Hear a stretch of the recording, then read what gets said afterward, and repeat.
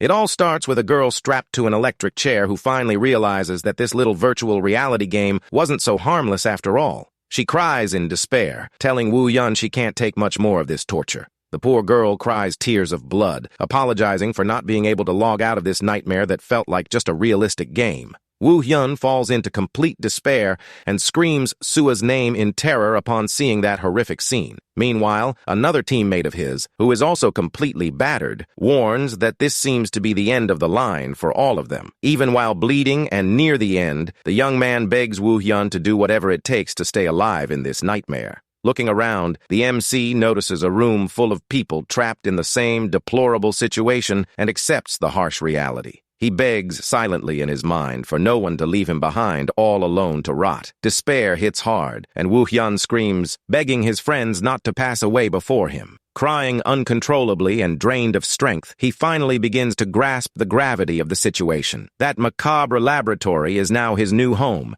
and his terrifying new reality of survival. All because of Reverse Planet, the super-famous virtual reality game that was taking over the entire world. The game promised incredible raids and abilities, but in reality, the outcome was far different from what people expected. Woo Hyun only got into this mess because he followed a friend's advice, and now he's ended up completely trapped in the worst possible place. As it turns out, the virtual world of this mysterious game became a frighteningly physical reality for him. Masked scientists appear and coldly congratulate subject number 62 for surviving. They explain that the young man took one more step toward becoming the perfect being in the terrifying Transcendence Project. This sick and sinister project sacrificed thousands of innocent lives just to create a single perfect being. They performed the worst atrocities with brutal biological tests and electrical torture on the abductees. Showing no empathy whatsoever, the chief orders them to incinerate the lifeless bodies and lock Woo Yun up with the other survivors. Strapped to the chair and looking at the pile of bodies, the MC vows that none of this is forgivable.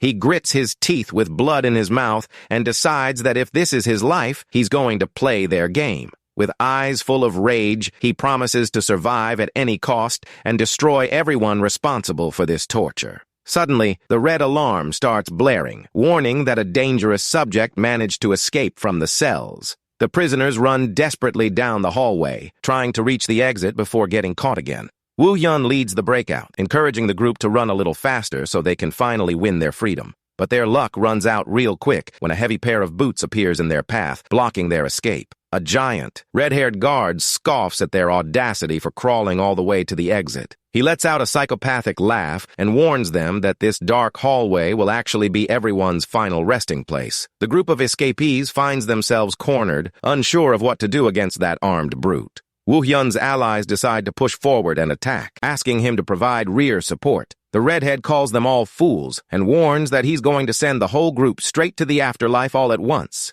But the power gap is absurd, and the villain begins crushing the prisoners without any effort at all. Screams of pain echo through the hallway as Woo Hyun's friends are brutally beaten down. Within seconds, all the allies end up defeated and bloody on the floor, leaving only Woo Hyun left standing. The young man goes into shock, seeing that he lost all his companions right before his eyes once again. Sua's voice echoes in his mind, leaving the young man completely paralyzed with fear. Frightening shadows begin tearing into his fallen friends' bodies in a brutal manner. He feels consumed by the unfairness of this endless nightmare that devours whatever was left of him. Years pass while Woo Hyun continues his violent routine of solitary survival. Following the lab escape, the guards shoot frantically, begging for the monster not to get any closer to them. But his speed is insane, and he dodges energy blasts like they're nothing at all. To avenge everyone he loved, Woo Hyun set out to hunt down and eliminate every single soldier in that facility. The MC is now extremely strong, taking down armed enemies with absolute ease.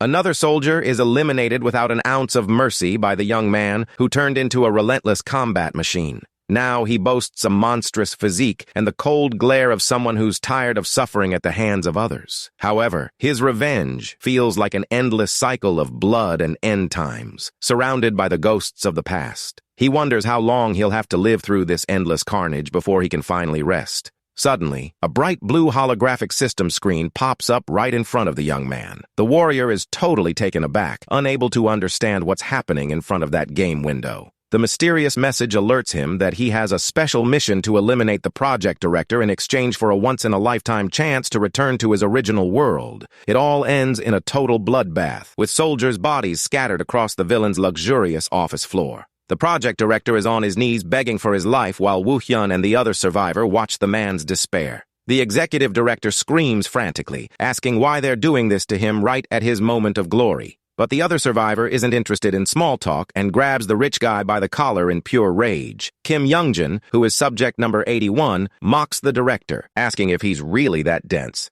The arrogant old man tells Youngjin to shut his mouth, saying he wasn't lowering himself to speak to trash like him. In reality, the director's terrified gaze is completely locked onto the black-haired young man, who is the real monster there. He was looking at Baek Woo-hyun, the legendary hero known inside that lab as the superhuman. The old man starts flattering Woo-hyun, calling him the most perfect and successful masterpiece of the entire project. The villain tries to bribe the MC by offering any wish in exchange for his life, but Woo-hyun coldly warns him that he doesn't need a thing. Desperate, the director starts screaming insults, saying that his destruction won't change anything and that the nightmare will go on. He yells that the powerful corporate alliance never forgives anyone who dares show their claws against their business. The threat does no good, and the old man's blood soon splatters across the entire office, following a swift and merciless strike. Youngjin wipes the blood off the blade with a chilling coldness, showing he wasn't messing around. The gray-haired young man complains that Woo-hyun took the old guy out way too fast before he could ask a few important questions. At that moment, the blue system screen confirms that the special cleanup mission has been completed and asks if he wants to return to his original world.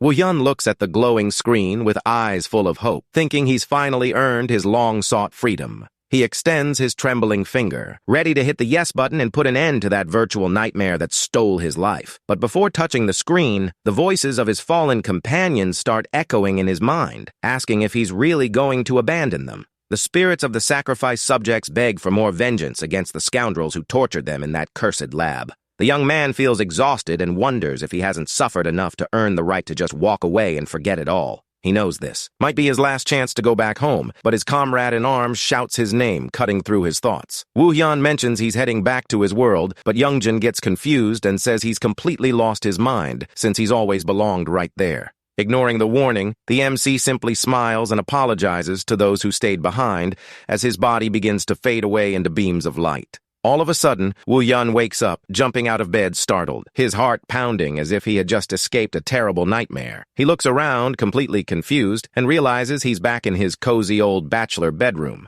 The young man grabs his phone frantically to see how much time has passed since he was dragged into that cursed game. To his surprise, the device shows it's still the exact same day he entered the game, which means time didn't pass at all in the real world. Looking in the bathroom mirror, he notices that his strong hunter physique has vanished, as if the last 10 years were nothing more than a delusion. Yet the memories of his killer gaze and the rage he felt in the lab continue to burn inside his mind. He can still perfectly recall every bloody battle he fought, and every enemy he took down just to survive. Sua's desperate crying as she begged for help also keeps ringing in his head to remind him of all that pain. The lab director's threat about ruining the lives of his whole family proves that none of it was a figment of his imagination. Certain that those 10 years of torture were real, the young man walks across the room as his phone begins vibrating on the desk. The phone screen lights up, showing that someone named Young Nayeon is calling him early in the morning. Woo-hyun stares at the device, trying to remember where he knows that name from, sounding so familiar in his distant memories. When he answers the call, the girl immediately starts yelling, asking why he wasn't picking up and if he forgot their plans. The young man is left speechless without recalling a thing, but she insists they agreed to meet tonight and sends the location. The girl hangs up on him without giving time for explanations, leaving the poor guy even more confused by that sudden situation. He stands there staring at his phone in his pajamas and finally manages to remember the owner of that loud voice. Young Nayeon was the only college classmate he was actually close with before everything went down. The problem is, she was also the person who recommended that cursed game to him, making Woo-hyun suspicious that everything was set up by her. To clear things up, the MC decides to head over to the Korean barbecue restaurant agreed upon for the meeting. As soon as he walks into the establishment wearing plain clothes, the girl spots him and starts waving super excitedly from afar. Nayeon flashes a massive smile while wearing a pink cap and celebrates, saying it's been a really long time since they saw each other in person. She mentions that it's their first hangout since final exams and asks right away if they're going to knock back some drinks tonight. Woo-Hyun politely declines, knowing full well that if he gets drunk in his mental state, he might end up doing something terrible. While the meat sizzles deliciously on the table grill, the girl remembers a very important detail and gets his attention.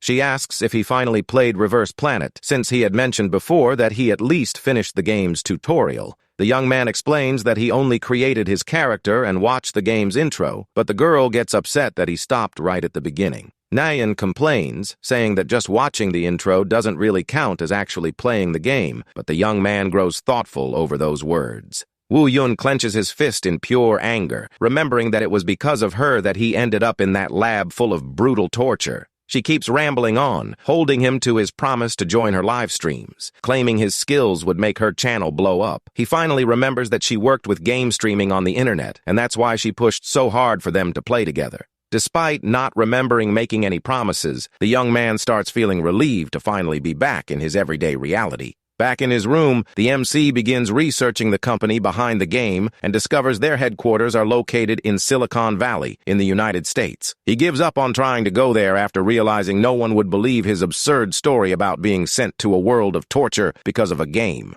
Besides that, he remembers the terrible torture he suffered strapped to a gurney and knows it would be way too dangerous to nose around in the secrets of a giant corporation like that. The young man asks himself why he's digging up his own past when he just escaped that nightmare and should just focus on moving forward. Determined to forget everything he went through in that lab, he closes his books and resolves to focus solely on living his real life. The next day, his college classmates welcome him back, mentioning that it had been a really long time since he last showed up around there. Woo-Hyun starts attending classes and does everything he can to pretend he's just an ordinary college student with a normal routine. Sitting in the classroom, he tries to focus on his university subjects, even though everything feels kinda strange in his head. But his mind starts playing tricks on him, and he feels as if a dark creature is whispering that this isn't his true reality. Spooked by the bizarre sensation, the young man quickly looks back with a tense, fully alert expression. As he stares at the other students quietly studying, he realizes that things around him are starting to slip out of place in his head. His vision turns red, and the ghosts of his fallen friends begin appearing in place of the students, begging for endless revenge.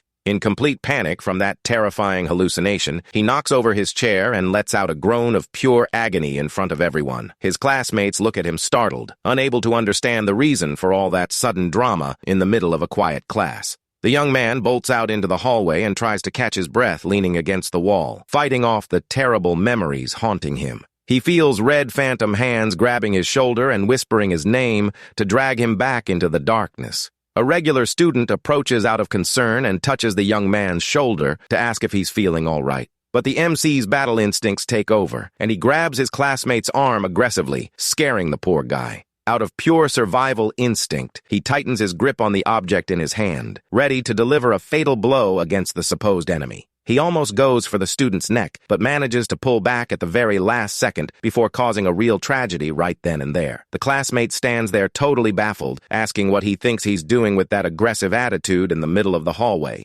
Breaking out in a cold sweat, the MC lets go of the guy and stammers an apology, saying he was caught off guard and got spooked. The student warns him that everyone at the university is already talking about his strange and disturbed behavior over the past few days. Later on, Woo-Hyun sits alone on a bench in the college courtyard, trying to process the freakout he just had in front of everyone. Then the red ghosts of the fallen subjects surround the young man again, whispering his name to torment him even further. The dark voices beg him to return to the game and avenge all their deaths, claiming that the peaceful campus life is no place for him. Suddenly, Nayeon's worried voice shouts his name, cutting right through that dark hallucination once and for all. She sits down beside him, noticing how pale and spaced out he looks, and asks if something serious happened to him recently. The MC brushes it off with a weak smile, saying it's nothing big, but the girl doesn't seem very convinced by the answer. She says that if anything comes up, he can count on her help, and the young man chuckles softly, teasing his friend for calling herself the older one.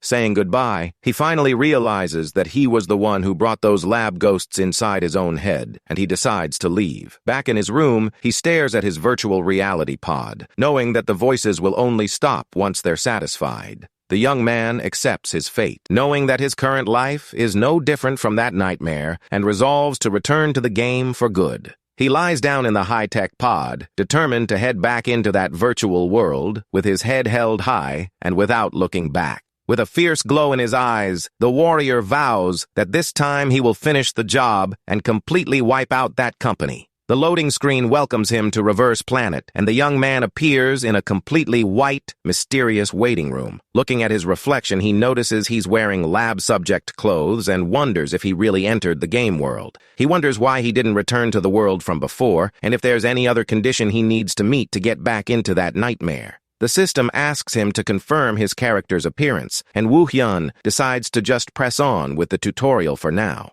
He opens the game settings and completely disables the system's combat assistance, knowing he can fight perfectly fine on his own. Next, the game interface requests that the user select their first primary skill element to begin the journey. The system explains that skills serve to power up the character through the choice of a core element and secondary upgrades. This complex skill system is known as a build, and there are even professionals dedicated solely to studying these combinations. Out of all the available options, the MC chooses the Transcendence element, which was the very thing that earned him the nickname Superhuman. A robotic voice echoes through the loudspeaker, calling the MC as if he were merely subject number 48 in the lab. The voice informs him that it's only been 1 week since he finally managed to awaken during the latest brutal scientific experiments at the facility. Woo Hyun notices that the game conveniently skipped the entire horrible torture part before the awakening, feeling thankful that no one has to go through that in real life. The loudspeaker orders him to take a step forward to immediately begin the next testing phase as a massive metal door slides open. Upon stepping into the testing room, the young man comes face to face with a giant mechanical creature emerging from the shadows, ready to strike. That is an Etnel, a lethal combat machine created exclusively to wipe out rebellious subjects and the worst nightmare of the prisoners there. The system panel pops up in front of him with the first official tutorial quest, ordering him to defeat the giant robot using his skills. Woo Hyun coldly analyzes the mechanical opponent's red eye and instantly realizes it's just an older, slower version of the monster. He recalls a child crying and begging to be saved in the past, bringing back all the rage he felt toward those experiments. The MC remembers the cruel scenes of the robot crushing defenseless prisoners and decides he won't let history repeat itself in the game. The Etnel charges full force in his direction at high speed, its metallic claws ready to tear apart anything in its path. But the young man stands there calmly with his arms crossed, knowing exactly how that old attack pattern works in practice. Eyes gleaming with hatred, he prepares to put an end to that stupid machine built by such disgusting and cruel researchers. The robot throws a violent punch at the ground, but the MC moves with incredible agility, dodging the blow without taking a single scratch. The machine continues attacking frantically, spinning its steel arms with insane force to crush the young man any way it can. However, the warrior is way too fast, leaving only speed trails in the air as he dodges every lethal strike from the metal giant. He knows the final model of that robot is extremely dangerous because it can use magic, but that initial prototype is no big deal for him. With a swift movement, the hero leaps up and lands a crushing blow, wrecking the mechanical opponent from top to bottom with his bare hands. Metal fragments and gears fly all across the testing room, proving that the giant robot was no match for the young man's absurd strength. The loudspeaker confirms the end of the test and congratulates Subject 48, stating that his performance was simply unreal. The system points out that his battle aptitude is absurdly higher than any other subject's and clears the first mission successfully. The scientist prepares to start the next bizarre test, but gets cut off by a deafening noise echoing throughout the facility. Suddenly, the red emergency lights flash on, indicating that the lab is being invaded by government military forces.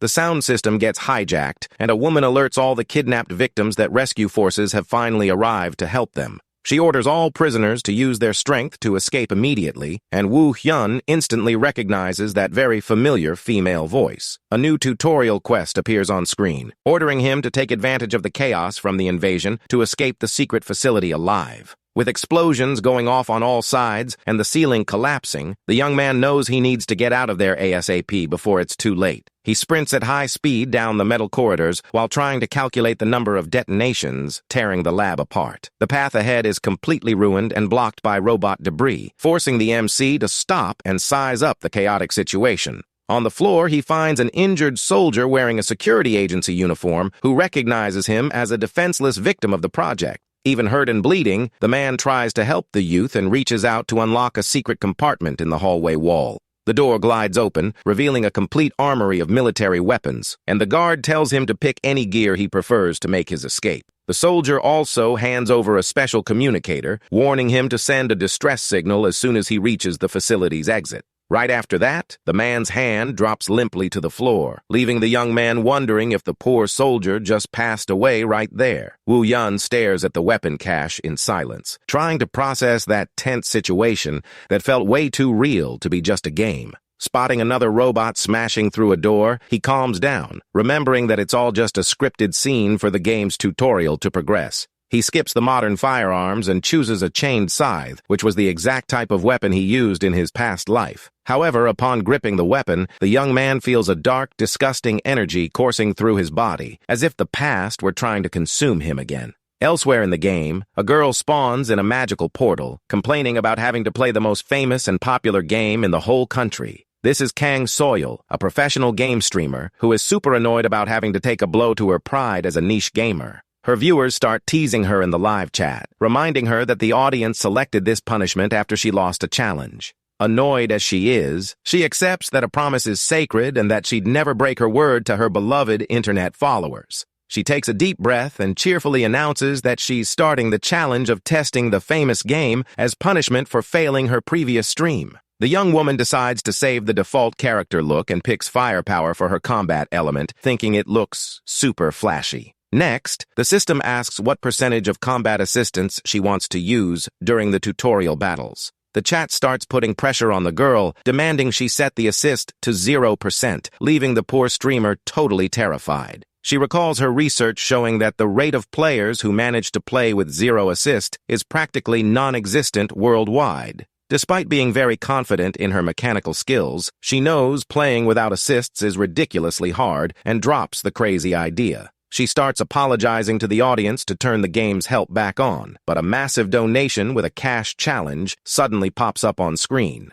Seeing that insane amount of money, her eyes turn into dollar signs, and she instantly changes her mind, claiming that a true gamer never backs down from a challenge. All hyped up by the stream's generous donation, the girl shouts out loud that she's going to play without any system help until clearing the tutorial. However, the excitement is short-lived, and she soon finds herself banging her head against the wall in regret, asking if the chat is really sure about this madness. As it turns out, the poor girl got completely wiped out in under 2 minutes by the giant robot right in the tutorial's first testing room. Her viewers comment that the test is seriously unfair and that it's nearly impossible to beat that cursed machine playing without game assists. She manages to respawn and pick up a radio and a basic weapon, deciding she just needs to focus on escaping when a new alert pops up on screen. The game informs her that the next test requires escaping the lab and automatically launches party matchmaking, recommending 4 players. The young woman celebrates, thinking that if she gets a strong teammate, they can do all the heavy lifting and lock in an easy win.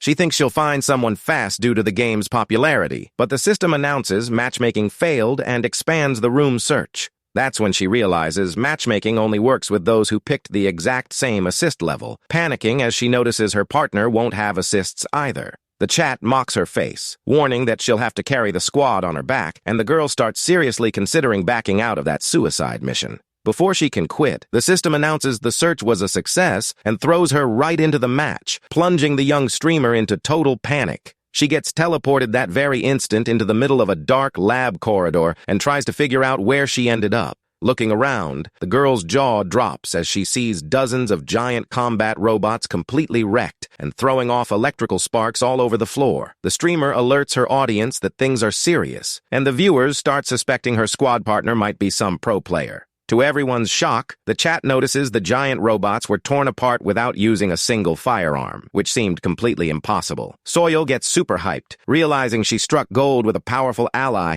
and decides to run ahead to find her mysterious savior. In a dark room nearby, a sharp military knife covered in fresh blood drips onto the floor, indicating the slaughter just went down. Woo Hyun stands amidst the rubble with a cold glare, gripping the bloody blade as if waiting for the next strike. His mind stays locked in combat mode, and his eyes flash intensely with a dark, mysterious energy ready for action. The girl pokes her head around the wall shyly, trying to get his attention by asking if he was the one behind all that destruction. She runs toward him excitedly, but the young man turns around rapidly with scary speed and lunges at her without a second thought. Woo-hyun pins her against the wall in a flash, holding the bloody knife right near the terrified girl's neck. The streamer stands frozen in fear, with the sharp metal blade nearly touching her eye, letting out a confused murmur, unable to move. She screams, begging for her life, and the young man realizes she isn't a threat, apologizing for the mix-up while she recognizes his coat. The hero lets her know he's leaving, but the young woman asks to tag along since they were placed in the same escape party by the game's system. She introduces herself as Kang Soyul, letting him know she's an internet streamer currently live, asking if he minds being on camera. To reassure him, she explains that privacy mode is turned on and that his face will be hidden from her stream's viewers. Suddenly, the MC stops dead in his tracks, leaving the girl confused and afraid she might have annoyed her powerful ally. The reason for the sudden stop shows up right after, as several armed guards flood the hallway under direct orders to terminate the runaway subject. The soldiers open fire without an ounce of mercy, unleashing a hail of bullets toward the two prisoners cornered in the middle of the hallway. Soyul curls up on the ground, covering her ears and screaming in despair, unable to comprehend why this tutorial's difficulty is so ridiculously high. Looking up, she sees the young man leap in front of the gunfire to protect her and yells out, asking if he's okay under all that heavy shooting. Woo-hyun pulls off an insane aerial maneuver, dodging every single bullet with impressive veteran-level ease. Still airborne, he swings his chained scythe with precise accuracy, sweeping a devastating arc right through the armed guards. In the blink of an eye, all the shooters are brutally taken out, leaving the girl and her stream chat completely lost for words.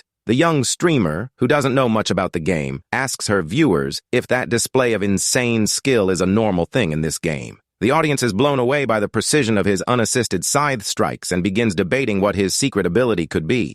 One viewer notes that the only ability capable of boosting physical stats that much and changing eye color is the controversial perfect existence. The girl questions the choice, since everyone says it's one of the worst abilities in the game for locking out the use of any other combat magic. Perfect existence is indeed one of the most controversial core skills in the entire character creation system of Reverse Planet. Although it dramatically increases the user's physical strength and endurance, it comes with the terrible drawback of banning all magic usage. Because of this extreme penalty, the skill is categorized as legendary trash by the player community across all guides on the internet. Soyul mentions that picking a skill that bans using powers in a magic-focused game doesn't seem to make any logical sense to her, but she considers that putting everything into physical stats might be a brilliant strategy for someone who chose to play with zero system assistance. Even so, she remains intrigued by how a level 1 character can move with such precision and speed against opponents. The young woman wonders about the true identity of that mysterious player who moves like a total killing machine in the tutorial. Woo-hyun walks calmly over the bodies of the defeated enemies, leaving a trail of destruction and blood wherever he steps. The warrior stares at his own reflection on the scythe's sharp blade as the guard's blood slowly runs down the metal. In his mind, the voices whisper that this slaughter still isn't enough, begging for a much crueler revenge against the corporation. Suddenly, he senses another armed enemy sneaking up quietly behind the lab hallway wall. Meanwhile, one of the surviving guards aims a sniper rifle directly at the head of Woo-hyun, who was distracted with his back turned. Spotting the red laser sight on the young man, the girl acts on pure instinct and rushes to shield him, shouting that it's dangerous. She dives in front of him and starts firing wildly with her pistol at the mysterious sniper to prevent the fatal shot. The guard is caught off guard by the quick reaction and tries to dodge the bullets that start smacking into the metal walls around him. Irritated at losing his aim, the soldier curses in anger while the young streamer keeps sliding across the floor, firing non-stop. With surprisingly sharp aim, she manages to land a headshot on the sniper, who drops instantly. The girl lets out a sigh of relief, and her stream chat goes crazy hyping up her aim, even as a few call her a kill stealer. Super proud of her play, she bounces up quickly and asks the young man what he thought of her combat performance. With a big smile on her face, she asks if she was useful to the squad, but the hero gets distracted looking at her bright expression.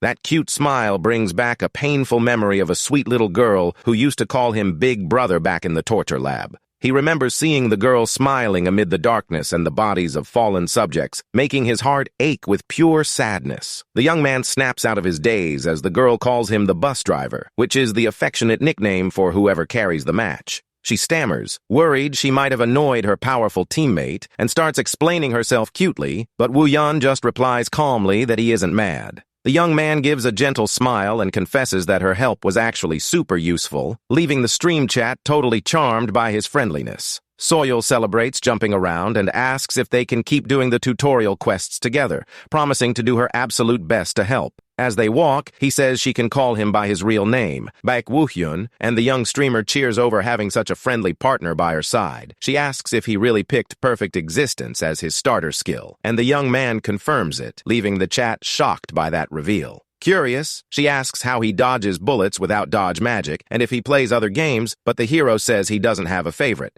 Suddenly, the young man stops walking dead in his tracks, making the girl tense up, confused by all that sudden mystery in the middle of the hallway. He alerts her that 2 giant Etnel robots are waiting for them about 20 meters out, leaving his partner jaw-dropped. The young woman wonders how he knows the exact position without detection magic, but the young man ignores it, saying they aren't a major threat. She doesn't really buy it, but soon panics upon seeing 2 giant combat robots step out of the shadows, exactly as he had predicted. Woo-hyun walks calmly toward the monsters, recalling how he used to enjoy playing in the Colosseum, while the girl screams frantically for him to stop. The hero dodges a crushing blow from one robot with a clean aerial flip, showing off reflexes that seem almost superhuman. He strikes the machine with a physical blow so violent that the opponent's metal frame flat-out explodes from the devastating impact of his fist. As the girl watches the destruction completely frozen in shock, the young man keeps walking calmly through the steel monster's wreckage.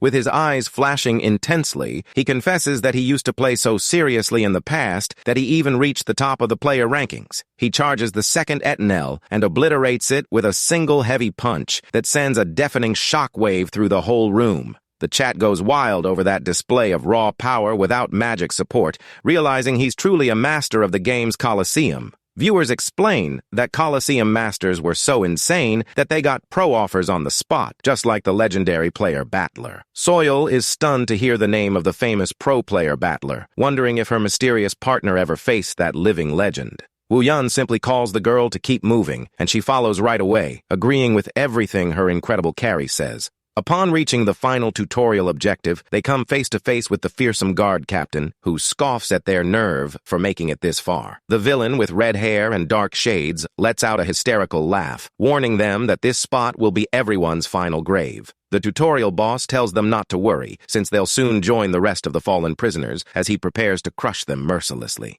Hearing the mention of his fallen comrades, Woo-hyun's glare turns extremely dark, totally locked on destroying that arrogant monster. He recalls the captain laughing sadistically over the pile of his friends' bodies as they begged for revenge amid strange suffering. The ghosts of the fallen subjects reappear around the villain, whispering for Woo-hyun to put that scoundrel down with zero mercy. The lab chief charges right at them, yelling that neither of them will make it out of that secret testing facility alive. Soil quickly drops to her knees and starts firing a barrage of machine gun rounds at the enemy to try and cover her ally. But the shots bounce off an invisible shield around the villain, leaving the girl upset as she realizes the tutorial boss is also an awakened. She yells out that she'll keep providing backline cover while the chat pokes fun at how quickly she called her partner for help. Woo-hyun rushes the brute with a killer glare, determined to make him pay for every atrocity committed against the facility's subjects. He throws a right hook with all his power, focused on shattering the opponent's invisible shield once and for all.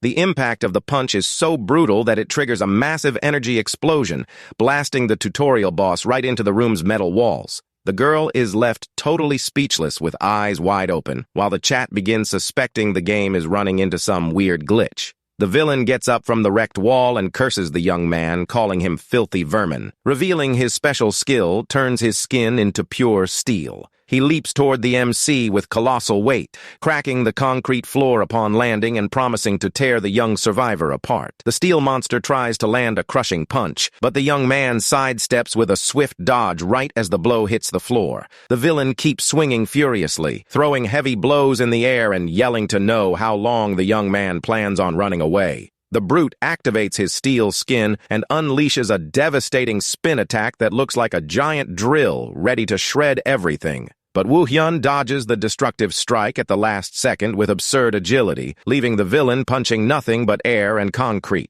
While the chat loses it over the perfect dodge, the young man readies his calloused, blood-stained fist to pay him back in full. Without giving the boss time to react, the MC lands a massive punch right on the opponent's steel jaw, shaking the whole place. The guard captain groans in pain and drops to his knees on the ground, completely shocked by the raw physical power of a mere test subject. Suddenly, dark voices from the past begin echoing in the villain's mind, ordering him not to drop his metal defense under any circumstances. Souls of the former subject surround the monster, demanding a slow, agonizing end, while the hero coldly warns him he won't get an easy way out. The big guy starts sweating cold and shaking in terror, unable to wrap his head around how a basic subject possesses such destructive power. Woo-hyun simply looks down at his own bloody hands and mockingly thanks the villain for providing all that strength. Meanwhile, Soil sits there completely frozen, staring at the puddle of blood and the brutal violence that just went down right in front of her. The game screen announces the boss's defeat, and the streamer remains stunned while the chat asks if the young man is used to beating people up. Super excited to clear the tutorial on a carry, the girl celebrates the boss victory while the hero finishes knocking out the fallen enemy. She calls her partner so they can head out, right as the young man delivers the finishing blow to the fallen executioner. The MC coldly agrees and walks toward the exit as the lab's souls drag the villain's body away into the dark. Upon finally escaping the lab, the game screen flashes with mission complete messages and a well-deserved level up. The streamer stretches out super happy, but gets disappointed when the young man says he's calling it a day, quickly trying to suggest something else. She wraps up the stream celebrating the unbuffed challenge clear, while viewers poke fun at how hard she got carried. Right after, she approaches the hero to talk, and he calmly asks what that proposal was that she wanted to make. Flushing red, the young woman builds up the courage to ask if he'd like to join her streams on a regular basis. The young man gets confused by the invite, and she excitedly explains that she plans to focus on main quests and do some player battles. She promises to adapt to any schedule he wants and even pay a generous cut, leaving the MC thoughtful about the offer. But to the girl's disappointment, he politely declines the invite, making it clear with a firm look that no amount of pushing would change his mind. Awkwardly, she asks if they can at least add each other on the game's friend list, and the young man accepts the friend request with no problem. The streamer thanks him for the fun game session and logs out, leaving the MC alone under the glow of the digital sunset. Alone in the setting, the young man quietly reflects on finally clearing the tutorial that kept him trapped in that dark place for so long. He stares at the horizon, wondering in intrigue why he still hasn't managed to return to the real world after clearing the quest. Meanwhile, in the real world, someone is typing furiously on a keyboard, spreading the clip of that unbelievable gameplay all across the internet. The hero has no idea about the massive uproar he caused on online forums, with dozens of threads accusing him of being the biggest hacker on the server. Making matters wilder, he receives a mysterious 3 million won donation from an anonymous viewer, asking what it feels like to return to reality. Early the next morning, the Korean headquarters of the game's developer faces a massive headache to resolve first thing. The entire dev team plunges into absolute panic over an unprecedented crisis sparked by the actions of a single player. One of the staff members sighs exhausted, unable to believe the video of the insane fight even after watching the clip dozens of times. In the meeting room, directors discuss how the young man beat the boss without weapons or aim assist, driving the community to demand answers. The stressed boss asks, with a massive headache, if they are 100% sure it isn't some system cheat. The tech guy guarantees he checked the character's history since creation and found no trace of external modifications or hacks. He mentions he's dealt with cheaters clipping through walls or going invisible, but that this player's movements are out of this world. The developer is amazed by the hero's acrobatics, claiming he's never seen anyone move like that in his entire life. He slams the table annoyed, saying it's impossible to imitate that level of control with software, concluding that the guy is a total lunatic. The boss considers that there's still a tiny chance it's some brand new type of cheat unknown to them, and decides to take action. With an extremely serious look, the manager decrees that they need to look into and verify this situation in person, down to the last detail. A while later, in the real world, the MC appears chatting casually at a coffee shop with his friend Nayeon. He asks surprised if the gaming community is really having a total meltdown across the entire internet because of his performance. The girl confirms, super hyped up with sparkling eyes, saying the internet is in absolute chaos over his insane gameplay. She laughs, sharing that players tried a no-aim assist challenge and failed miserably, reinforcing the theory that he's using hacks. The young woman admits how shocked she was to recognize her friend on stream, even though he tried hiding his identity behind a mask. She says she already knew he was good, but didn't imagine he was such a monster, revealing that's why she got a super unusual contact. The young man gets confused, and she panics, revealing that the Korean publisher of the game reached out directly to speak with him. She yells in disbelief, realizing the devs want to test the young man in person to prove whether he's cheating or not. The young man listens to it all calmly, sipping his coffee, and explains that the company's message was sent through the streamer who played with him. The girl warns that this test will draw the attention of the whole community and asks anxiously if he's really going to accept the company's challenge. Woo-Yun realizes the Korean branch is his only shot at contacting the developers and finding a lead on the world where he was trapped. The young man mentions he decided to accept the company's test, leaving his friend Nayeon super relieved and happy with his smart choice. She says he needs to prove his innocence to clear his name, but the hero confesses he doesn't care about rumors and that no one should recognize his face anyway. The girl explains that his fighting style is way too unique to go unnoticed, and that no pro player could fight without aim assist like that.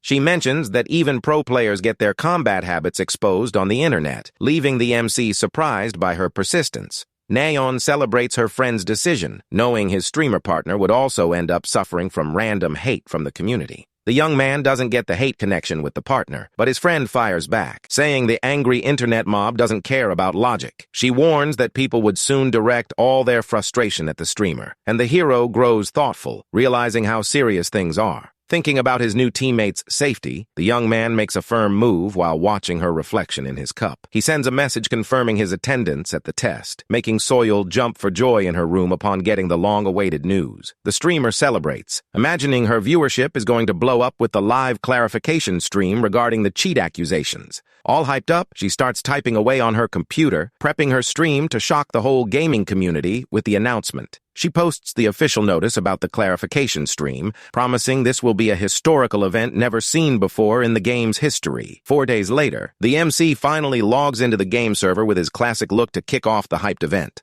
Soyul runs over to him, apologizing for all the chaos, but the young man reassures her, saying he doesn't care about any of that. He asks if she suspects him too, but the young woman quickly denies it, remembering the evidence brought against him is super weak. Truth be told, she recalls the scary look he had during combat and awkwardly admits her gut says he's innocent. The streamer turns on her floating camera and gives the heads up that everything is ready to start the official clarification live. She opens the stream greeting the audience, while the chat starts flying at insane speed, packed with haters demanding immediate answers. Impressed by the 10,000 viewers right off the bat, she explains why everyone is there and reintroduces her partner Woo-Hyun. The hero gives a simple intro, sparking a wave of furious comments in the chat, while the streamer tries to calm the crowd down. She asks what the young man thinks about all this drama, and the MC gets ready to answer with total chill. The young man states that he thinks this whole mess is absurd, leaving the stream viewers furious at his confidence. Soyul agrees that it was an impressive play and reveals that a very special guest just arrived to run the young man's verification. The company employee steps into the virtual scene, getting the girl hyped up as she sees the rep finally show up for the test. The man introduces himself as the operations team lead for the company, and the chat goes wild upon seeing the official moderator tag above him. The hero realizes the rep must know something important and decides to question him once this boring check is over. The streamer greets the staff member politely, while Woo-Yun does the same, keeping his usual calm stance in front of the mod. The employee analyzes the MC in silence, thinking he looks like someone totally plain and harmless on the outside. Next, the mod invites both of them to follow him into the restricted testing zone to kick off the hack check process. They enter a gigantic training hall, and the man explains that the spot is used to test skills and practice various battle scenarios. The rep warns that the test will consist of observing a few battles up close, and the MC realizes he's never seen that room before. He asks if the young man agrees to the terms of the third-party software check, and the hero accepts immediately, without hesitation. With the young man's confirmation, the moderator hits his tech tablet, opening the metal gate where the mechanical opponent will emerge from. A colossal robotic leg steps out through the steam created by the gate opening, revealing the test's mechanical adversary. The intermediate training robot steps into the arena, and chat viewers start doubting if the hero can pull off a win without auto-aim. The staff member calls the start of the battle against the machine, and the MC's eyes flash intensely as he enters battle mode. The voices and souls of his dark past start whispering for revenge again, and the young man grips his chains, ready for the slaughter. The moderator starts saying the fight will serve to analyze every move in detail, but gets cut off mid-sentence. A massive explosion of wind and metal scraps flies toward the man, leaving the rep in total shock. He looks terrified at the empty arena, unable to understand where the giant robot that had just been summoned for the test went. Checking the info on his tablet, he stands baffled, noticing the fight lasted only a tiny fraction of a second. The device screen confirms the instant destruction of the robot, leaving the staff member completely speechless with the outcome. He stands there incredulous, seeing the MC standing over the smoking ruins of the giant robot, holding his weapon with total ease. The tablet indicates that 0 external modifications were detected, and the man convinces himself that doing that with cheats is impossible. The hero calmly lifts his foot off the crushed head of the training machine, demonstrating his overwhelming superiority. Wu Yun coldly mentions that the test is already over, and the staff member stammers in agreement after that display of physical skill. The man says no external programs were detected in the fight, but notes that the combat time was too brief for a final verification. He asks if the young man would agree to fight following specific commands so they can test for the possibility of an auto-combat hack. The narrator explains that this method serves to prove the absence of cheats, since a program couldn't follow real-time commands. The rep thanks him for the cooperation and asks the young man to use his chained scythe to take off the heads of 3 new robots. He types on the tablet to spawn the enemies, knowing full well that the rules set in that arena are heavily stacked against the hero. 3 intermediate robots leap toward the MC, while the mod himself admits in his thoughts that he doesn't feel like the young man will lose. The machines charge in to attack, throwing a heavy stream of punches that would turn any regular player to dust in seconds. With insanely agile and fluid moves, the MC begins spinning his chained scythe, creating a slicing barrier all around himself. In the blink of an eye, he rushes the enemy group, cutting through the steel armor of all 3 machines with absurd surgical precision. The machines crash down completely destroyed, throwing sparks on the floor, while the young man just pulls back his weapon with absolute coldness. Soil celebrates, jumping around, saying she knew the weapon looked alive, while the chat debates if the hero is just straight up overpowered. The company staff member observes on his tablet that he's already gathered enough data for verification, but feels a gamer's itch of curiosity. Driven by personal curiosity, he wonders if the young man could take down an advanced training robot using only that build. He admits to himself that he might be being a bit greedy, but decides the time has finally come to unlock the arena's true challenge. A thick curtain of smoke rises in the center of the field as the new gate slides open, revealing the silhouette of a much more intimidating opponent. Glowing red eyes appear out of the darkness, revealing the presence of a robot built purely for lethal, high-speed combat. The fearsome android Edival steps forward, and chat viewers comment with concern that the moderator is going way too hard on the young man. The man announces that the final check will continue against the advanced robot, which features a much more complex and lethal combat system. Staring down the new mechanical opponent, the MC's eyes go wide as he realizes she looks a lot like something from his traumatic past. The robot strides forward powerfully, and the young man's mind gets flooded with terrible memories of test subject bodies scattered across the secret lab floor. The android displays a creepy, sadistic smile identical to the villainous company's executioners, instantly triggering the hero's killer instincts.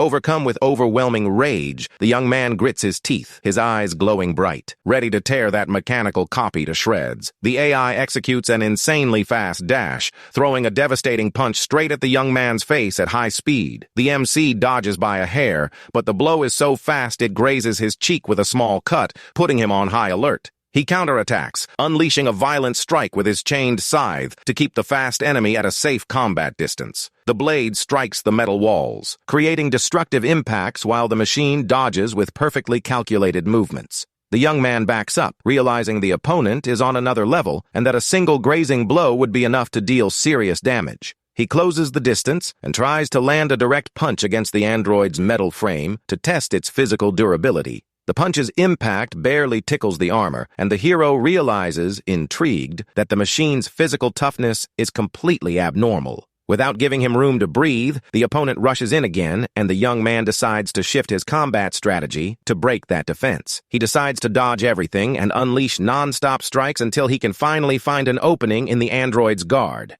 The company rep lets out a sigh of relief, impressed by the young man's reflexes, while the chat stands amazed that he isn't getting hit. He admits terrified that he never imagined it possible to face an advanced boss with such a basic build, even while appearing at a disadvantage. Spotting that the hero has started completely dominating the fight, he decides there's no further need to keep watching and wraps up the test. The robot begins dissolving into a blue light beam, leaving the MC confused and surprised by the sudden end of the fight. The moderator explains that he despawned the robot because he already collected enough combat data, and the hero simply agrees calmly, accepting the explanation. Soyul runs over anxious to hear the result, and the man confirms there is zero sign of cheats, proving once and for all that the young man is clean. The streamer celebrates proudly, rubbing the truth in the chat's face while laughing at comments calling the hero a total monster. She asks the audience to never forget that Wu Yun is clean and invites both to leave one last comment before ending the stream. The girl wraps up the broadcast, thanking everyone, hitting an incredible milestone of over 100,000 live viewers following the historic event. Soyul thanks both of them immensely for their help, and the rep returns the favor, praising the young man's willingness to accept the annoying challenge. The employee says a polite goodbye to leave, but the MC asks him to hold on a sec because he needs to ask a serious question. He mentions he has an important doubt regarding the game's mechanics, and the moderator stops, curious to hear what the young man has to say. The young man asks if there's any system bug that prevents a player from logging out of the game, trapping their consciousness inside. The staff member replies surprised that he's never heard of such a major error, and the youth accepts the answer, knowing that logic makes sense. The man says goodbye and vanishes into a portal, while the streamer lets out a long sigh of relief for finally clearing up all that drama. She thanks her partner and asks if she can reach out later to split the stream profits, but he mentions she doesn't need to worry about that. Deep down, the girl feels bummed about letting him go, knowing the young man is a content machine and tries plotting a way to convince him. Awkwardly, she gives up on pushing for today, says a polite goodbye, and disconnects from the game server, leaving the young man alone in the test room. Back in the real world, Neon invites the MC to try out the player versus player combat mode, which is one of the game's main attractions. The narrator briefly explains that battles against other users are the main pillar of fun in that universe, along with quests. The hero asks, intrigued, if that's why she called him over out of nowhere, and his friend confirms, saying he can't leave without playing with her. He admits he feels like that style doesn't really suit him, but the girl fires back, hyped, telling him not to jump to conclusions so fast. Wu Yun concludes that the PvP mode might have very different mechanics from classic PvE, and decides to give the new challenge a shot, accepting the offer. Nayeon starts excitedly explaining duel mode, which consists of head-to-head fights against opponents in solo or duo formats. She breaks down Clash Mode, which splits 10 players into 2 teams of 5 to complete specific objectives, revealing what today's plan will be. Lastly, she presents Survival Mode, where 100 players are scattered across the map and need to loot gear to fight until only one remains.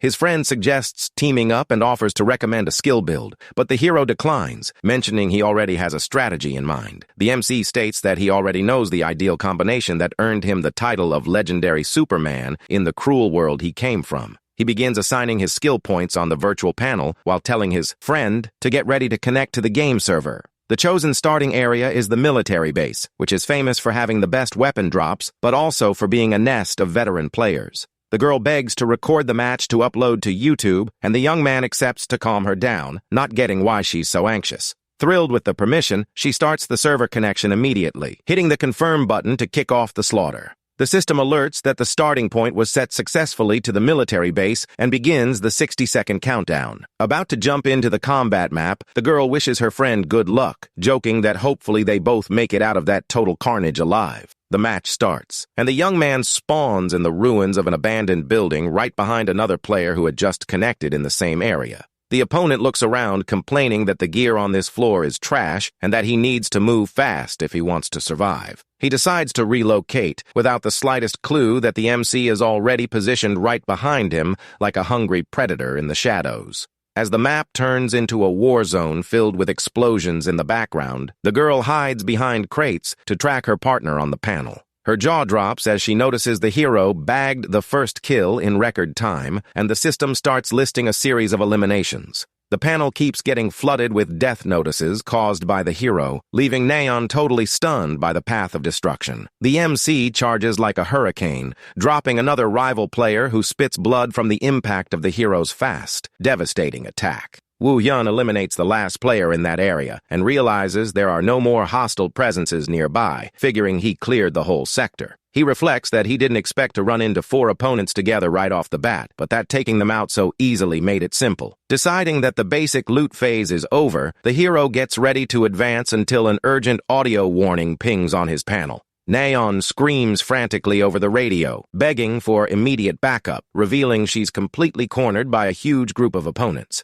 He pulls up the tactical map and notices his friend is located in the opposite block, which is a significant distance to cover. The young man alerts her that he's on his way and asks which building she's hiding in, receiving the response that she's on the rooftop. The girl warns that the noise from fights on the lower floors is deafening, and the young man just confirms while sprinting at full speed. He leaps from an incredible height, dropping unexpectedly right into the middle of a street battle, leaving enemies in panic with his sudden arrival. One opponent yells terrified by the MC's speed and tells his teammate to prep his fire skill to contain him. But Woo-Hyun is way too fast and slices the fire user in half before he can even cast his magic spell at the hero. The fire mage's teammate drops into despair upon seeing his partner get instantly sliced up, and the system confirms another kill for the hero. The last survivor of the group attempts to fight back, releasing a purple energy aura upon noticing the MC uses a physical build. With a furious roar, he shoots dark energy spikes from the ground, focused on impaling the MC's body once and for all. The MC dodges the entire sequence of purple stakes in the air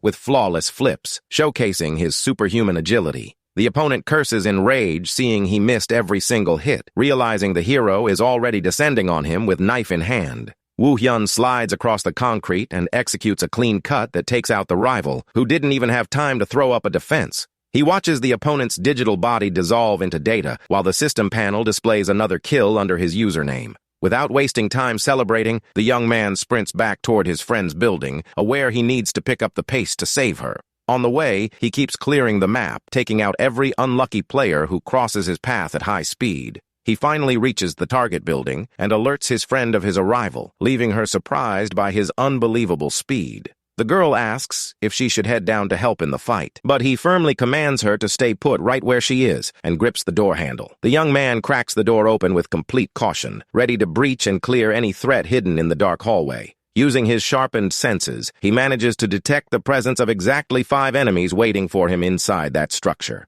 He enters the room, and one of the opponents hiding behind the door preps a dirty, cheap shot from behind his back. With a sadistic grin on his face, the ambusher raises his glowing machete, ready to drive the blade into the distracted MC's neck. The attacker swings with all his strength, screaming for the hero to die, but the young man reacts with reflexes that seem out of this world. Woo-Hyun catches the attacker's wrist mid-air with absurd ease, leaving the player completely frozen in shock by the block. With a quick movement, he disarms the opponent and lands a devastating gut punch on the attacker, who drops breathless onto the room floor. The system displays the ambusher's kill notice, and the hero concludes he needs to head up the stairs ASAP to reach his friend. He charges up the stairs as the defeated opponent's body fades into virtual data, leaving the path clear for the hero's push. The game panel starts pinging back-to-back kill notifications, showing that the hero is clearing the floors like it's a walk in the park. Neon tracks the kill feed and lets out a gasp of shock as she notices her partner's elimination notices just won't stop rolling in. She stares at the screen completely amazed, realizing the hero is literally sweeping the opponents off the map at a mind-blowing pace. Suddenly, a pair of sharp eyes appears right beside her in the rooftop shadows, putting the girl on high alert. Without her noticing the approach, the hero silently appears behind her amidst a spectacular flash of blue sparks. The young man stands still before his friend's startled reaction, as she almost jumps out of her skin at his sudden presence on that roof. Holding a bizarre electric chainsaw, she praises the young man's stealth, and he wonders if she actually needed help fighting at all. She proudly shares that she cleared the entire floor by herself, using that weird close-range weapon because it was the only gear around. Motivated not to get left behind, she promises to carry the rest of the entire match, making the MC let out a light chuckle at the promise. The game comes to an end, and the screen announces a crushing victory for the duo, with the MC racking up an impressive 25 kills in the match. The system panel overlays, showing a mind-blowing win streak they secured in survival mode. The girl stands stunned by the clean 10-win streak, and the young man decides to wrap up gaming for today, claiming he's already tired. She stares at the young man thoughtfully, amazed to find out the friend she thought was average is actually a total beast in virtual arenas. She begs him to push back the main quests for a few days, promising to bring an irresistible stream proposal, but the youth repeats he has no interest. Unwilling to take no for an answer, she asks him to at least listen to her proposal down the road, says a cheerful goodbye, and logs off the game server right after. The hero remains alone in the virtual room, lost in his own thoughts as silence takes over the simulation environment. He silently sighs over not securing a single lead regarding his old world's whereabouts, even after fighting hard in competitive mode. Meanwhile, in the dead of night, the real city rests beneath the glow of high-rises, and silence spreads through the metro area apartments. In her room, the streamer Soyul lies comfortably in bed, humming happily while scrolling through her phone with a silly smile on her face. She browses the game's community forums, laughing out loud as she sees her name trending and people calling her super cute on stream. Rolling on the mattress in joy, she celebrates the massive success of her broadcast, feeling like she finally hit the jackpot in her career. The young woman recalls the incredible milestone of over 100,000 simultaneous viewers, wondering if she'll ever repeat that legendary flex. She admits to herself that she'd love to keep streaming alongside Woo Hyun and wonders if she should have pushed him a little harder. However, she recalls the young man's direct and firm refusal, realizing he made it crystal clear from the start that he had zero intention of being a streamer. Deciding to focus on the practical side, she resolves to open her finances to check the total amount raised from that historic stream's donations. Checking the banking info on her phone screen, the girl's eyes go wide in total shock at the absurd amount she found in her account. The next day, at a cafe, the MC meets up with Nayeon, commenting that he imagined something serious happened given her rush in calling him. The girl excitedly shows a slide on her laptop with a bizarre, childish design, pitching their joint streaming project. She proudly reveals she stayed up all night prepping that presentation, and the hero mentally questions the quality of her work. His friend tries convincing him, guaranteeing he won't need to interact with anyone in chat, just focusing on playing solo in matches. She proposes creating an observation-style variety show format, and the hero gets confused, not understanding how that kind of show would work. The system explains that this format consists of gathering participants in a studio to watch and comment on other players' gameplay. The girl excitedly explains that the young man will only be responsible for the crazy gameplay, while she'll handle all the audience interaction. She adds that they could even bring in a big-name procaster if the stream's dynamic needs more hype for the fans. His friend offers a 60% profit cut for him, but the hero declines on the spot, repeating that he has zero interest in that. Nayeon insists, saying he has no clue how much money this brings in, and asks if he's already received the payment sent by his streamer partner. The hero recalls receiving an email in the morning and decides to open his phone inbox to check the message sent by the streamer. Soyul's message confirms the 6 million won payout regarding the agreed split and mentions she attached fund donation notes. His friend almost faints seeing the amount over 6 million won. While the young man focuses on the text notes attached to the email, the hero's expression turns dead serious and tense as he reads the words sent by anonymous viewer number 62. The email displays the anonymous donor's notes, asking what it feels like to return to reality and alerting that he prepped a special mission for the young man. He realizes, spooked, that the mysterious donor knows he returned from the lab and that the handle used directly references his subject number. Intrigued and tense, the youth wonders who could be behind those notes, knowing every detail of his painful past. He demands his friend find out the donor's identity, but she explains frustrated that game privacy rules prevent revealing user data. Realizing that the only way to reach the mysterious donor is by streaming live, he grips his phone tightly and decides to accept the proposal.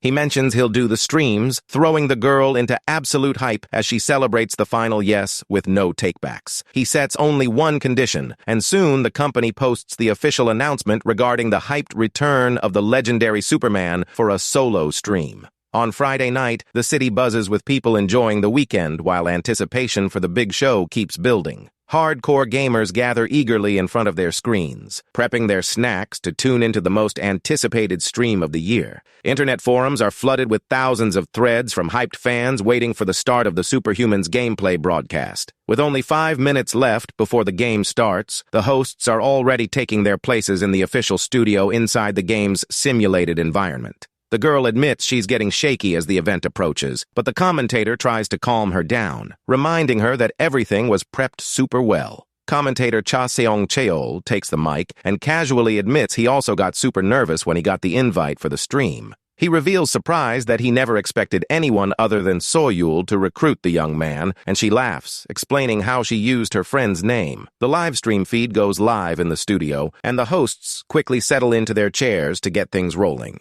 Nayeon opens the show, welcoming the audience alongside Seongchol, who introduces himself politely as the stream's expert commentator. The chat starts demanding the MC's presence, and she calms the audience, assuring them it's too early for viewers to be disappointed. She reveals that the superhuman is already positioned inside the server, and the feed cuts to the young man twirling his knives in front of the gate. The young woman explains that the content will follow an observation format where the hosts will offer technical breakdown on the young man's gameplay. With an excited smile on her face, she invites the entire audience to check out in detail the start of the MC's practical performance test. The stream officially begins, showing the hero's comms radio receiving an urgent message sent by an allied agency. The agency commands the rescue of survivors lost in the forest, so everyone can safely escape the perimeter of soldiers sweeping the area. The main quest to link up with the agency activates, and the young man silently notices that the forest map is identical to his past memories. He bitterly recalls the time when he was just a weak test subject, running frantically for his life amid the gunfire.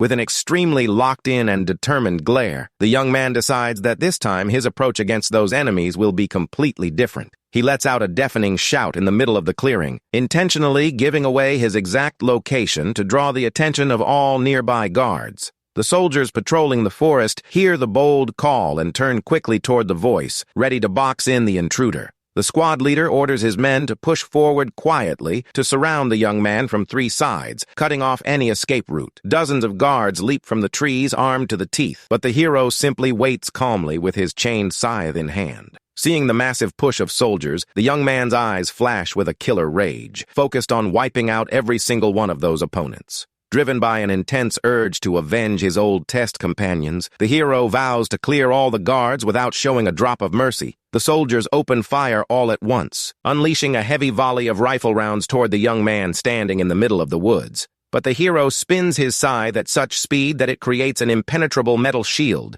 deflecting every bullet with ease. He lunges at the first shooter, landing a brutal strike with the chain that shatters the enemy's weapon and leaves him in full panic. A violent explosion goes off in the center of the clearing, blasting nearby opponents away with the devastating impact of the counterattack. The remaining guards leap in with swords, calling him a fool for fighting solo, but the hero launches himself into the air, dodging the strikes effortlessly. Mid-air, he maneuvers his chains skillfully and wraps up 2 attackers by surprise, locking them down tight with no way out. With a violent yank, he slams the 2 armored soldiers together mid-air, making them groan in pain from the impact of the crash. He slams them down with brutal force onto the ground, sparking a shockwave that tears up the surrounding plants and wipes the enemies out instantly. The guards drop coughing blood, completely wrecked, as the MC lands on the ground, prepping to finish off any survivors. With a destructive stomp right on the chest of the last rival, he wraps up the fight in the clearing, leaving a trail of destruction in the woods. The youth looks around with a cold demeanor as he hears new soldiers rushing over, shouting not to let the intruder get away. In the studio, the commentator breaks out in a cold sweat and admits he's never seen such aggressive and brutal gameplay in his whole career covering the game. He comments shocked on the young man's nerve to pull the enemies right to him, and chat viewers reply that for Superman, that's just basic. While the hero slices through enemies, a fan sends a generous donation and asks if the young man's no cooldown play is overpowered. Nayeon passes along the question about the hero cheating, and the commentator firmly denies it, explaining his skill isn't a game hack. The expert details that while the 0 cooldown build seems unfair, it demands a level of physical control that almost no one possesses. He adds that the technique only scales physical stats, but doesn't improve the player's combat intelligence or aim in the arena. The analyst concludes that the absurd performance only happens because it's the MC himself controlling the character with his real skill.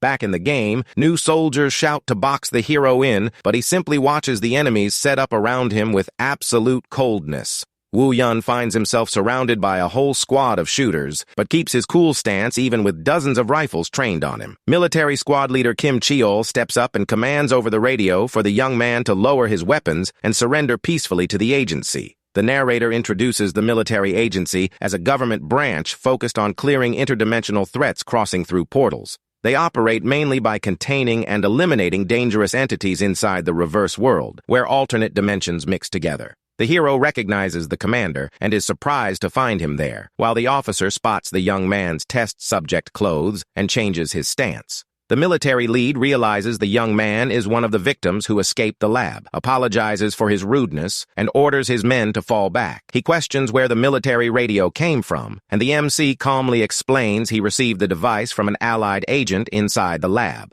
The officer sighs, figuring the allied agent is likely gone, and the hero notices he's compassionate, just like in his world. The leader requests the young man accompany them to headquarters for an ID check, and the hero agrees to cooperate, saying he doesn't mind. The system alerts the successful clear of the main quest to ally with the agency, granting a level up and stat points. The stream displays the impressive front of the skyscraper, serving as the main headquarters for the Interdimensional Security Military Agency. Woo Yun finds himself sitting in the counseling room of the Interdimensional Management Department and grows reflective on how he ended up there. He recalls escaping the lab in the other world and having to take on all kinds of dirty work for corporations just to get cash. The job he did most was subjugation in the reverse world, taking on giant monsters to clean up the messes companies left behind. Since corporations only cared about valuable loot, he ended up handling the cleanup work, subsequently getting tangled up with the Bureau. He remembers his dynamic with the Bureau was complicated, with moments of teaming up and others of pure conflict, until a mysterious woman opens the door. The woman introduces herself as Lee Yujin from Bureau Team 1, and stream viewers instantly go wild over her striking looks. Woo Yun greets her simply while she settles at the desk, praising the young man for making it this far without major issues. Without wasting time, Yujin gets straight to the point, revealing he has two very distinct paths for his life from here on. Option 1 would be living as a protected civilian, banned from using his powers, and Option 2 would be joining the Bureau as an official agent. She explains that, as an agent, he wouldn't hit the field right away and would need to clear rigorous training before getting cleared. Woo Yun grows thoughtful, finding it ironic to get invited to become teammates with agents he personally had to eliminate in the past. She asks which path he prefers, and viewers start complaining about the suspense, begging for the stream not to get cut off. He knows that picking civilian means ending up working for greedy core again, and he really wants to avoid repeating that mistake now. Woo Yun finally decides to become a Bureau agent, and Yujin flashes a massive smile, celebrating the big pickup for the security team. She lets out a sigh of relief, explaining they were facing serious staffing shortages because core keep poaching talent. In a gossipy tone, Yujin notes that many awakened end up bitterly regretting signing predatory contracts with those companies.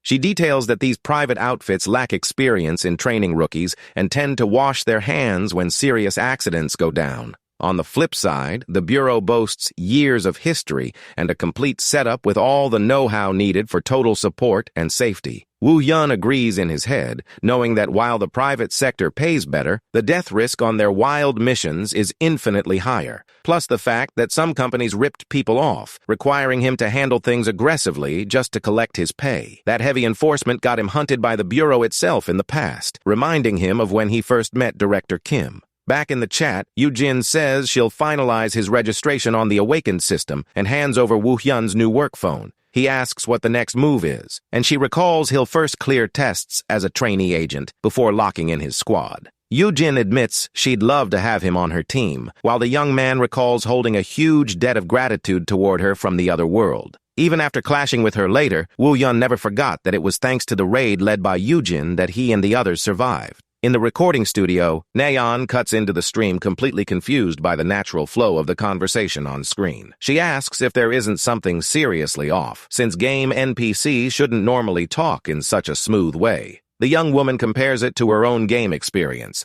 where the AI only knew how to repeat generic lines without any variation. The commentator stands jaw-dropped, realizing they're dealing with a top-secret, super-rare high-capacity AI tech. The system details that this advanced AI allows the character to reply and adapt flawlessly to any situation. He notes that this tech demands insane resources, and the industry always thought it impossible to run something like that in a massive online game. He figures the resource issue wasn't solved, which is why the feature only triggers under extremely specific conditions as a secret. The analyst deduces that the minimum requirement to activate this must be playing with zero system help and zero combat assist. They celebrate, knowing this massive find will make discussion forums explode, with everyone demanding answers from the company. The host realizes this reveal might pull in a major influencer who loves the game's lore for the next stream. The commentator alerts that the main campaign stream wraps up for today, and now they'll shift focus to the hyped player versus player mode.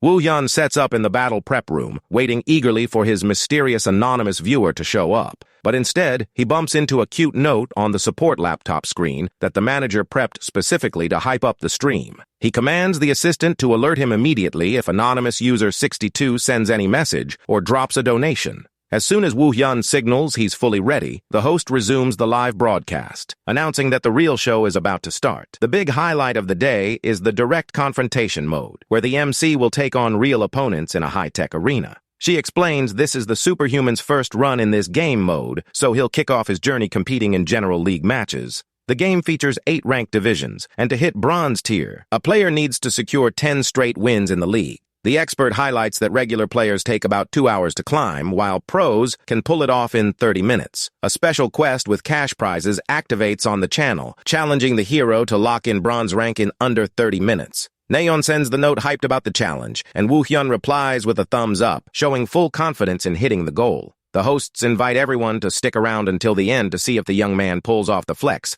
unaware of what was about to happen there. The match is found successfully, and Woo-Hyun gets teleported right into the Zone 6 residential map with 10 seconds to start. The commentator focuses the camera on the young man and lets out a gasp of shock, spotting a super unusual detail in the hero's starter gear. He gets confused, pointing out that Woo-Hyun entered the arena dual-wielding short swords with a design he'd never seen in the entire game before. The hero's mage opponent gauges the range, planning to keep Woo-Hyun at a distance, thinking he can only fight up close. The 3-second countdown starts on screen, while the hosts realize they completely slept on Woo-Hyun's potential. The fight officially starts, and the mage instantly throws his strongest ice spell right at the MC, but the opponent's spellcast gets brutally cut short when the young man simply appears right in front of him in time to slice his magic away. With moves way too fast for the camera to catch, Woo-Hyun lands a clean strike and deletes the opponent's health bar in the blink of an eye. Round 1 wraps up with a humiliating victory for the MC, who simply watches his fallen opponent with glowing golden eyes.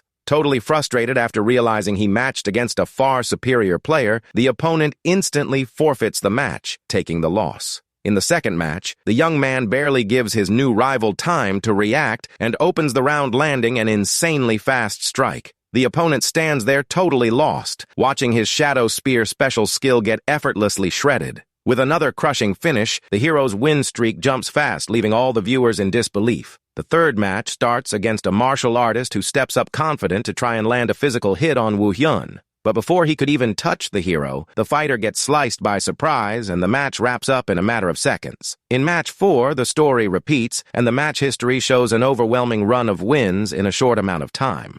In the recording studio, the hosts stand jaw-dropped calculating the time the young man took to secure 10 straight wins. Woo-Hyun needed just 20 minutes to wash all his opponents and climb from the General League straight into the Bronze Division.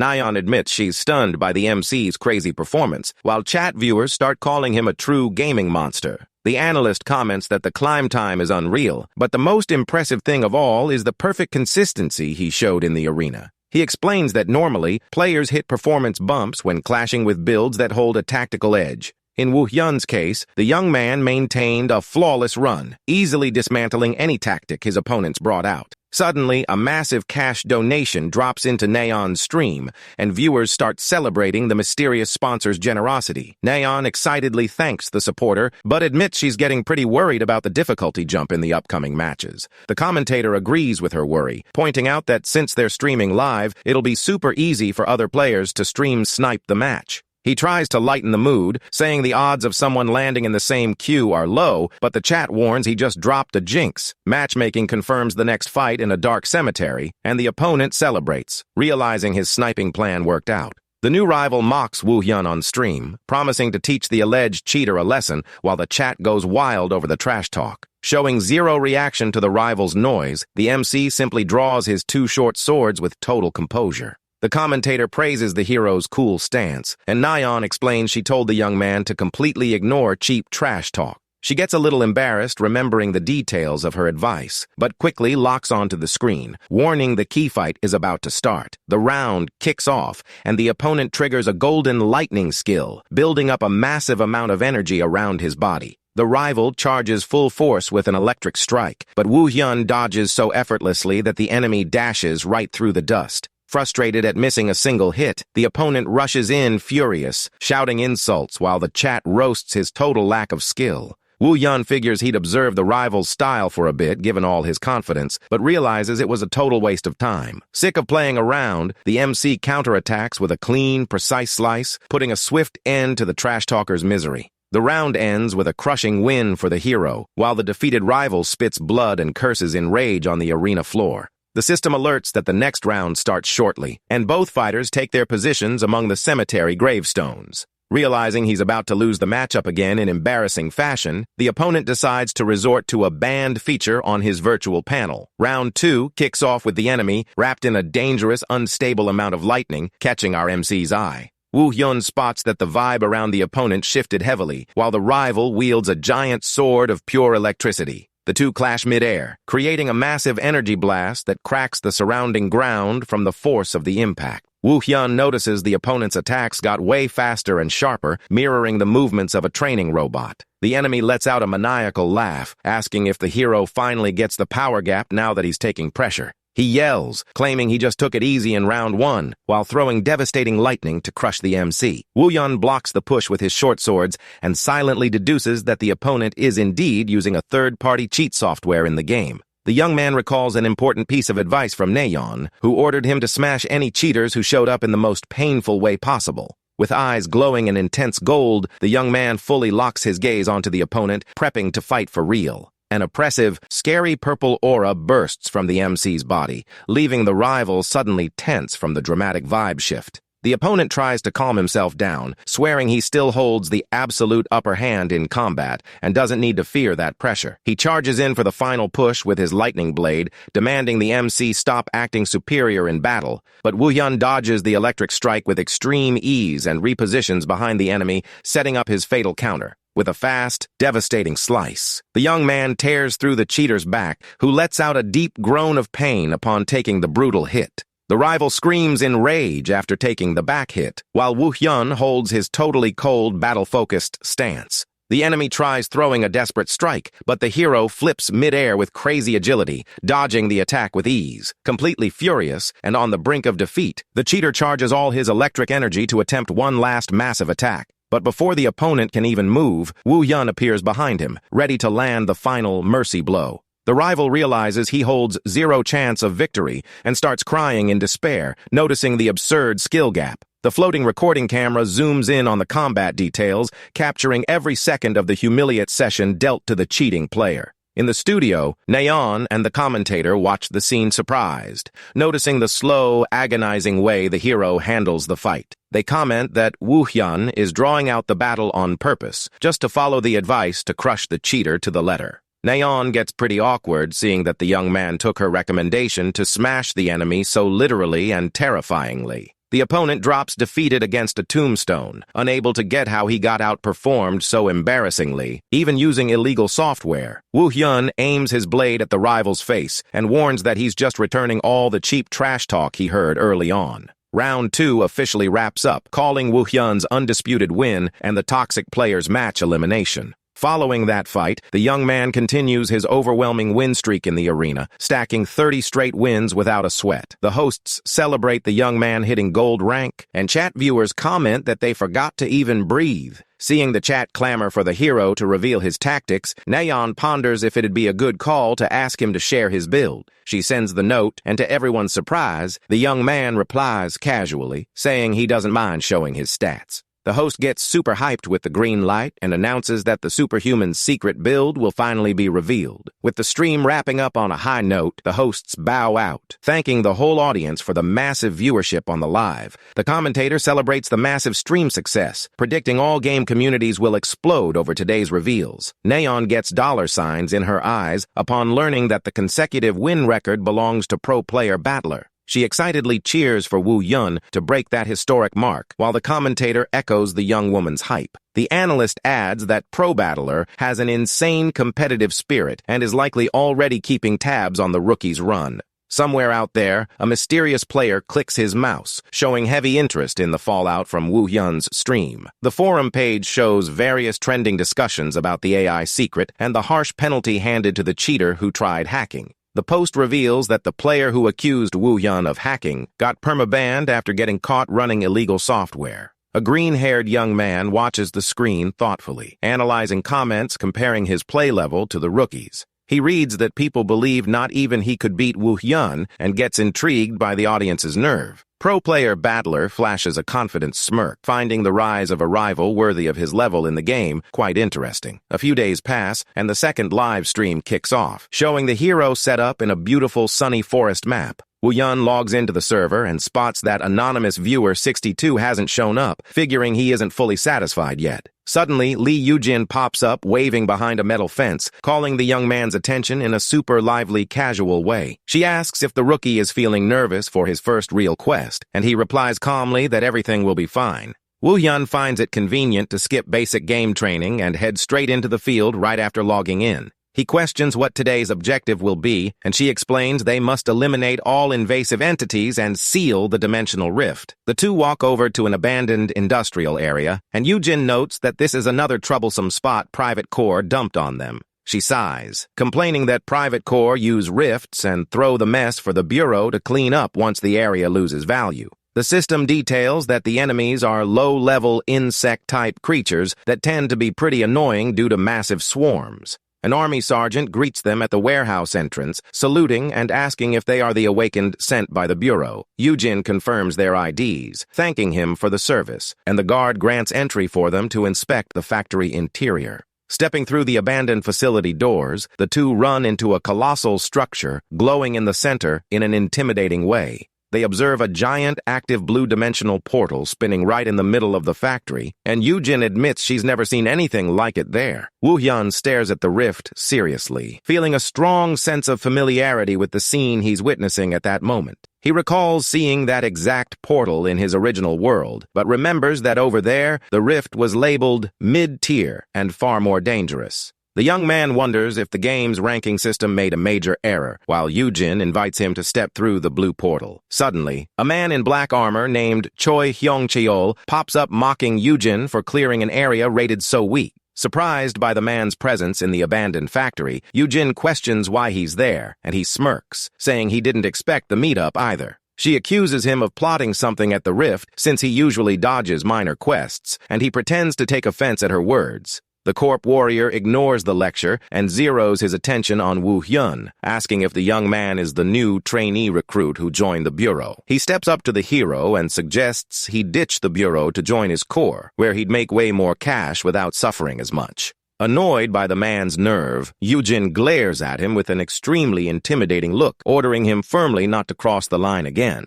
Choi backs off, pretending to be scared, and says he'll leave that entire dimensional rift under Yujin's responsibility. He says goodbye with a cynical smirk on his face, wishing the duo good luck as he casually walks away from the spot. Woo Yun asks who that cocky guy was, and Yujin sighs, revealing the man was the very first trainee she ever trained in her life. She shares that he got poached by a private firm and later started spreading awful rumors about the Bureau before offering her a piece of candy. In the studio, the hosts stand surprised to see the backstory details between Yujin and the traitor being shown for the first time. The commentator theorizes that the game's adaptive AI tech is expanding the original lore dynamically. Yujin decides to wrap up that depressing talk and invites the MC to finally step through the portal and start the real quest. As soon as the duo enters the portal, the Corp goons watch the rift from the outside, confirming they fell right into the trap. With an evil smirk, Choi alerts his men that the time has finally come to launch their plan.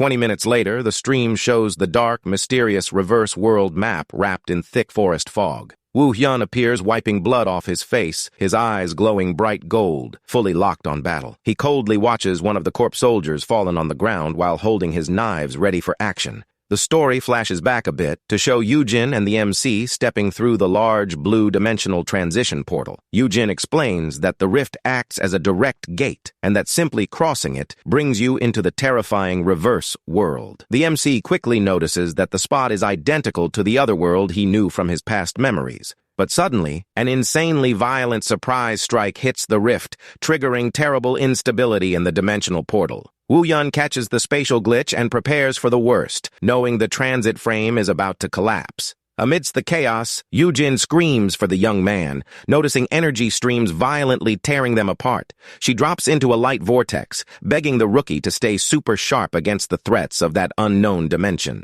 The scene cuts to a mysterious, silent forest, where only the sound of wind through the trees can be heard. Woo Hyun wakes up solo in the woods and realizes right away he got separated from Yujin due to the portal crash. He knows rift collapses from external hits are common and draws his weapon, determined to find his mentor no matter what. But before taking his first step, the young man gets surrounded by a massive horde of mechanical spiders with glowing blue eyes. Woo Hyun decides he needs to clear all the creatures in his path first, before continuing his search for Yujin. He channels an absurd amount of electrical energy into his right hand, prepping to drop the attack on the monsters. The hero unleashes his lightning strike, frying dozens of spiders simultaneously in a true light show. But the creatures keep emerging from the shadows, revealing even larger and more dangerous enemies in the dark woods. Meanwhile, in another part of the woods, Yujin fights frantically against the monsters, complaining that they seem never-ending. She notices the forest size is way larger than expected, resembling a high-hazard mid-tier portal.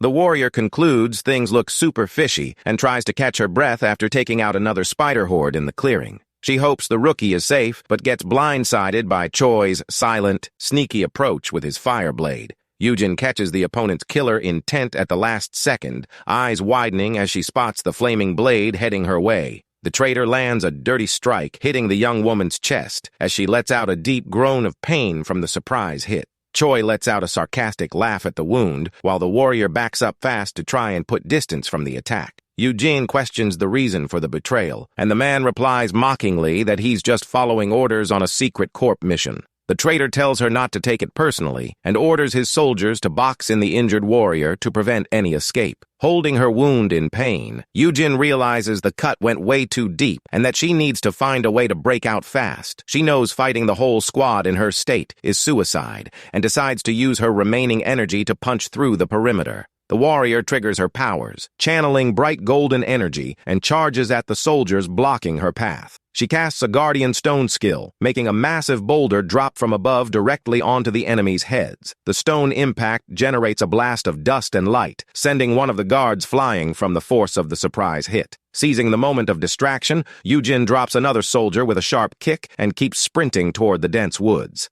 Choi gets furious over his men's blunder and shouts, ordering everyone to hunt down the injured warrior with zero letup. Yujin sprints at high speed down the forest path, trying to lose the armed soldiers trailing close behind and firing at her. She brings her hands together, channeling her remaining mystic energy to attempt one last defensive blast against her pursuers. The warrior fires a devastating electric light beam, clearing the path to delay the corpse soldiers' push. With a spectacular flip, she leaps over the enemies and lands a powerful aerial kick, dropping several of them at once. A golden shockwave hits the ground, repelling the pursuer squad with heavy injuries from the impact. Choi lets out a deafening roar of pure rage as he sees Yujin escape by diving into a hidden underground tunnel among the leaves. The soldiers arrive too late at the escape spot and start arguing among themselves, regretting losing sight of the warrior. The corpse soldiers launch a relentless search through the dark forest, trying to track the injured warrior's trail. Hidden in a small burrow, Yujin tries to catch her breath, wondering what the corpse's true shady plans are. Meanwhile, Woo-hyun easily clears a whole horde of giant insects in the forest, leaving chat viewers completely amazed.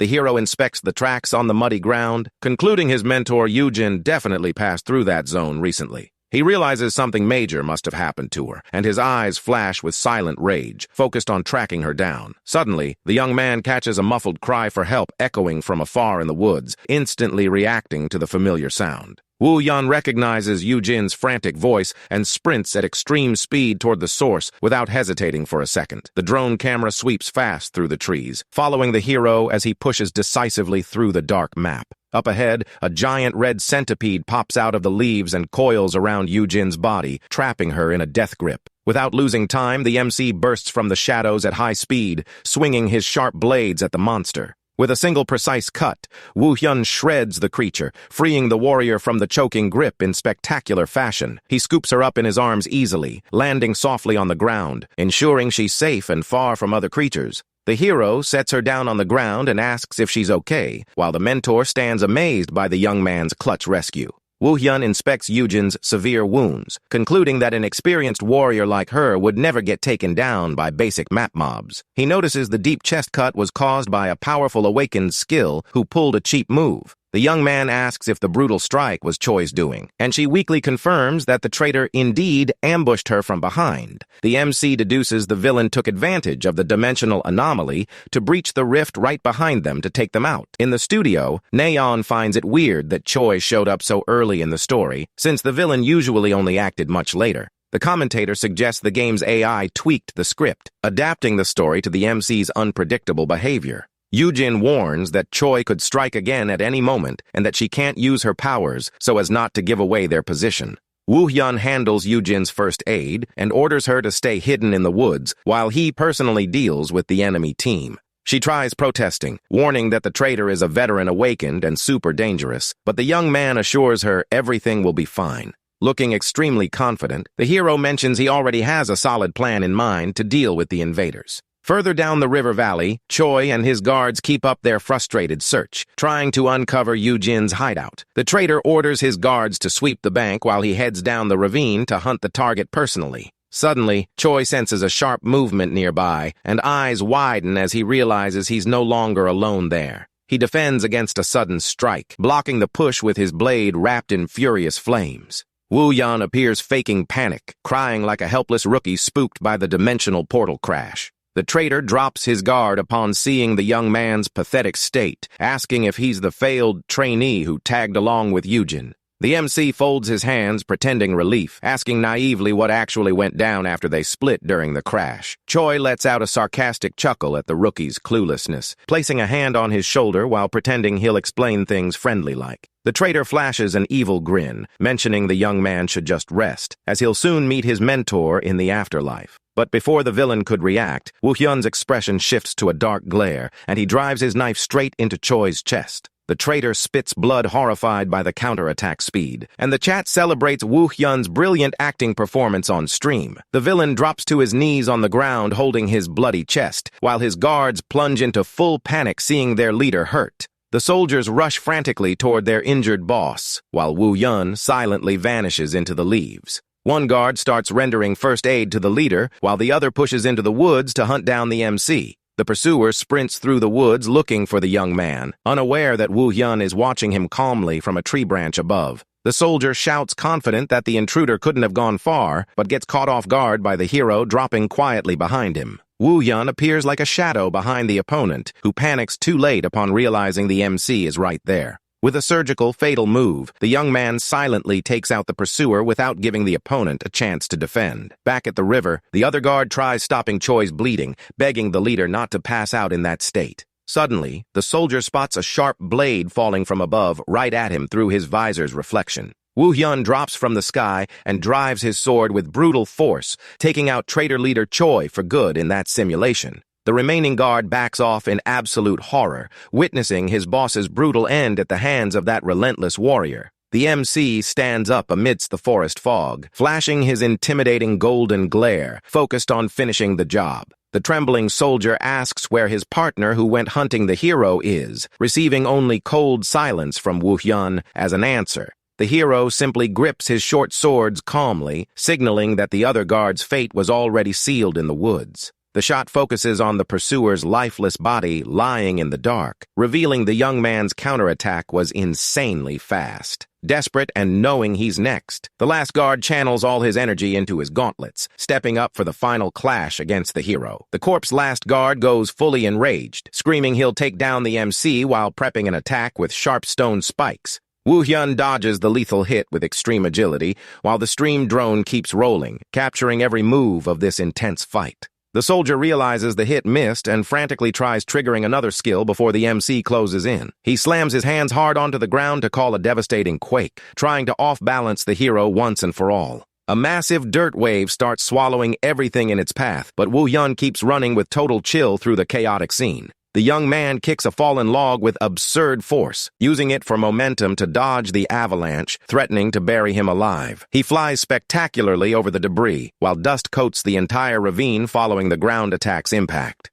The guard witnesses that crazy move and breaks into a cold sweat, realizing the trainee is actually an impossible-to-beat monster. Woo Hyun silently emerges from behind the branches like a true ghost, ready to land the finishing blow before the enemy spots him. The enemy tries defending by summoning a massive stone horn, but Woo Hyun simply charges through, splitting the barrier in half with his blade. With a quick movement, the hero manages to strike the opponent, disarming any defense attempt from that desperate soldier. The young man flashes a completely cold glare while finishing off the opponent without showing a drop of mercy for the corp minion. The guard tumbles down the slope totally terrified, begging the MC not to step any closer to him. Woo Hyun simply tightens his grip on his sword hilt, prepping to put a final end to that forest pursuit. The strike slices through the air with extreme force, shattering nearby rocks and sealing the rift's last intruder's fate. The MC pulls off his classic victory pose, while the defeated soldier drops lifeless right behind him in the dark woods.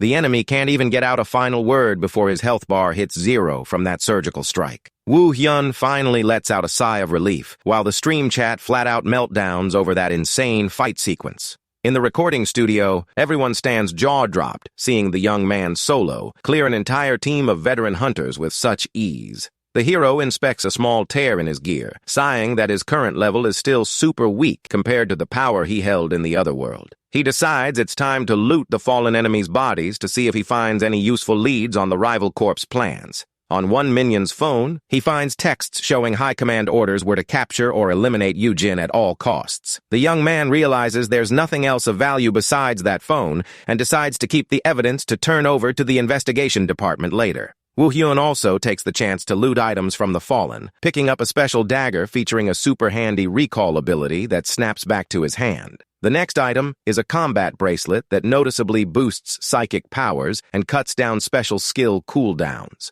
To top off the loot, he secures a rare necklace allowing him to store and pull any gear type from his inventory at any moment. He finds it awesome to view item effects on the spot automatically, since in his old world, everything had to be figured out through trial and error. The young man decides to stash the looted gear in his inventory, knowing immediate danger past, but he still needs to sprint over to help his mentor. The main objective now is to clear this reverse planet once and for all before Yujin's heavy injuries end up worsening even more. Meanwhile, Yujin tries catching her breath in her hideout, but realizes her situation is getting increasingly messy in that spot. Suddenly, a massive Emperor Scorpion steps out of the shadows, revealing itself as the scary boss of that dimensional rift they need to close. Yujin sighs over her awful luck running into the boss right now, but feels thankful the mob locked onto her instead of going after her rookie. The giant creature wastes no time, launching a brutal attack with its sharp pincers toward the injured warrior, who can barely move fast. With no other option, Yujin begins channeling all her remaining electric energy into her hands to try to hold off the mob's push solo. She gathers her last strength to fire off a heavy electrical discharge, hoping that'll be enough to shock the scorpion.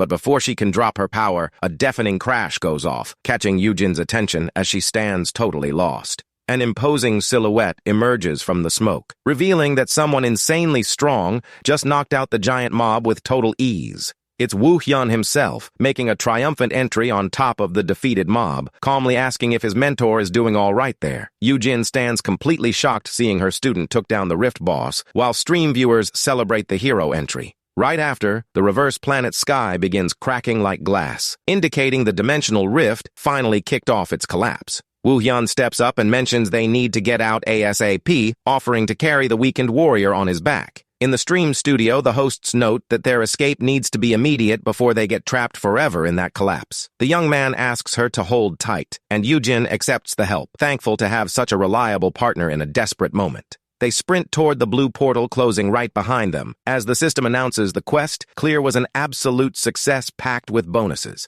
Sometime later, the scene shifts to the imposing headquarter building of the department handling dimensional rifts and real-world safety. Leader Kim Cheol asks, super worried if it's true, Yoo-jin was heavily injured by an awakened scent by that rival corp. Woo Hyun confirms the story, and the boss gets furious, saying that corp went overboard before asking what happened to the invaders. The hero replies with total chill that he simply took them all out, leaving the department head completely speechless. The leader tries processing how a rookie managed to take down a whole elite squad solo, while the young man just holds his cool pose. The MC places the traitor's phone on the desk, explaining the texts prove the corp's orders, though the rest is encrypted. Director Kim Cheol thanks him for the key info and tells the young man to go rest while the department handles all the paperwork investigation. The MC prepares to head out, but gets stopped by the boss calling him back, seeming to have something super serious to warn the young man about before he leaves. The leader urges heavy caution and warns in a mysterious tone that there'll definitely be a much better shot down the line for them to take real action against rivals.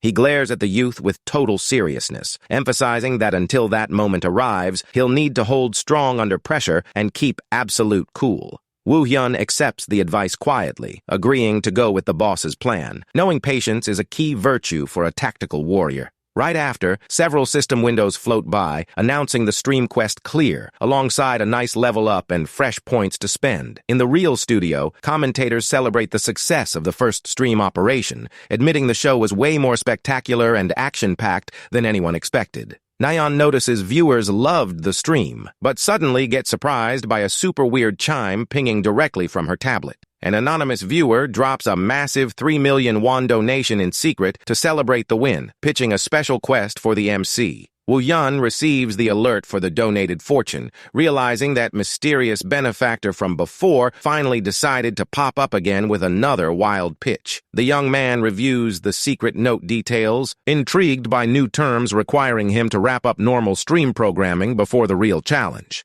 He pulls from memory past interactions with that same secret account, concluding the real rules will only be revealed once the stream wraps up. The hero thanks him for the heads up, deciding to focus on keeping the stream momentum going into the next schedule phase with a casual thumbs up. The host catches Nayeon's distraction and asks if something's wrong with the stream, but she quickly covers, saying everything's under control. She notices her co-host can't view the pop-up for that mysterious donation, but resolves to focus on the show and investigate that mystery later. With full hype, Nayeon hypes up the crowd, announcing the stream is blowing up, and that now is the perfect time for the hero to face the feared PvP mode. The commentator recalls the tech goddess's absurd win streak in the last ranked duel, questioning what format will be picked for today. Today's pick is squad combat, where players must pick one of 4 dynamic arenas to fight in chaotic 5 versus 5 matches. A few followers complain in chat, asking for the return of classic solo duels, but management knows this shift will spice things up. Nayeon drops a friendly wink, guaranteeing everyone will change their minds real fast once round 1 of this co-op show kicks off for real.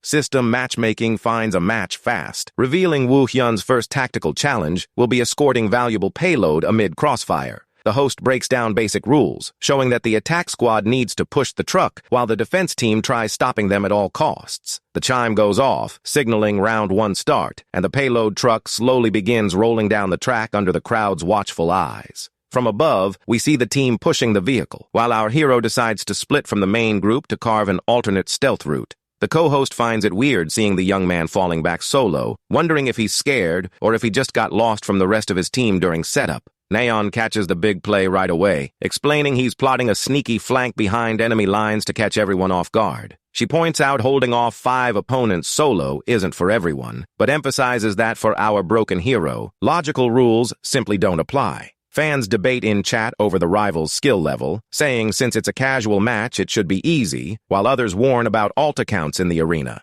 The tactical map shows the hero pushing at insane speed, and within seconds, he's already positioned behind the whole enemy defense team. He drops from the sky like a hungry eagle, falling by surprise right above the heads of opponents who remained focused on watching the city's main avenue. With sharp daggers drawn for the kill, the young man opens the deadly push, dropping full force onto that rival team's first oblivious target. The strike lands from above with surgical precision, giving defenders 0 reaction time as they could barely process the imminent threat in the round. The first enemy gets instantly deleted, and teammates scream horrified, watching their partner drop to the floor without getting where the fatal strike came from. The blonde guy on the enemy team goes into full panic, yelling at the top of his lungs, warning teammates they're getting ambushed from behind by a monster. The slaughter keeps rolling full steam, and the system starts dropping hilarious kill notices, mocking how easily Woo-hyun sweeps the rival team. The last survivors look around in total panic, unsure how to react, while wondering what their other teammates are up to on the map.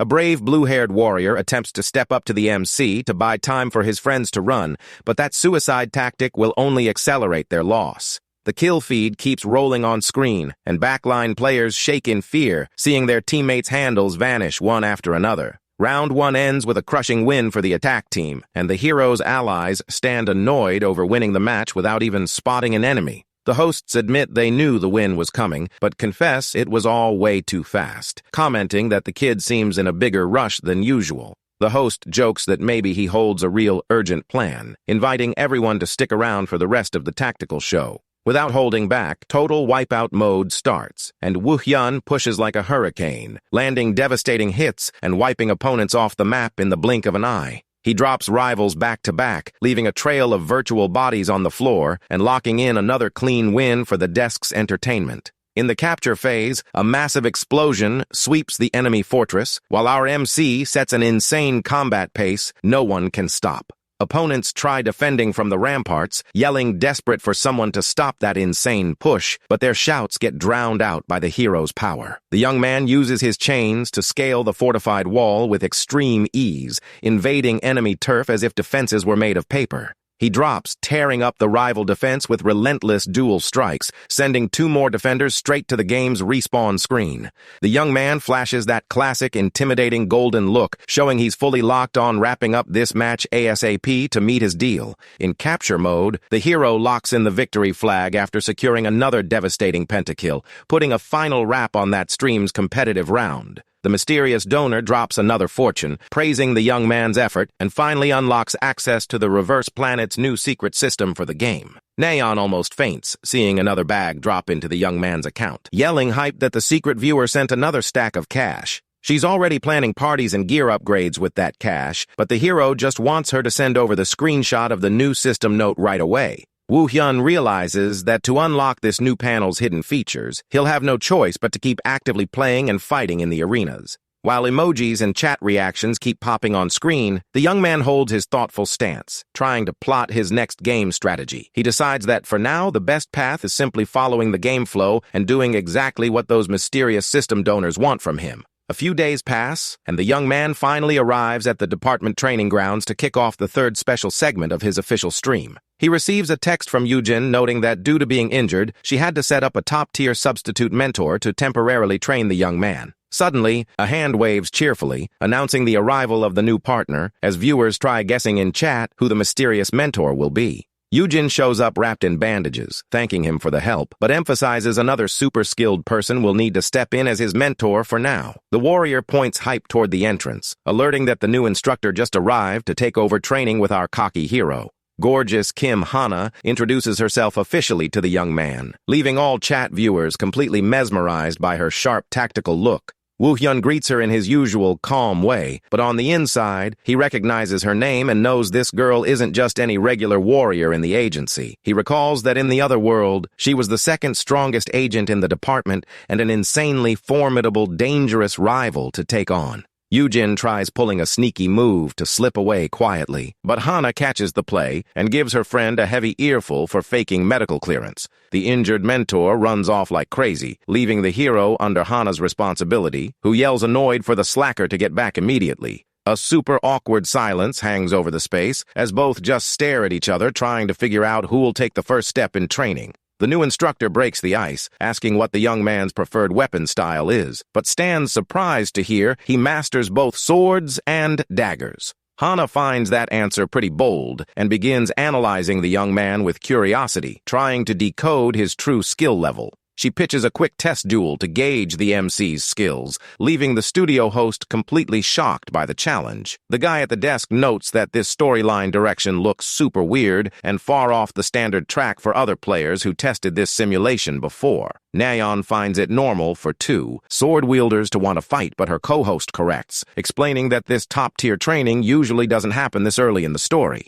He explains seriously that this wild scenario is only unfolding this way because the MC is simply way too broken, shifting the script. Nayeon gets goosebumps, realizing the game's AI is tweaking the entire world map just to match the hero's power level. Woo-hyun draws his wooden sword, reflecting that this fully custom story flow makes the experience feel very different from any standard game. The young man concludes that the world's fate and script depend entirely on his own actions in the arena, opening an infinite spread of new paths. He notices that setup of choices and reactions is so seamless, it makes everything feel scary, real, and far removed from a simple simulation. Hana suggests they use only swords without any active skills, but Woo-hyun warns right off the bat that keeping that rule will be impossible for him. The hero explains his physical buff passive stays on non-stop, and Hana accepts the term, deciding she'll also use her powers in the fight. The clash officially starts, with the mentor rushing like a green beam of energy, throwing a high-speed strike at our hero.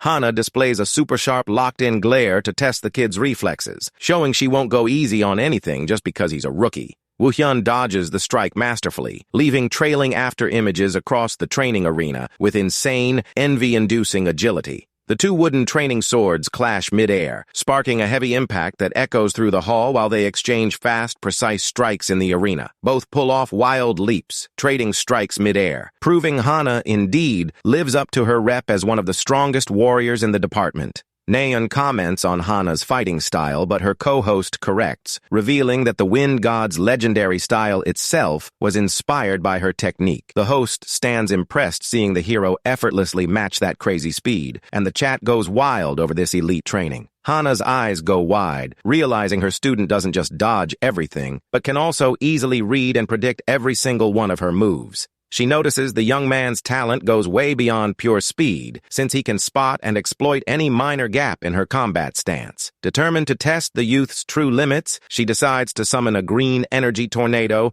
dropping a much bigger chunk of her real power into the fight. The strike comes down hard on the MC, but he simply keeps his eyes glowing gold, focused on counterattacking at the exact moment. A devastating wave of green wind swallows the whole arena center following the clash, raising a massive dust cloud over the whole map. Hana backs off holding her pose, taking a deep breath, believing she managed to box the kid in with that last sequence of fast cuts. To her surprise, the young man managed to block the attack flawlessly, resting the tip of his wooden sword lightly against the mentor's neck. Hana admits the young man is top tier, and he politely thanks her, though he knows in a real fight, his chances against her would be pretty slim right now. She asks who the hero's swordsmanship master was, almost fainting to hear he learned everything solo, training on his own from the start. Hana decides it's time to reward the rookie, asking him to follow her as the system panel announces the kid jumped several levels at once. The hero is led into a massive hall packed with rare melee weapons of all types and sizes, hung carefully along the cold walls. Hana presents the spot as the department's official high-tech armory, where top-tier gear used by elite agents is kept. Support lead Kim Hyunwoo greets them with a friendly smile, noting Hana had requested setting aside a worthy weapon for her new prodigy. The hero agrees, noting that while he holds his regular swords, he urgently needs top-tier gear equipped with special stats for quests.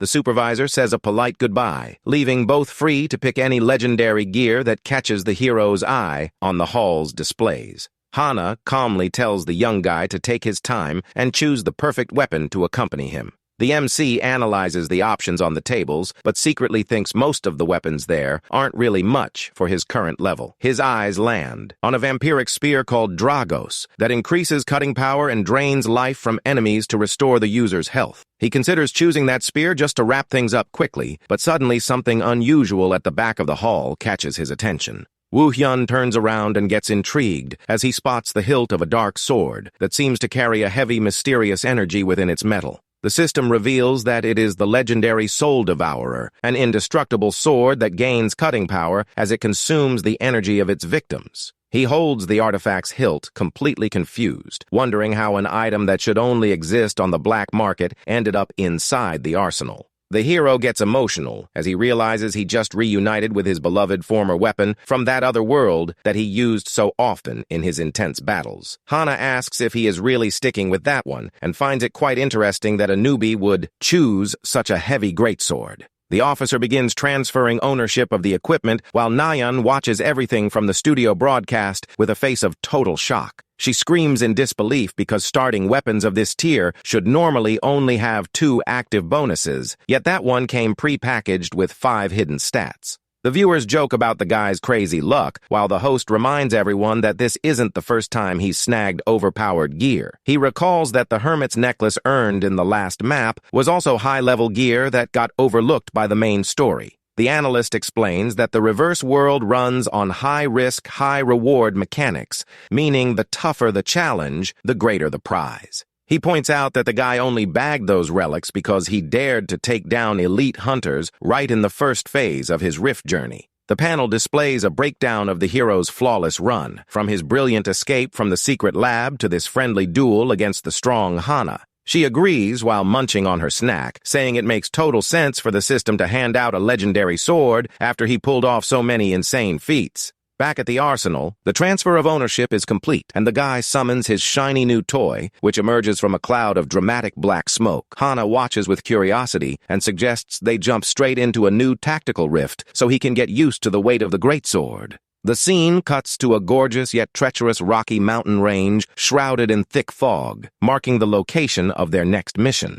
The two touch down smoothly on the mountainous terrain after stepping through the dimensional portal, taking a deep breath of the freezing air. Hana complains that the entrance portal had to open right on the highest mountain peak, but the MC isn't bothered by the grueling trek through the snow. She recalls the map instructions, warning that this zone is home to dangerous beast-type monsters that love hunting their targets in packs across the woods. The system shows the status cards for the low-grade fierce wolves, while Hana warns that these creatures are territorial and will definitely attack together. Woo Hyun is glad to hear that, saying that having the monsters come to him saves him the tedious chore of hunting them down across the entire forest. Hana chuckles at the young man's confidence, letting him know she'll only step in if things get really dicey, and wishing the hero good luck. The guy takes on the challenge without hesitation and summons his new dark greatsword from his inventory, getting into stance to slice through anything in his way. Suddenly, terrifying wolf howls begin echoing through the frozen canyons, shattering the silence and signaling the arrival of the hungry pack. The beast's sharp claws tear into the snow-covered ground as they sprint at top speed toward the scent of fresh prey.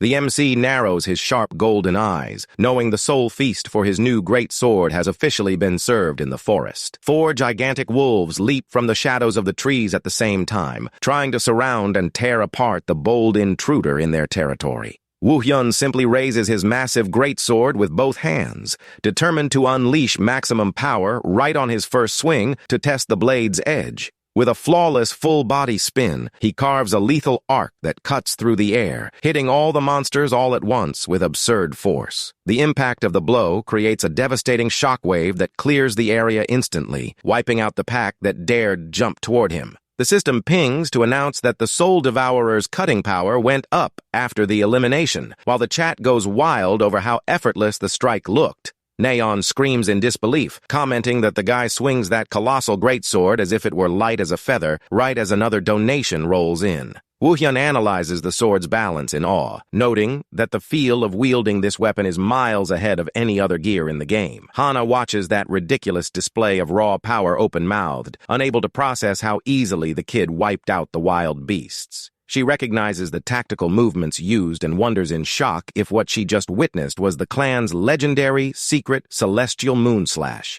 As the first pack of monsters crumbles into digital dust, several more elite creatures emerge from the mist, eager to avenge their fallen comrades. Elite wolves crackling with purple electricity surge onto the battlefield, making Neon worry about the fast and dangerous pace the fight has taken. The lightning-infused beasts charge at lightning speed toward the MC, sending destructive purple sparks popping all along the snowy path. Wu Yun isn't fazed by the flashing lightning at all and simply raises his Soul Devourer, delivering another devastating vertical strike onto the ferocious pack. The host is baffled, trying to figure out where the kid picked up such refined sword techniques when he theoretically never had formal training. He keeps slicing through the monsters mercilessly, while fans in the chat theorize whether he trained in the legendary bloody coliseum of past gladiators.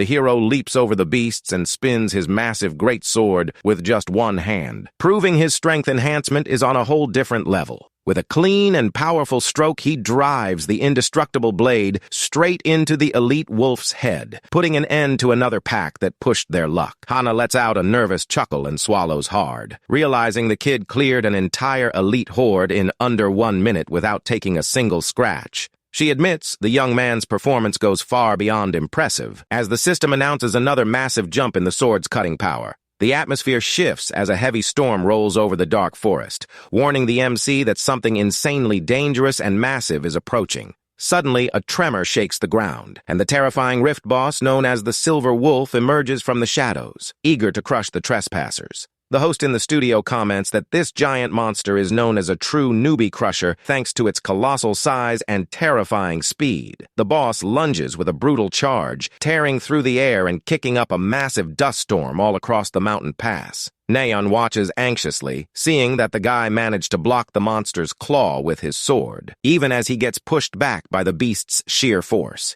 The hero puts in incredible effort to hold off the massive pressure from the giant wolf while trying to find a quick way to break free from the clash. He dodges masterfully and leaps straight toward the beast's open jaws, setting up a spectacular aerial counterattack with his greatsword. Wu Yun spins mid-air with pinpoint accuracy, delivering a stylish slash that hits the boss head-on and sends it stumbling back, dazed. He tightens his grip on the hilt of his Soul Devourer, admitting that this monster is indeed infinitely stronger than the standard minions. With a confident smirk and glowing golden eyes, he guarantees that this level of difficulty is still a walk in the park compared to his past real battles. The hero dashes like lightning, slicing right through the massive silver wolf from head to tail in one clean, mind-blowing slash that settles the fight. The system confirms that the great sword devoured the Rift boss's soul, significantly boosting the cutting stats of his powerful new blade. Hana walks over, clapping and praises his stellar performance, calling him the single most promising rookie agent in the entire department. The mentor confesses that the monster was way stronger than its system rating suggested,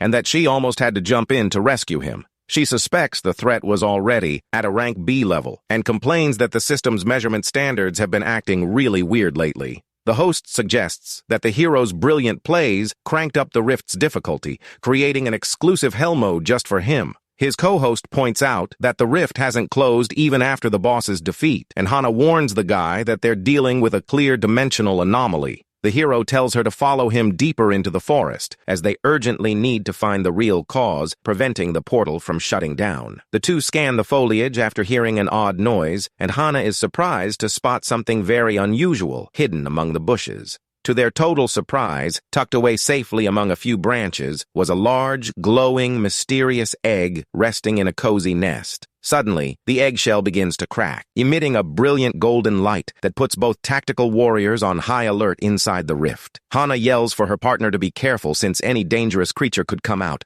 right as the golden light bursts open, shattering the eggshell. But instead of a terrifying monster, out pops an insanely adorable little gray puppy that lets out a cheerful bark at the warriors. The stream chat completely loses its mind over the puppy's cuteness, while viewers debate whether the game just introduced a pet system. The mentor concludes that the little guy is indeed an anomaly, as it's an otherworldly creature showing zero hostility toward humans. The hero coldly asks if he should eliminate it, but Hana finds the little creature way too cute and suggests taking it back to the department lab for a quick check. The guy agrees on the spot and grabs the little electric wolf pup by the scruff of its neck in a hilarious way while the pup keeps happily barking away. With the anomaly handled, the dimension finally starts collapsing, and the two rush toward the exit portal before getting trapped forever. A short while later, the scene shifts to the department's impressive headquarters, where scientists begin running tests on the mysterious creature. The scientist inspects the puppy on his exam table and reveals to the warrior duo that the small creature doesn't share a standard life signature. He suspects the pup might actually be a summon created by a rare magical ability, even though the department has no records of such magic. The doctor concludes that the pup came straight from the reverse world, and Hana asks if the department will be responsible for taking care of the little guy from now on. The specialist explains that the imprinting process is already complete, and that the little electric wolf has officially chosen our tough hero as its one and only master.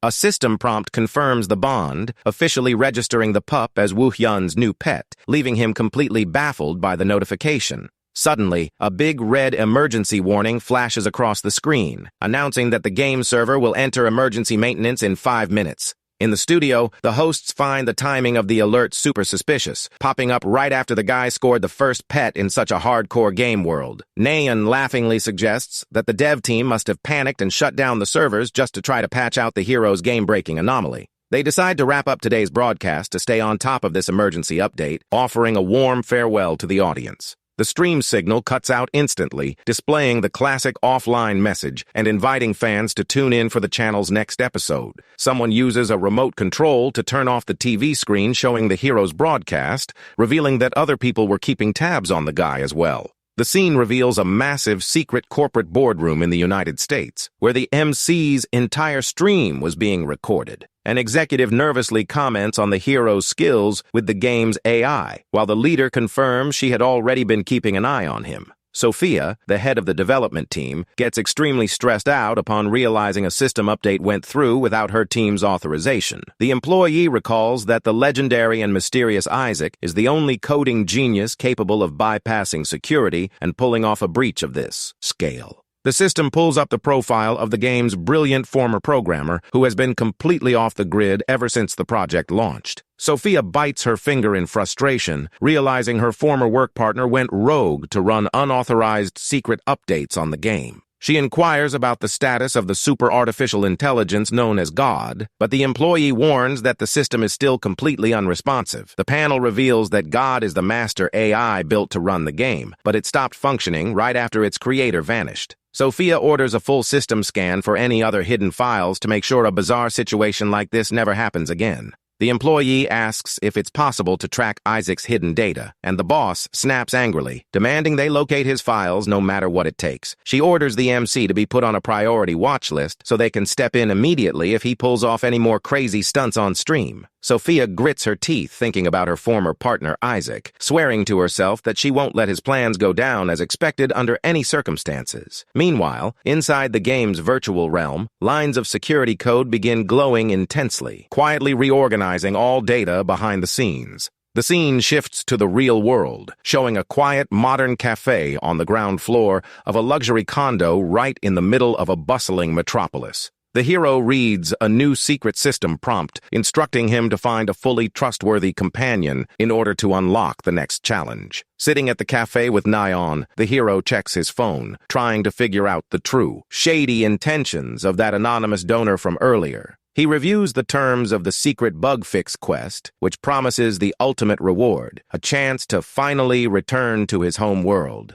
The guy floats the theory that anonymous donor number 62 might be a master coder with deep insider access to the game's development team. Nayeon thinks it might just be a coincidence, arguing it wouldn't make sense for a massive dev studio to waste time monitoring a rookie streamer's account. She excitedly changes the subject, revealing she received a huge official offer for him to serve as a guest coach in the prestigious SSR tournament. This tournament is the country's top team combat competition, where famous streamers and elite pro players fight for the top rank. The MC finds the invitation to coach a bit odd, but she explains he's the biggest sensation right now and the event needs his star power. She suggests the organizers think he's way too strong to be a simple player and urges him to accept so he can flex his tactical genius. The guy realizes that coaching means taking on a solid apprentice, and she's already planning a massive public audition to pick that student. Keeping in mind the terms of that secret quest that requires a reliable partner, the MC agrees to the plan and decides to accept the coaching offer. Nayeon leaps up in excitement, doing a happy dance upon seeing her favorite streamer finally agree to join the event that's going to blow up their channel.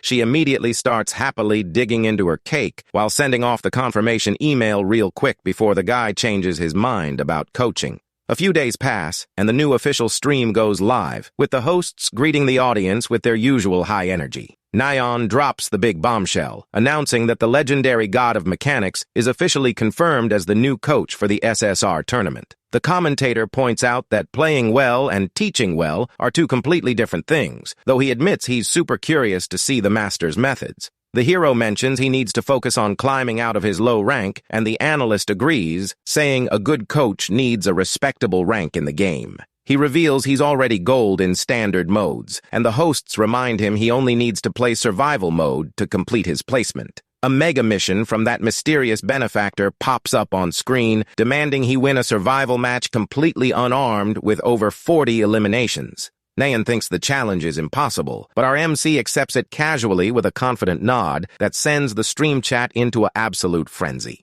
The system confirms the insane challenge is accepted, and the PvP survival match starts immediately to test our hero's fists of steel. The map matchmaking finds a lobby in no time, dropping the guy straight into the desolate ruins of an abandoned, high-risk military base. Woo-hyun assesses his spawn point strategically, noting that the system placed him right on the outer edges of the massive battle arena. The hero activates his thermal radar scan and discovers 19 heavily armed opponents patrolling the immediate surrounding area. He realizes the clock is ticking, and he'll have to move at breakneck speed if he wants to hit that crazy goal of 40 eliminations. The guy dashes like a streak of lightning, pulling off wild parkour moves across concrete structures to catch his first targets off guard. With a punch loaded with raw energy, he shatters the first defensive barrier, causing a massive boom that rattles the entire surroundings. The impact of the strike was so violent it cleared out the first set of opponents in one go, kicking up a massive cloud of dust and debris.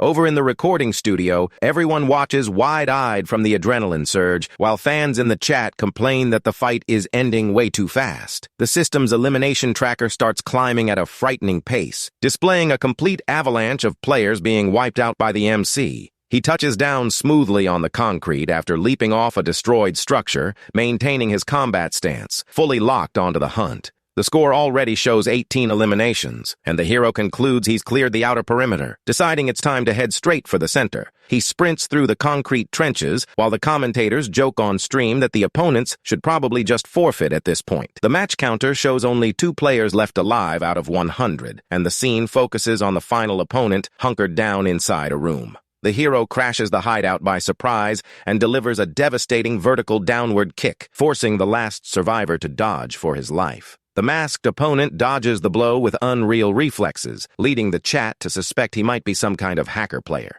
The mysterious hooded fighter glides across the floor masterfully and pops back up quickly, proving he boasts insane physical agility himself. He clenches his tape-wrapped fists and drops into a flawless tactical stance, showing he's more than ready to go toe-to-toe with the hero. The 2 unarmed fighters lock eyes up close in a tense silence, while the studio hosts go wild over this epic final clash. The analyst notes that the mystery opponent also focuses on physical enhancement, highlighting that his elimination tally on the map is equally nuts. The display shows the rival has already racked up 15 eliminations in the match, proving to be an elite combatant far above the rest of the lobby. Woo-hyun goes all in for the final push, looking to lock in his 40th elimination to secure the huge donation promised by the stream sponsor. The 2 fighters trade rapid-fire punches, creating a violent shockwave as their iron fists clash head-on down the middle of the hallway. The exchange of blows is lightning fast and razor-sharp, with every single move from Woo-hyun being blocked down to the millimeter by the skilled hooded rival. The hero slips past a straight punch by pivoting to the side, seizing an opening in the enemy's defense to swing right into his own counter. He unleashes a heavy axe kick that slams against the opponent's guard, sending a deafening metallic clang echoing through the iron hall. The adversary gets knocked back by the force of the blow and scrambles to regain his balance, while the MC charges right in to finish the job. The mysterious hooded rival grits his teeth in frustration, realizing his unarmed strikes aren't dealing the desired impact against the hero. The host watches in awe at the exchange of blows, wondering who this fighter could be to trade strikes on par with an elite martial artist. The hooded rival pulls off a stunning acrobatic backflip to reposition and launch an attack from a completely fresh angle. But Woo Yun reads the movement with total composure and counters the opponent's strike with ease, proving his reflexes are on another level. The hero decides he's played around long enough and charges his iron fist to put a definitive end to this long survival battle. He delivers a devastating straight punch straight to the rival's gut, blasting an enormous shockwave of energy across the arena floor. The defeated opponent coughs up blood and weakly admits that relying on a fighting style he wasn't used to ultimately sealed his tragic fate. He praises the fight, saying the match was a ton of fun, and promises they'll have a serious, proper rematch the next chance they get. The guy is intrigued by the warning as the mystery fighter's body fully dissolves into digital elimination particles. The match officially wraps up, crowning the MC as the ultimate lobby champion after hitting his exact target of 40 eliminations without dying once. The studio erupts in celebration over the historic win, and Neon calls out the anonymous donor to see if he's still on stream to pay out the bounty. The benefactor keeps his word, dropping a massive 3 million won donation amid hyped-up celebrations from the host and stream chat. Hyped by the cash hitting the account, Neon urges the MC to stay locked in and keep climbing the ranks in the upcoming stream matches. The hero straight-up destroys the leaderboard, stacking 98 straight wins that day and reaching master rank across every game mode. The scene shifts to a super cute blonde girl in pajamas typing on her phone while cuddling a huge yellow plushie on her living room couch. She reads the latest updates on the game's official forums, discovering that the legendary god of mechanics launched an open audition for a new apprentice. The young streamer, named Young Areum, asks her brother if they should apply for this massive opportunity as well. Her blonde brother, Young Dawoon, lying on the couch with a cocky grin, reveals he submitted his application long before she even saw it. Areum complains that her twin should have signed them both up at once, but he just jokes that she needs to be quicker with game news. Meanwhile, over at the corporate office in the U.S. branch, Director Sophia continues hard at work in front of her computer. The monitor displays detailed reports confirming the MC's record-breaking elimination spree, verifying that 0 external cheats were detected. Sophia takes a sip of her drink, but nearly chokes upon reading the anonymous donor's handle on screen, realizing the threat might be who she suspected. A few days pass, and the scene cuts to a massive outdoor stadium under a bright sunny sky, minutes before the anticipated new stream goes live. The Level 1 electric wolf pup lets out an insanely cute, happy bark as the MC holds it up in the air before stepping onto the field. Woo-hyun checks out the pup's basic stats while Nayeon notes that the pet doesn't seem to have any special trait that justifies all that dev panic. She mentions the Disciple audition was an absolute hit and asks the guy to keep playing standard PvE while she wraps up the final roster. The producer gives the showtime signal, and she rushes back to the desk while the hero decides to store the pup back in inventory to start the stream. The little electric pet makes a super cute, confused face, not understanding why it's getting sent back into the inventory system.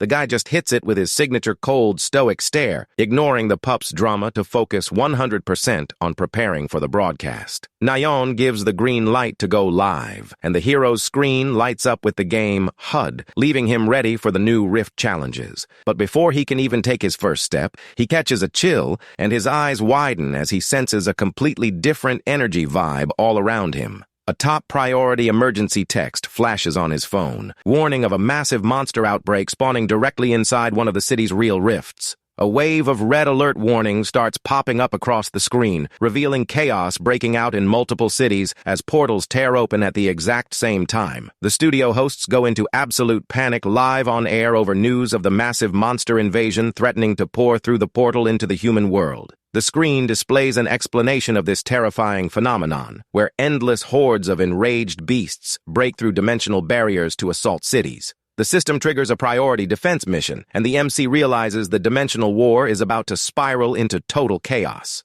Hana comes sprinting across the stadium field, calling out to the guy as stream fans cheer hyped up over the sub-mentor's return to action. She urges him in a hurry, letting him know she's already prepped a military transport and ordering them to move out to the crisis point right now. They arrive at the invasion site, only to realize they were too late, finding several fallen soldiers and goblins strewn lifelessly across the park grass. Hana inspects a fallen monster and figures the surviving goblins, known for their sharp tracking skills, must have chased defenseless civilians into the woods. Knowing the MC's immense combat potential, she suggests splitting up the search, and the hero agrees to the divided search plan without a second thought. She wishes him luck and sprints off down one of the forest trails, leaving the guy free to kick off his own hunt against the green beasts. With eyes glowing in pure golden rage, the hero decides to focus his initial attention on the east trail, where he senses the heaviest enemy energy trail. Further up, a civilian runs frantically through the forest, pleading for the terrifying creatures not to get any closer under any circumstances. A young girl gets cornered by 3 green goblins armed with sharp spears, screaming for help in absolute terror as she stares down her potential end. Suddenly, a heavy iron chain whips through the air at crazy speeds, cutting through the forest silence to signal the hero's clutch arrival. The scythe strikes the first monster square in the head, dropping it as it wails in pain, while Woo-hyun makes a dramatic leap from the trees into the clearing. He lands while executing a clean spinning slash that eliminates the second pursuer, giving the green pack 0 chance to defend themselves. The last goblin tries to back away with a high-pitched squeal of pure terror, but the guy simply flickers his fingers to guide his chain weapon's trajectory. The scythe delivers a sweeping final blow that takes down the last monster on the path, ensuring temporary safety for the civilian watching in a trembling panic. Woo-hyun retracts his chain scythe with absolute grace, while comments on screen note that the strike looked like it was guided by a ghost because of how ridiculously fast it was. He calms the shaken girl down, identifying himself as an agent from the Dimensional Management Bureau and pointing out a safe trail for her to get down without danger. The civilian runs off relieved, thanking him for the rescue, while Woo-hyun watches her leave, wondering if she was the last survivor in the area. Knowing this monster outbreak seems endless, the guy realizes he needs to hurry up, track down, and eliminate the Rift boss once and for all. Right as he thinks of the demon, a giant red monster comes leaping down out of nowhere, trying to catch him off guard from above. With absurd reflexes, the MC simply dodges and hurls his sharp blade in a rapid counterattack that slices through the forest wind. To nobody's surprise, the sharp-fanged red monster manages to block the strike using its own weapon, proving it isn't just common trash. Spotting the enemy's precise block, Woo-hyun narrows his golden eyes, intrigued by a defensive reaction that's unusual for a standard monster. But the mystery deepens when he spots a dark-horned shadow standing quietly among the trees, observing the entire fight from afar. The red monster roars furiously and charges forward again with heavy footsteps toward the hero, who simply gets into position with his chain in hand. The trade of blows begins, but the stream chat quickly notices that the god of mechanics seems to be only defending without counter-attacking his opponent. Analysts watching the stream get confused by the passive tactic until they realize Woo-hyun is actually locked onto a totally different spot in the forest. While blocking the opponent's blade, the hero keeps his focus fixed on the horned intruder lurking in the shadows, just watching the show. Out of patience for spectators, Woo-hyun uses his incredible physical strength to shove the red monster's weapon aside, completely breaking its balance. The red monster lets out a startled grunt as it realizes its combat stance was shattered by the guy's brutal countershove. The MC delivers the final blow with surgical precision, sending enemy blood spraying as viewers cheer for the sleek finish. With the first opponent taken care of, the guy slowly turns toward the horned silhouette still standing frozen in the middle of the dark woods. With a cold glare and eyes glowing brilliantly in gold, Woo-hyun menacingly orders the mysterious creature to step out of the shadows. A purple-skinned dimensional intruder with flaming horns emerges, revealing itself to be a feared creature that rarely spawns early in a match.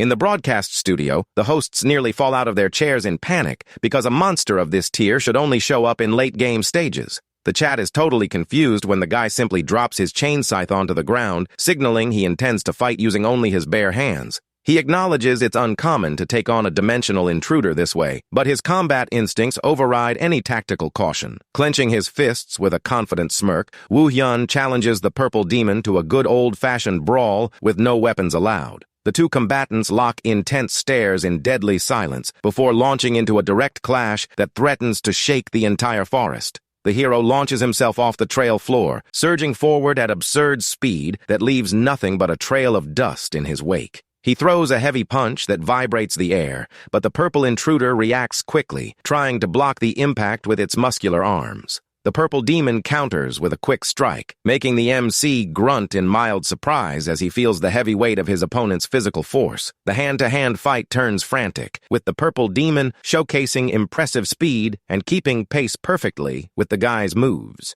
Back in the recording studio, the hosts start noticing a very strange pattern in the Dimensional Beast's fighting style during the broadcast. They wonder if that precise sequence of strikes doesn't look suspiciously like the grand final from the last survival tournament where the hero crushed everyone. While trading blows, Woo-hyun himself internally admits he had a gut feeling that something was off regarding this opponent's bizarre behavior. Both throw an identical high kick at the exact same time, proving the purple creature is blatantly copying every single technique used by the guy. He remembers when they built a combat bot cloned off his skills in the other world just to try to take him out after he wiped out their lab. However, the guy knows all too well that a cheap copy can never outperform the original talent, no matter how perfectly it tries to mirror his moves. Woo-hyun blocks the attack effortlessly and grabs the purple demon firmly by the face, shutting down any chance for the creature to react. With a fast, brutal motion, the hero slams the monster's head straight into the forest floor, making it clear that its copied skills are completely clunky.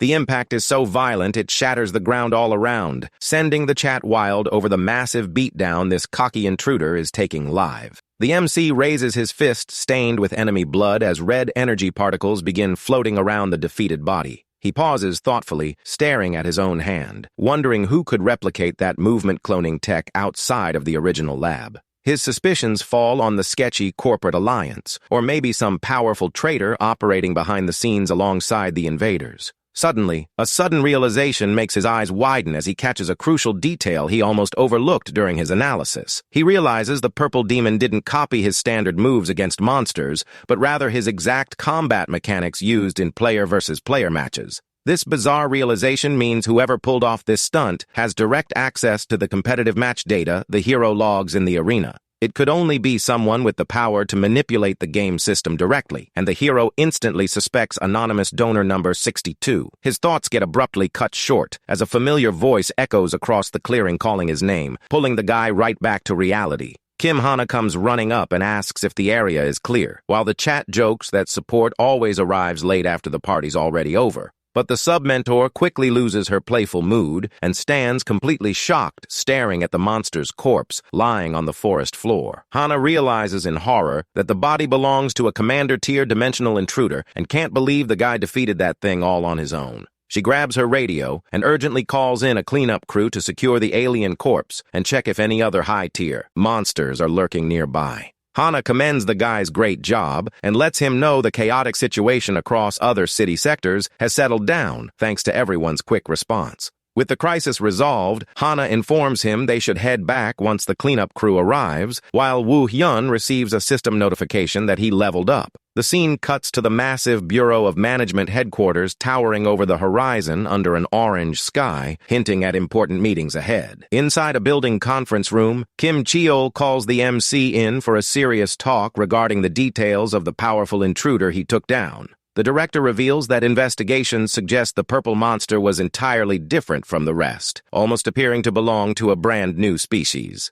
He asks the young man if there was any unusual behavior during the fight, and the guy confirms the commander-tier creature acted strangely. The bureau leader's jaw drops upon hearing that the purple intruder tried to perfectly copy the god of mechanics' fighting style during the fierce brawl. On the official broadcast, the hosts agree that the idea of a monster mimicking an elite player could trigger a massive shakeup in the scene.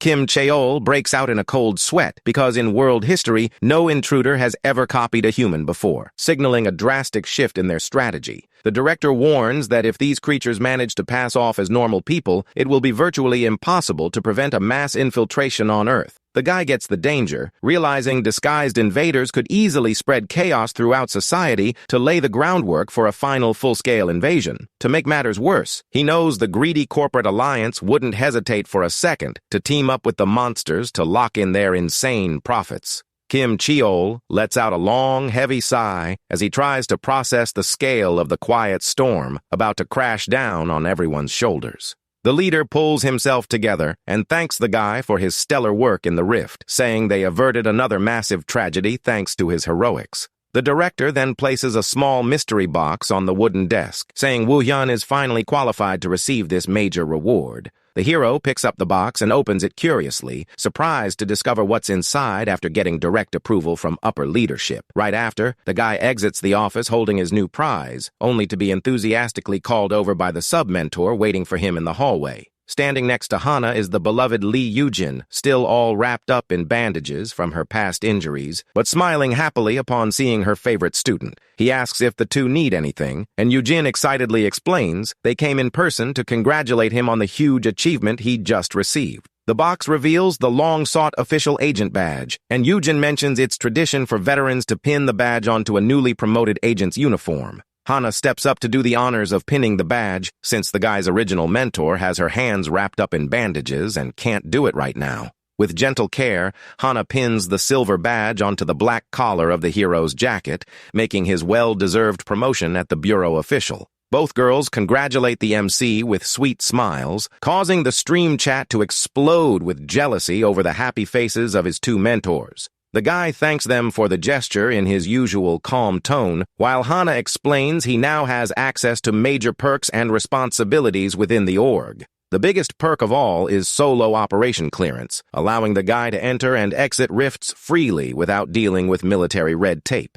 Yujin pouts and complains she's only gotten to go on one mission with him so far, and she ended up all beat up and bandaged from that wild brawl. The mentor yells embarrassedly that it was totally a work accident, but Hana just smirks mockingly and doubts her friend's excuse. Hana reminds him he doesn't have to carry the weight of the world on his shoulders alone, and that both of them are always ready to help him in battle any time. Just as the hero is about to answer about his future plans with the new license, Neon suddenly interrupts the stream with a super cute cutout squeal. The host apologizes for the surprise, explaining that the main story broadcast is taking a quick break today so she can drop a massive bombshell announcement. She pulls up the official forum post, revealing that the God of Mechanics opened up training slots for streamers competing in the prestigious SSR Special Cup. Neon strikes a pose and excitedly reveals that the name of the new Disciple Audition reality show will be Superstar N, proudly taking credit for naming it herself. Caster Cha Seongcheol notes that the number of applicants was colossal, but she assures everyone the preliminary screening is in its final stretch to start going live. With a playful, charming gaze, she asks viewers to stay tuned for the show's upcoming episodes, which promise to be absolute fire. A few days pass, and the scene cuts backstage at the Superstar N studio, minutes before the official pilot episode of the audition goes live. In the middle of the massive crowd of applicants outside, the friendly twins Aryam and Dawoon anxiously await the start of the practical tests. The audience notices the lineup gathered everyone from huge influencers with 100,000 subscribers to rookie streamers with zero presence in the scene. Suddenly, Dawoon discreetly points at a tough-looking guy in line, revealing that the feared player known as Blue Whale is also taking part. The twins find his presence weird, since the guy is notorious for being a toxic content creator who lives off spreading free hate online. Dawoon jokes that maybe they invited the troublemaker on purpose to teach him a lesson. But Aryam says the MC is way too mature for that. What they don't know is that Neon herself chose the guy on purpose with the petty master plan of watching him get crushed by the God of Mechanics.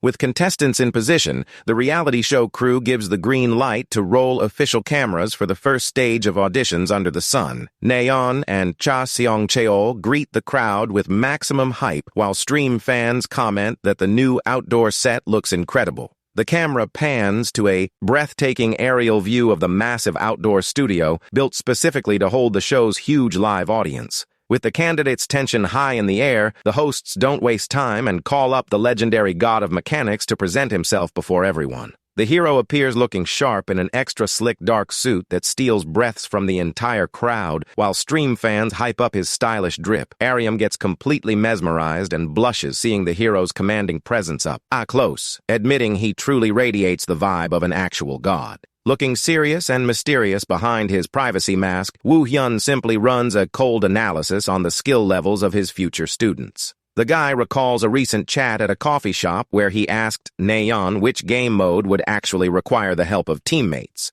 The system pulls up details for the challenging raid mode, which stands out as one of the hardest co-op activities in the game's PvE universe. Unlike standard portals, raids require taking down a single titanic boss while coordinating special mechanics that make teamwork mandatory. Woo-hyun looks at the 12 candidates gathered on stage and bluntly warns them he's only here today to pick a single disciple. He warns that the chosen one will have to follow his rules without complaining, suggesting anyone who lacks the confidence can turn around and walk out right now. The hero adds that even those who pass could end up kicked out if they fail to follow orders, leaving little Curia terrified by the threat. On the flip side, the guy promises that anyone with the drive to learn will level up until they hit at least master rank in the game. That's when the cocky blue whale decides to run his mouth, asking if the MC is really that good to the point of not needing to prove his skills first. Keeping his cool, the god of mechanics casually walks down the steps and proposes an insane 12-on-1 challenge to shut everyone up for good. He loosens his tie and lays down the rules, stating that if anyone manages to land a single strike on him within 10 minutes, the candidates win the test. In the broadcast booth, Nayeon and her partner nearly fall out of their chairs in total shock over the guy's audacity to solo 12 opponents at once. Woo-hyun adds that anyone who manages to touch him gets an instant pass, leaving the rest of the candidates super intrigued by the opportunity. But knowing it'd be unfair to play without a handicap, the guy uses his shoe to draw a small circle in the sand to limit his own movement. He promises he won't take a single step outside that mark and won't attack anyone first, throwing the stream chat into complete hype. Dawoon raises his hand to ask if they can fight as a team, and the hero gives the thumbs up to use any skill or weapon they want. With glowing golden eyes sharp behind his privacy mask, the hero gives the green light to kick off the wild test battle. Thinking the hero is just clout chasing, the arrogant blue whale channels his magic and readies a devastating attack. He fires a massive spear of flame straight at the guy, making other nearby contestants back off, scared by the force of the strike. But with a frame-perfect dodge, Woo-hyun simply leans his upper body to the side, letting the flaming projectile pass right by without moving his feet. The fire spear explodes violently into the trees behind him, kicking up a huge smoke screen while the hero stands untouched in his spot. The sniper stands mouth agape, unable to comprehend how the guy dodged such a rapid attack with that much ease and flair. Woo-hyun simply scratches his neck out of boredom and warns that their time is running out, suggesting all 12 candidates charge him all at once. Realizing things are serious, the other fighters swap tense looks and realize they'll have to team up if they want any shot at winning. Next thing you know, all the candidates unleash their strongest abilities at the same time, creating a literal storm of colorful energy in the clearing. The MC simply narrows his golden gaze and prepares to show why he's considered the most skilled, untouchable player on the whole server. Seconds later, the dust settles, revealing almost every contestant flat on the ground after trying to push past the guy's defense line. A purple-haired warrior groans in frustration from the floor, realizing no attack got through and that it was straight-up impossible to get close to him. He tries to urge the group not to give up when suddenly the twins step forward, determined to throw one last desperate strategy. Aurium and Dawoon charge into the attack at high speed, shouting to their fallen teammates that they can leave the rest of the job to them. The two move in sync from the flanks, attempting to pin down the hero who remains standing dead center in the circle waiting for their move. Dawoon calls out that he'll sweep low while his sister goes high, setting up a clean pincer trap to corner the masked master. But with superhuman reflexes, Woo-hyun casually catches Aurium's foot and blocks Dawoon's charge using sheer arm strength. He spins his body gracefully and tosses both siblings through the air in such a comedic way that the stream chat compares it to an amusement park ride. The twins hit the dirt dizzy-eyed right as Nayeon happily calls the end of the challenge timer. The hero remains standing in the exact same spot he started, proving to the 12 defeated candidates that the skill gap between them is night and day. He adjusts his formal clothes and calmly asks if anyone still has any objections regarding his ability to be their mentor. Faced with a reality check like that, even the cocky blue whale takes the L in silence while the twins lie knocked out in the sand. Woo-hyun acknowledges that this only proved his personal skill, noting he'll now need to demonstrate his true coaching ability step by step. On the main stage, Nayeon claps her hands excitedly and gets ready to officially announce the start of Stage 1 for her hit reality show. She shouts that the nuclear tourism-themed Superstar N show is officially underway, making the MC let out a long sigh of embarrassment over the cringe name. The co-host takes the mic and asks what the first challenge will be, and she reveals the opening task will be a unbuffed physical control test. The display shows a hologram indicating participants must hold a 150-kilogram bar without buffs for 3 minutes. The commentator adds that the selected build focuses on physical enhancement, boosting stamina and muscle power partially. Nayeon shows a hilarious photo proving she and her co-host attempted the test, but the host's soul looked like it left his body from sheer exhaustion. She instructs the candidates to switch their system windows to public mode and asks if anyone has questions before starting the timer. The twins raise their hands simultaneously, asking if finishing fast grants perks and if there's any penalty for taking too long to complete it. The commentator explains that scoring is based on order of completion, and the bottom 4 after the second test will be instantly eliminated. The candidates stand completely shocked to find out the cut will be that brutal and immediate right in the show's opening tasks. The host tries to ease their nerves, noting they can attempt it multiple times within the 30-minute limit, which also includes practice time. As the challenge kicks off, the contestants start breaking into cold sweats, struggling hard just to lift the heavy bar within the first 5 minutes. The hosts debate who will do best, placing their bets on melee fighters since they're used to high physical stats. But the stream chat starts flooding with complaints, calling out the crew for favoring melee fighters way too much over spellcasters. Nayeon checks her tablet and instantly panics, realizing the audience is hating the setup, viewing it as unfair to ranged classes. Nayeon waves her arms in sheer desperation, screaming that the crew isn't ignoring ranged builds, nor planning to pick only melee brawlers. She quickly clarifies that the reality show's second mission will offer a huge advantage to ranged attackers, justifying the strategic order of the tests. After calming the chat down, the host asks who will be the next brave soul to take the test, and the twins quickly step up alongside a veteran swordsman. With tests authorized, the 3 contestants line up in front of their iron bars and activate their system UIs to kick off. Nayeon hits start on the timer, and the guys along with the girls strain with crazy effort to lift the weights without any buff assistance. Past the first minute mark, the twins start throwing banter back and forth, with Dawoon begging his sister to give up and Aryam shooting back that she's not taking it easy. The clock hits 2 minutes, and the veteran swordsman starts shaking violently, his face bright red from the extreme strain of holding that heavy bar up. Unfortunately, the veteran loses focus for a split second and drops the weight at 2 minutes and 50 seconds, failing his first try. On the other hand, the twins show insane endurance and push past the 3-minute mark, comfortably securing the first official passes of the round. The siblings celebrate their win, jumping around the stage, while chat viewers comment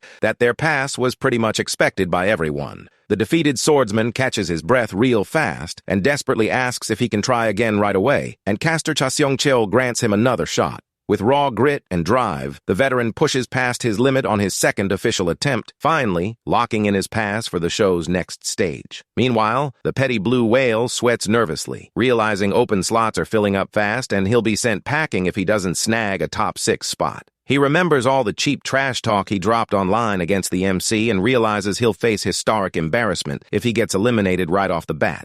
A candidate dressed in a blue superhero suit locks in the 4th pass, and Blue Whale decides to take advantage of the distraction to step up and take his shot. Nayeon flashes her signature professional smile and sweetly asks if anyone else wants to step up for the next set of tests. The liar claims he's already mastered the movement, leaving the host puzzled by his sudden surge of confidence. He smirks arrogantly and confirms he's taking on the test, while she reminds him to set his system display to public mode before lifting the weight. He steps up the stage stairs with a strange blue aura glowing around his body, catching the suspicious eye of the masked hero, who watches silently. Nayeon announces the countdown, and the guy grips the metal bar firmly, putting on an act like he's putting in genuine work to lift the heavy equipment. To the surprise of viewers, the guy lifts the 150-kilogram bar without showing any real struggle right off the bat. He gloats internally over his fake flex while chat viewers start praising the creator, thinking he actually had some hidden talent. But Woo Yun's sharp eyes behind the mask aren't fooled for a single second, right as the clock hits 3 minutes, confirming a success. The guy drops the heavy bar onto the floor with a victorious smirk, while the host cheers the completion without suspecting a thing. She congratulates the contestant and points him toward the cleared group, but the MC abruptly halts the celebration with a stern warning. Woo Yun walks up to the guy and asks intimidatingly what he thinks he's pulling, leaving the contestant confused and the stream chat in total panic. The masked master cuts straight to the chase, asking if the cheater honestly thought nobody would catch him using active buffs during the test. The scammer tries to play dumb, but the chat gets split since the player's system interface clearly showed no external buffs active. Super worried about the show's reputation, Neon whispers to the MC, asking why he's so sure the guy used some kind of cheat. The hero calmly explains that the guy's stance and stride gave away the buff activation, as his actual physical movements were lagging digitally. The host warns they could face a massive lawsuit if they're wrong, but the hero guarantees with absolute confidence that there's zero margin for error. Blue Whale tries to flip the script and dares Woo Hyun to prove the claim, pointing at his clean display and mocking what would happen if the master is wrong. Woo Hyun raises the stakes, stating that if he's wrong, he'll publicly apologize, quit his streaming career, and donate every single cent he's earned to date. Intimidated by the massive wager, the cheater breaks into a cold sweat and frantically tries to toggle off his buffs through the game menu, praying nobody catches on. But the cheat menu straight up freezes and ignores his inputs, exposing the fraud to the entire audience as the master declares his instant disqualification. The cheater grits his teeth in pure rage and embarrassment, realizing he's been exposed in front of thousands of viewers on the reality show's live stream. He logs off the server, cursing the show, while viewers crack up at the scammer's cowardly exit and apologize for doubting the hero. After the mess, Neon apologizes for the commotion and gets the show back on track, calling up the next candidates, with Cute Curia being the first to raise her hand. With the dust settled, auditions continue full steam ahead, and as expected, ranged combat classes completely dominate the top spots of task number 2. The eliminated contestants take the L like good sports, wishing the finalists good luck before officially departing from the testing field. The commentator announces individual phases are wrapped up, and Neon explains they will now play 4-on-4 team matches to decide the ultimate finalists. Teams A and B are split evenly based on rankings, and the chat notices Cute Curia ended up as the sole ranged player on Team B. A viewer drops a generous 5,001 donation to support the stream and asks in the message what the big first-round challenge between the teams will be. Neon flashes a big smile on stage, building hype before dropping the long-awaited task meant to test the contestants' coordination and teamwork. She reveals that mid-tier Edibel bots will continuously spawn in the arena, and the team that destroys the most enemies within 10 minutes wins. The commentator adds that each team will get 2 official attempts using free skills, with all character buffs locked at 60%. The blue combat bots begin materializing in the center of the arena, and the host gives the official signal for the big team matchup to kick off. The results of the first round are posted, showing Team A managed to destroy 10 enemies, while Team B trailed slightly behind with 8 kills. Neon announces Team A took a temporary lead, but the commentator points out that Team B's composition with ranged classes holds a strong advantage. He explains that this type of setup allows them to stack ranged firepower to pick off the bots one by one as they spawn sequentially in the arena. The narrator continues explaining that if melee brawlers don't take down the bots fast, they end up swarmed by the horde due to lack of synergy. Faced with this concerning setup, members of Team B start sweating nervously, and Dawoon wonders if it's possible to ask the MC for some golden advice. The swordsman thinks it's a great idea, and Ariam loses no time sprinting toward the judges' table to ask permission for a quick coaching session. The girl begs for help at the foot of the stage, and Neon finds the idea valid, but notes that for fairness to the other team, they need a balanced rule. The host drops a new twist, announcing that she and her co-host will act as exclusive mentors for Team A, while Woo Yun focuses on coaching Team B.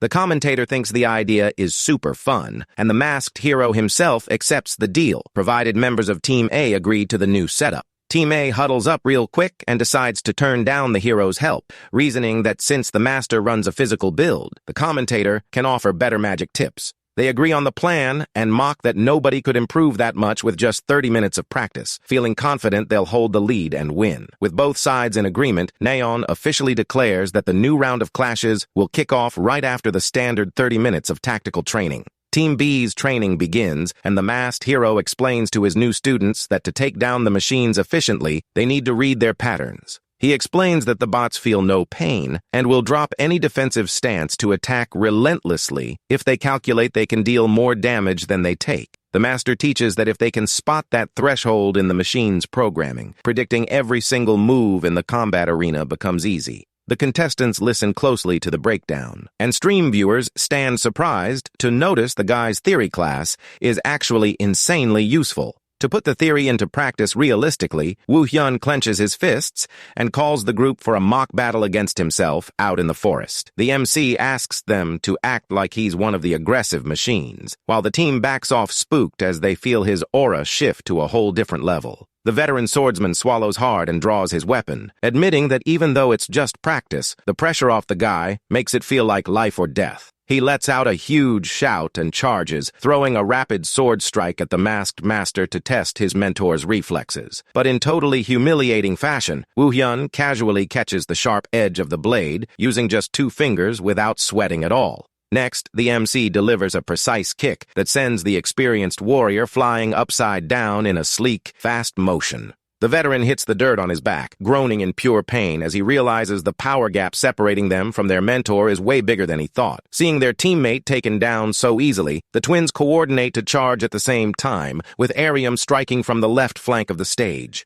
The two go all out against the masked hero under the watchful eye of young Curia, who stays frozen, not really knowing how to support her teammates. The mage gets super nervous, clutching her ice crystal, terrified of missing her magic aim and accidentally blasting her own allies mid-chaos. Giving zero room to react, Woo Hyun slips past the coordinated attack and catches Arium with a clean hit that makes the young warrior grunt in pain. Almost at the exact same time, the MC checks her twin brother's charge and plants him on the ground with a solid punch, shutting down the duo's push. With all 4 candidates flat on the ground, the master sighs and assesses that outside of the twins, the team lacks any real synergy or coordinated teamwork. He decides to start from scratch, letting them know stage 1 of team training will be establishing an efficient communication system so everyone acts in sync. Meanwhile, members of Team A watch the whole lesson from afar, jaw-dropped at the brutal training while the chat cracks up at the comedy. Nayeon calls out the spies, telling them to stop gossiping, and the commentator jokes that the master's tips are only helping the opposing team.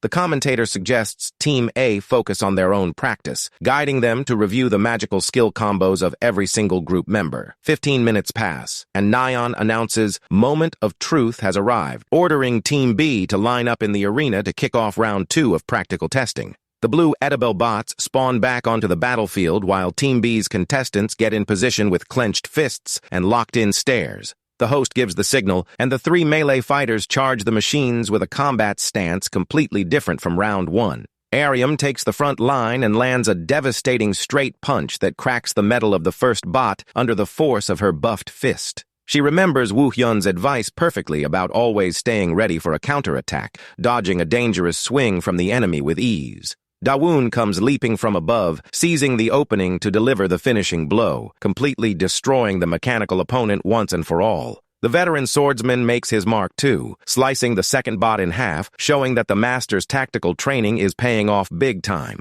Curia watches the relentless push from her melee teammates from afar, locking in as she tries to remember her true role in that battle. In a quick flashback, the hero explains to the girl that the key to Team B's victory rests entirely in her hands as the group's sole mage. He instructs her not to hesitate out of fear of hitting allies, telling her she needs to cast her spells with confidence to keep the team supported. Right as the veteran swordsman gets caught off guard by a sneaky attack from behind, the imminent danger makes the warrior break into a nervous sweat. Curia loses her fear once and for all, letting out a confident shout as she channels her mana to cast her most powerful support spell. She fires off a devastating freezing blast that freezes the attacking bot, saving her teammate and sending stream chat wild over the clutch play. The young mage takes full control of the backline, keeping everyone safe while the swordsman thanks her for the clutch save that kept him from getting eliminated. In the recording booth, the hosts stand shocked by Team B's speed, admitting it's hard to believe this is the exact same uncoordinated group from earlier.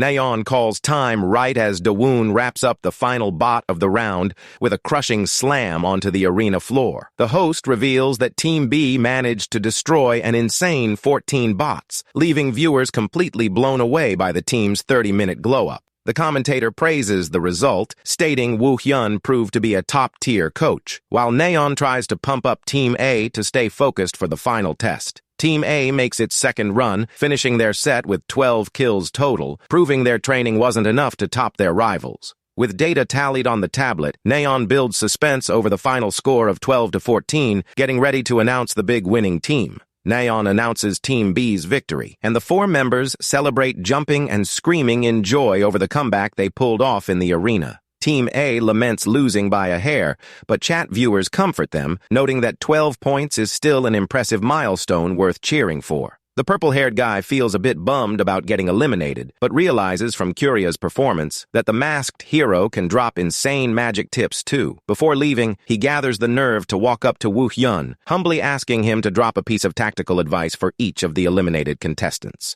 The hero accepts the request and gives the blue-clad guy a valuable tip on how to smartly maximize his pyromancer class's explosive output. The eliminated contestants express immense gratitude for the opportunity, saying goodbye to Neon while calling it one of the best experiences of their lives. With the team set, the hosts reveal the show's grand final will be a wild 2-on-2 co-op survival match. Neon announces the finalists will face off in classic player-versus-player survival mode, with the last duo standing taking home the title. The four finalists stare each other down with sharp focus, knowing the battle for the title of the God of Mechanics disciple will be fierce. Meanwhile, at a city gym, the trainer wraps up the exhausting physical workout of the day, leaving our beloved Lee Yujin completely wiped out. Yujin thanks the trainer, barely able to speak from exhaustion, catching her breath while leaning against the weight rack in the gym room. She wipes off her sweat and grabs her phone real quick, remembering the Disciple audition reality stream should have wrapped up its results by now.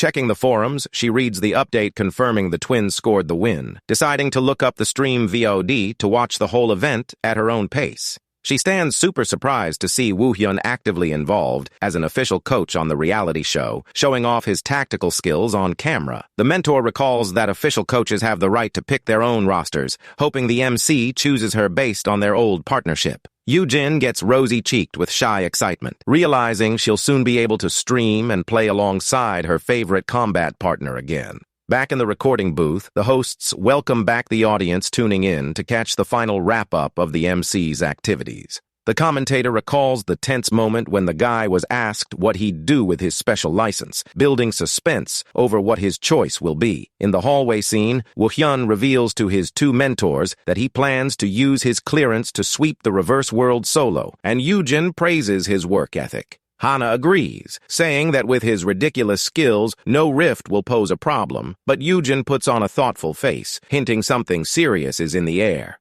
The mentor whispers into the hero's ear, asking him to read an important text on his phone before leaving, since the topic is way too sensitive to speak aloud. Down in the bureau's underground garage, the guy's phone buzzes with the secret text sent by the mentor who was eagerly waiting for him. Yujin asks in the text if he remembers the traitors who jumped them during the last mission, naming the villain Choi Hyung-cheol and his corporate goons. She warns that the thugs were actually after the MC, advising that they want something from him and could drop another ambush at any moment. The mentor reassures the guy that they're prepared, having planted informants inside the corporation to keep tabs on any suspicious moves. She wraps up the text, sending over a curated list of ideal rifts for the hero to clear solo, leaving the MC brooding over the dangers ahead. In the booth, the hosts comment that this setup is a prime setup for an ambush, and the chat agrees a villain attack is basically bound to happen. The scene cuts to the garage, where a driver in a black suit opens the rear door of a luxury car, politely calling out to the MC. The guy introduces himself as Jung Ji-hoon from the support team, explaining he was tasked with giving the hero a comfortable ride to his solo mission site. Woo Hyun thanks him for the ride, and the driver wishes him a smooth trip as he drops him off at the entrance of Sangam Forest Park, where the rift is located. The support vehicle rolls out, leaving the masked hero alone in the middle of the dark, quiet forest, which radiates a cold, eerie vibe. He walks up to the edge of a cliff and stares at the massive blue-dimensional portal floating silently among the dense trees under the night sky. Woo Hyun reads another text from Yujin, assuring him security guards are sweeping the perimeter, but the hero suspects the guards have actually vanished. His sharp instincts go off, and he realizes he's fully surrounded as a red-haired sniper aims a firebow straight at him from the shadows. Suddenly, several assassins leap from the dark throwing attacks, but the hero reacts instantly, dodging every hit with clean aerial flips. He lands sleekly behind one of the attackers and raises his massive tactical spear to drop a devastating counter, leaving no room for defense. With crazy fast moves, the MC knocks out another enemy with a heavy punch to the face, leaving the remaining goons terrified of his strength. One more thug tries to swing a sword, but Woo-hyun checks the strike with ease using his heavy weapon, generating a loud burst of force. The hero drops into a battle stance with his spear ready as a sarcastic voice echoes across the clearing, mocking his fast reaction time. A squad of soldiers in black tactical armor emerges from the blue mist, revealing that this ambush was carefully planned by the corporate villains. The squad leader, sporting a creepy grin, steps forward and greets the MC sarcastically, showing he knows him all too well. The villain asks whether he should address him by name or by his test subject handle, number 48, causing the hero's golden eye to flare up in pure anger. Woo-hyun asks if they're corporate goons, and the leader laughs mockingly, confirming the suspicion and promising to explain things real simple. The enemy stretches out his hand and authoritatively commands the test subject to return to the lab immediately, leaving the masked hero thoroughly pissed off. He cracks a creepy smile, promising the Corp will enhance his special powers through far more rigorous scientific testing. With eyes blazing in rage, the MC tells the villain to shut his mouth and stop talking nonsense, bursting out a massive, terrifying red power aura. The leader drops his smirking face, deeply regretting the guy's rebellious answer, signaling his goons to go full force with physical violence. He warns that the fallout of that stupid choice rests entirely on the hero, while his elite soldiers charge up their lightning and dark magic. The boss orders the charge, and the assassins rush at absurd speeds toward the MC, blasting energy waves to lock him down for good. Woo-hyun blocks the first electric punch with his weapon, creating a massive shockwave that rattles the whole forest with the sheer force of the blow. As chaos breaks out in the forest, Woo-hyun parries the attacks with annoying ease, sending one of the goons flying into orbit without breaking a sweat. With an enemy coming from behind, our MC grips his weapon firmly and prepares to give the smart aleck a proper lesson. Woo-hyun's calm expression shows he finds the whole thing completely boring, and that his opponents need to try way harder to scare him. He leaps with full force and delivers a devastating vertical strike that turns the poor goon into mush, sending sparks flying everywhere. Desperate seeing his men drop like flies, the sadistic leader screams for everyone to stop panicking and keep attacking the monster relentlessly. 3 idiots decide to listen and rush in, combining wind, fire, and electricity in hopes of a miracle. The clash of elements triggers a gigantic explosion, making the scene look like an over-the-top fireworks display right in the woods. When the smoke clears, Woo-hyun is still standing there completely untouched, leaving everyone watching live jaw-dropped at such broken power. Over in the studio, Nayeon and Seongchul comment on the hunter's great coordination, but admit it's useless against the legendary zombie lord. Realizing things have gone sideways, the goon leader decides there's no choice left but to pull out their emergency backup plan. He frantically orders everyone to consume a substance called TL-01, leaving poor Nayeon totally lost over the weird name. The host confesses she's never heard of it, and Seongcheol quickly searches the database, finding absolutely zero info on the topic. Seongcheol jokes that our MC probably pulled off his usual antics, while the internet chat is already predicting global chaos. The villain downs the purple pill, swearing to make Woo-hyun regret it, while the guy finds it odd that he never heard of this drug even in his past life. Woo-hyun decides to stay cool and just watch to see what weird reaction that sketchy substance will cause to the enemy's body. The leader's body starts spasming violently as a terrifying purple energy wraps around his figure in a totally hostile way. He howls in pain as his muscles double in size and his skin turns a creepy purple shade, making him look like a total monster. Inspecting the freak mutation up close, our MC realizes the situation is way more serious and dangerous than he originally thought. To make matters worse, all the other goons take the pill too, transforming into giant purple hulks, radiating a creepy aura. In the studio, Nayeon stands shocked to notice that weird purple energy is frighteningly identical to that of a feared dimensional intruder. Woo-hyun concludes this is definitely no standard performance enhancer and readies himself for the worst as the monster tells him to get ready for his end. With eyes glowing in pure blind rage, one of the mutant goons charges an electric punch, packing an insane amount of destructive power. The impact creates a massive shockwave that sends chat viewers wild over the insane power boosted by a single pill. Woo-hyun comes out unscathed from the dust cloud, but notes with concern that these guys' power output shifted drastically. The red-haired brute wastes no time and fires a colossal blast of fire at the hero, attempting to burn him alive. But our MC is way too slick, spinning his spear at high speed to cut through the flames like they were simple smoke. The fire brushes right past Wu Yun's face without leaving a scratch, showing his speed remains on a whole different level. Suddenly, the wind mutant comes flying down from above for a surprise drop. But the hero dodges the strike with a pixel-perfect leap. The blow craters the ground and whips up a gust so heavy that Seong Chol notes something super sketchy is going on with the hunters' minds. Even faced with all this insane pressure and danger, Wu Hyun just holds his weapon steadily without showing a single speck of fear. As the four mutants charge through the smoke, the hosts start suspecting they've lost consciousness and are being puppeted. The hero confirms the suspicion upon realizing the hunters have completely lost their minds, acting like mind-controlled puppets, just like the invaders. Determined to wrap up this mystery once and for all, he decides to end the nonsense quick so he can inspect the leader's body. The pyromancer enemy tries one last-ditch effort, throwing a colossal wall of fire, but Wu Hyun simply leaps straight into the attack without hesitating. The guy pushes through the sea of flames impressively, using his energy to repel the intense heat without taking a single drop of damage. He emerges from the fire at insane speeds, leaving chat viewers disbelief struck over such wild speed and audacity in battle. Using his special ability, the MC channels energy to summon giant rock spikes that burst from the ground to toss the enemies far away. The squad leader gets caught off guard by the violent impact, coughing up blood as he realizes that even transformed, he's still just a toy to the hero. Even beat down, the monsters regroup once more, charging their ultimate moves by combining lightning and wind for a desperate push. They fire off an electric storm combined with a colossal wind cannon to try to wipe our MC off the map for good. Wu Hyun casually gets into position mid-air facing the massive attack, prepping to show how a true dimensional slash is done. With a single precise swing of his blade, he slices the incoming attack into dozens of pieces, completely neutralizing their push. The guy's insane technique dissipates the leftover energy, bringing total silence back to the clearing in seconds. The mutant leader collapses onto the dirt, unable to process what just went down, as Wu Hyun's intimidating shadow looms right behind him in the dark. With all the brutes defeated and groaning on the floor, the chat goes wild, hyping up the unmatched dominance of the god of mechanics.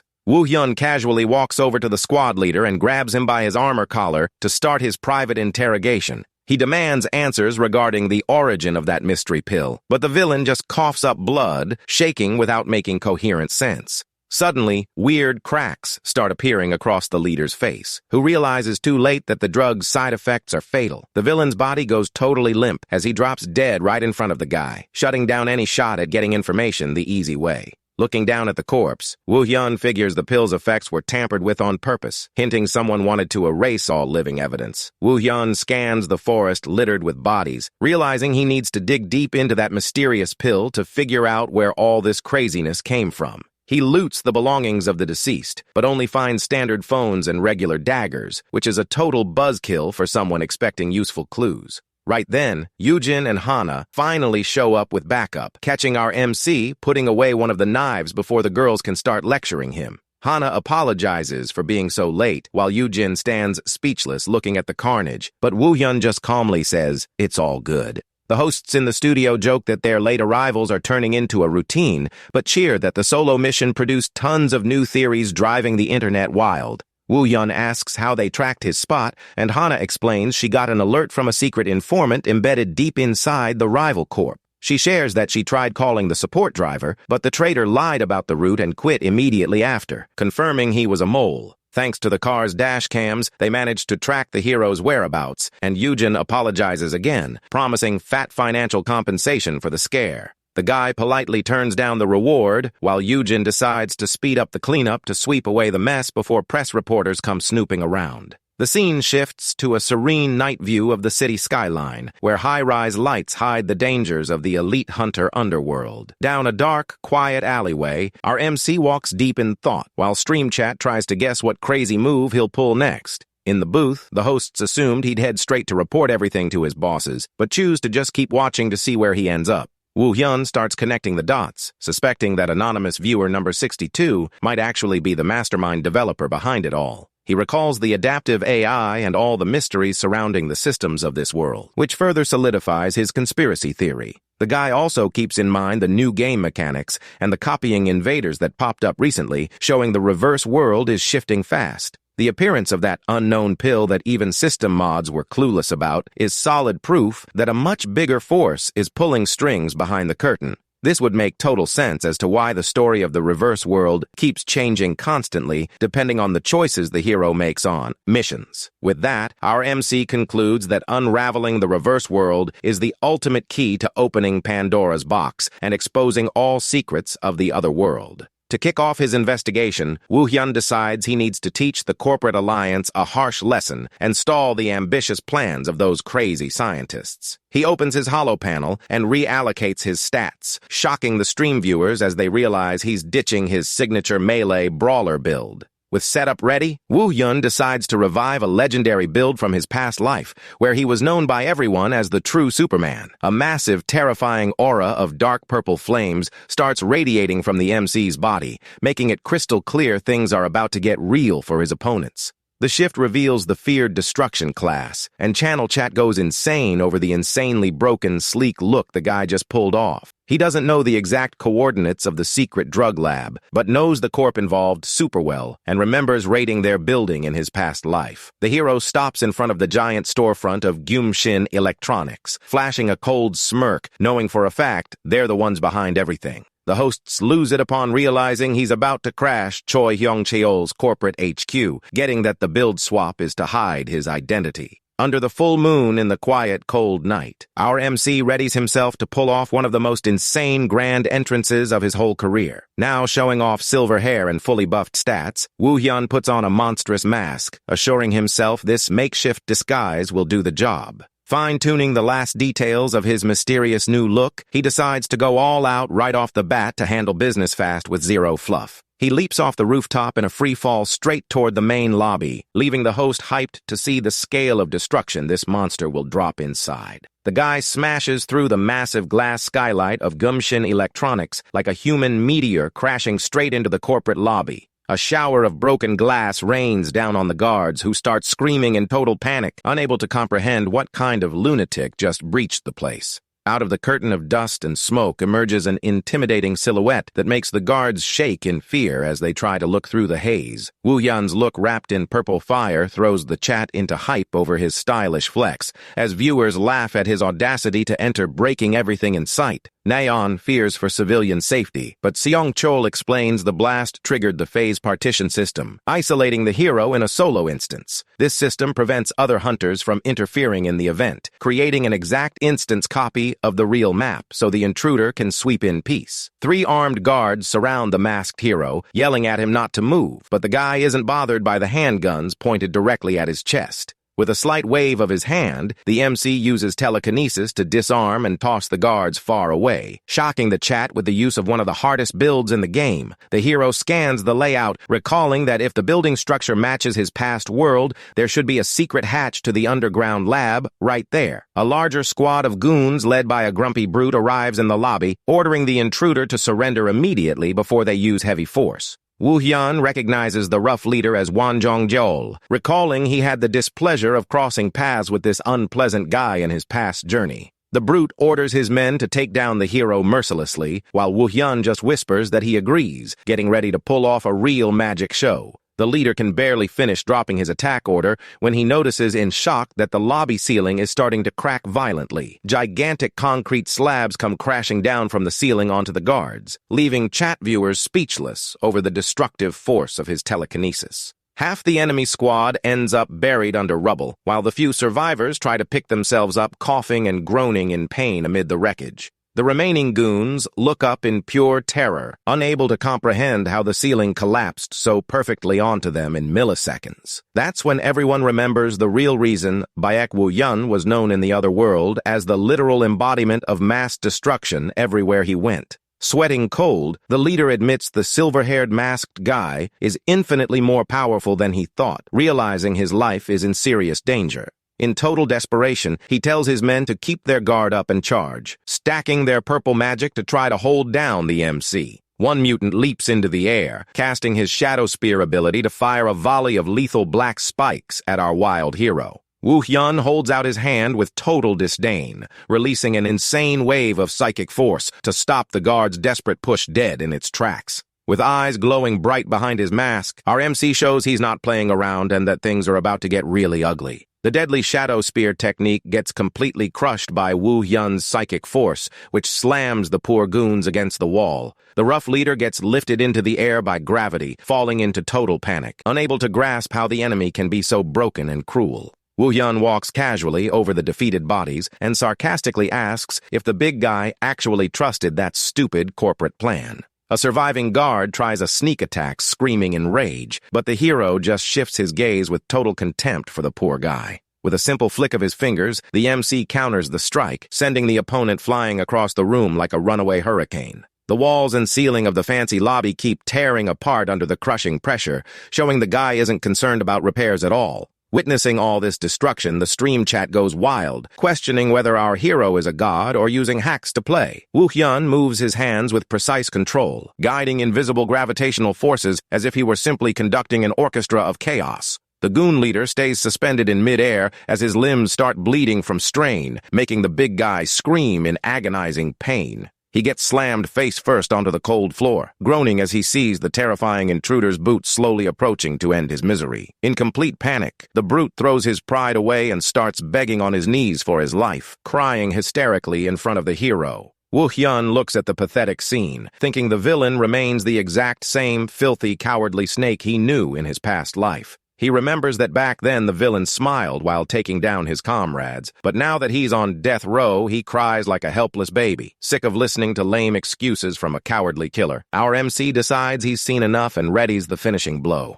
A orb of pure gravitational darkness spawns at the lobby ceiling, leaving the brute paralyzed with terror as he realizes his time is up. The terrifying pull of the black hole starts sucking in and tearing apart the leader's body as he lets out one last desperate scream before disappearing. The crushing gravity finishes the job fast, leaving only a massive pool of blood scattered across the walls of the now destroyed lobby. In the studio, host Nayeon stands horrified by the extreme brutality of the scene, while chat comments note the broadcast will definitely get censored. Seong-chol apologizes to viewers, warning they'll need to cut the feed for a few seconds to censor the graphic violence on screen. With the stream restored, the hosts praise Woo Hyun's crazy control, admitting he transformed a weak class into a literal killing machine. Woo Hyun stops in front of a giant metal gate, concluding he's finally cleared the floor's security so he can push toward his main goal. He knows if he takes too long, more guards will show up to cause trouble, so he decides to move fast before the building's main alarm trips.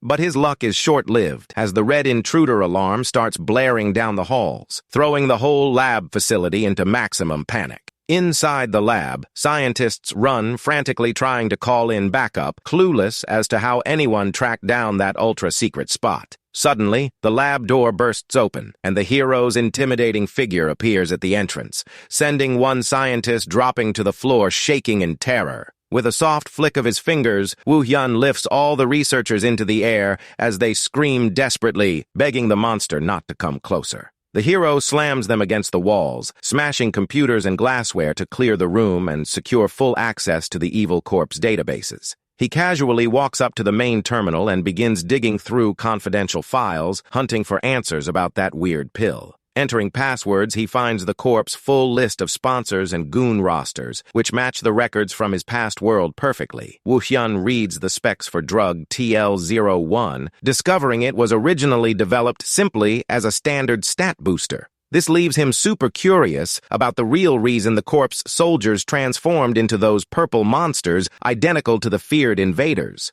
He concludes the pill's effects were tampered with secretly by someone, but his thoughts get cut off by shouts announcing the intruder is inside. An arrogant scientist shows up escorted by two massive combat bots named Edabels, glaring at our hero with pure superiority. The researcher orders the machines to capture the intruder immediately, and the giant bots charge head-on at the guy to crush him. Showing zero concern, the MC holds out his left hand and channels his psychic force to check the momentum of the colossi. He freezes the huge combat machines mid-air with ease, leaving stream hosts disbelief-struck by such precision in psychic control. Seongchul clarifies that it isn't raw force, but pure skill, as the hero targeted the bot's joints precisely to paralyze them completely. With a quick clench of his fist, Woo Hyun blows the combat machines into 1,000 pieces, leaving the arrogant scientist wide-eyed and speechless. A giant chunk of concrete drops right next to the terrified researcher,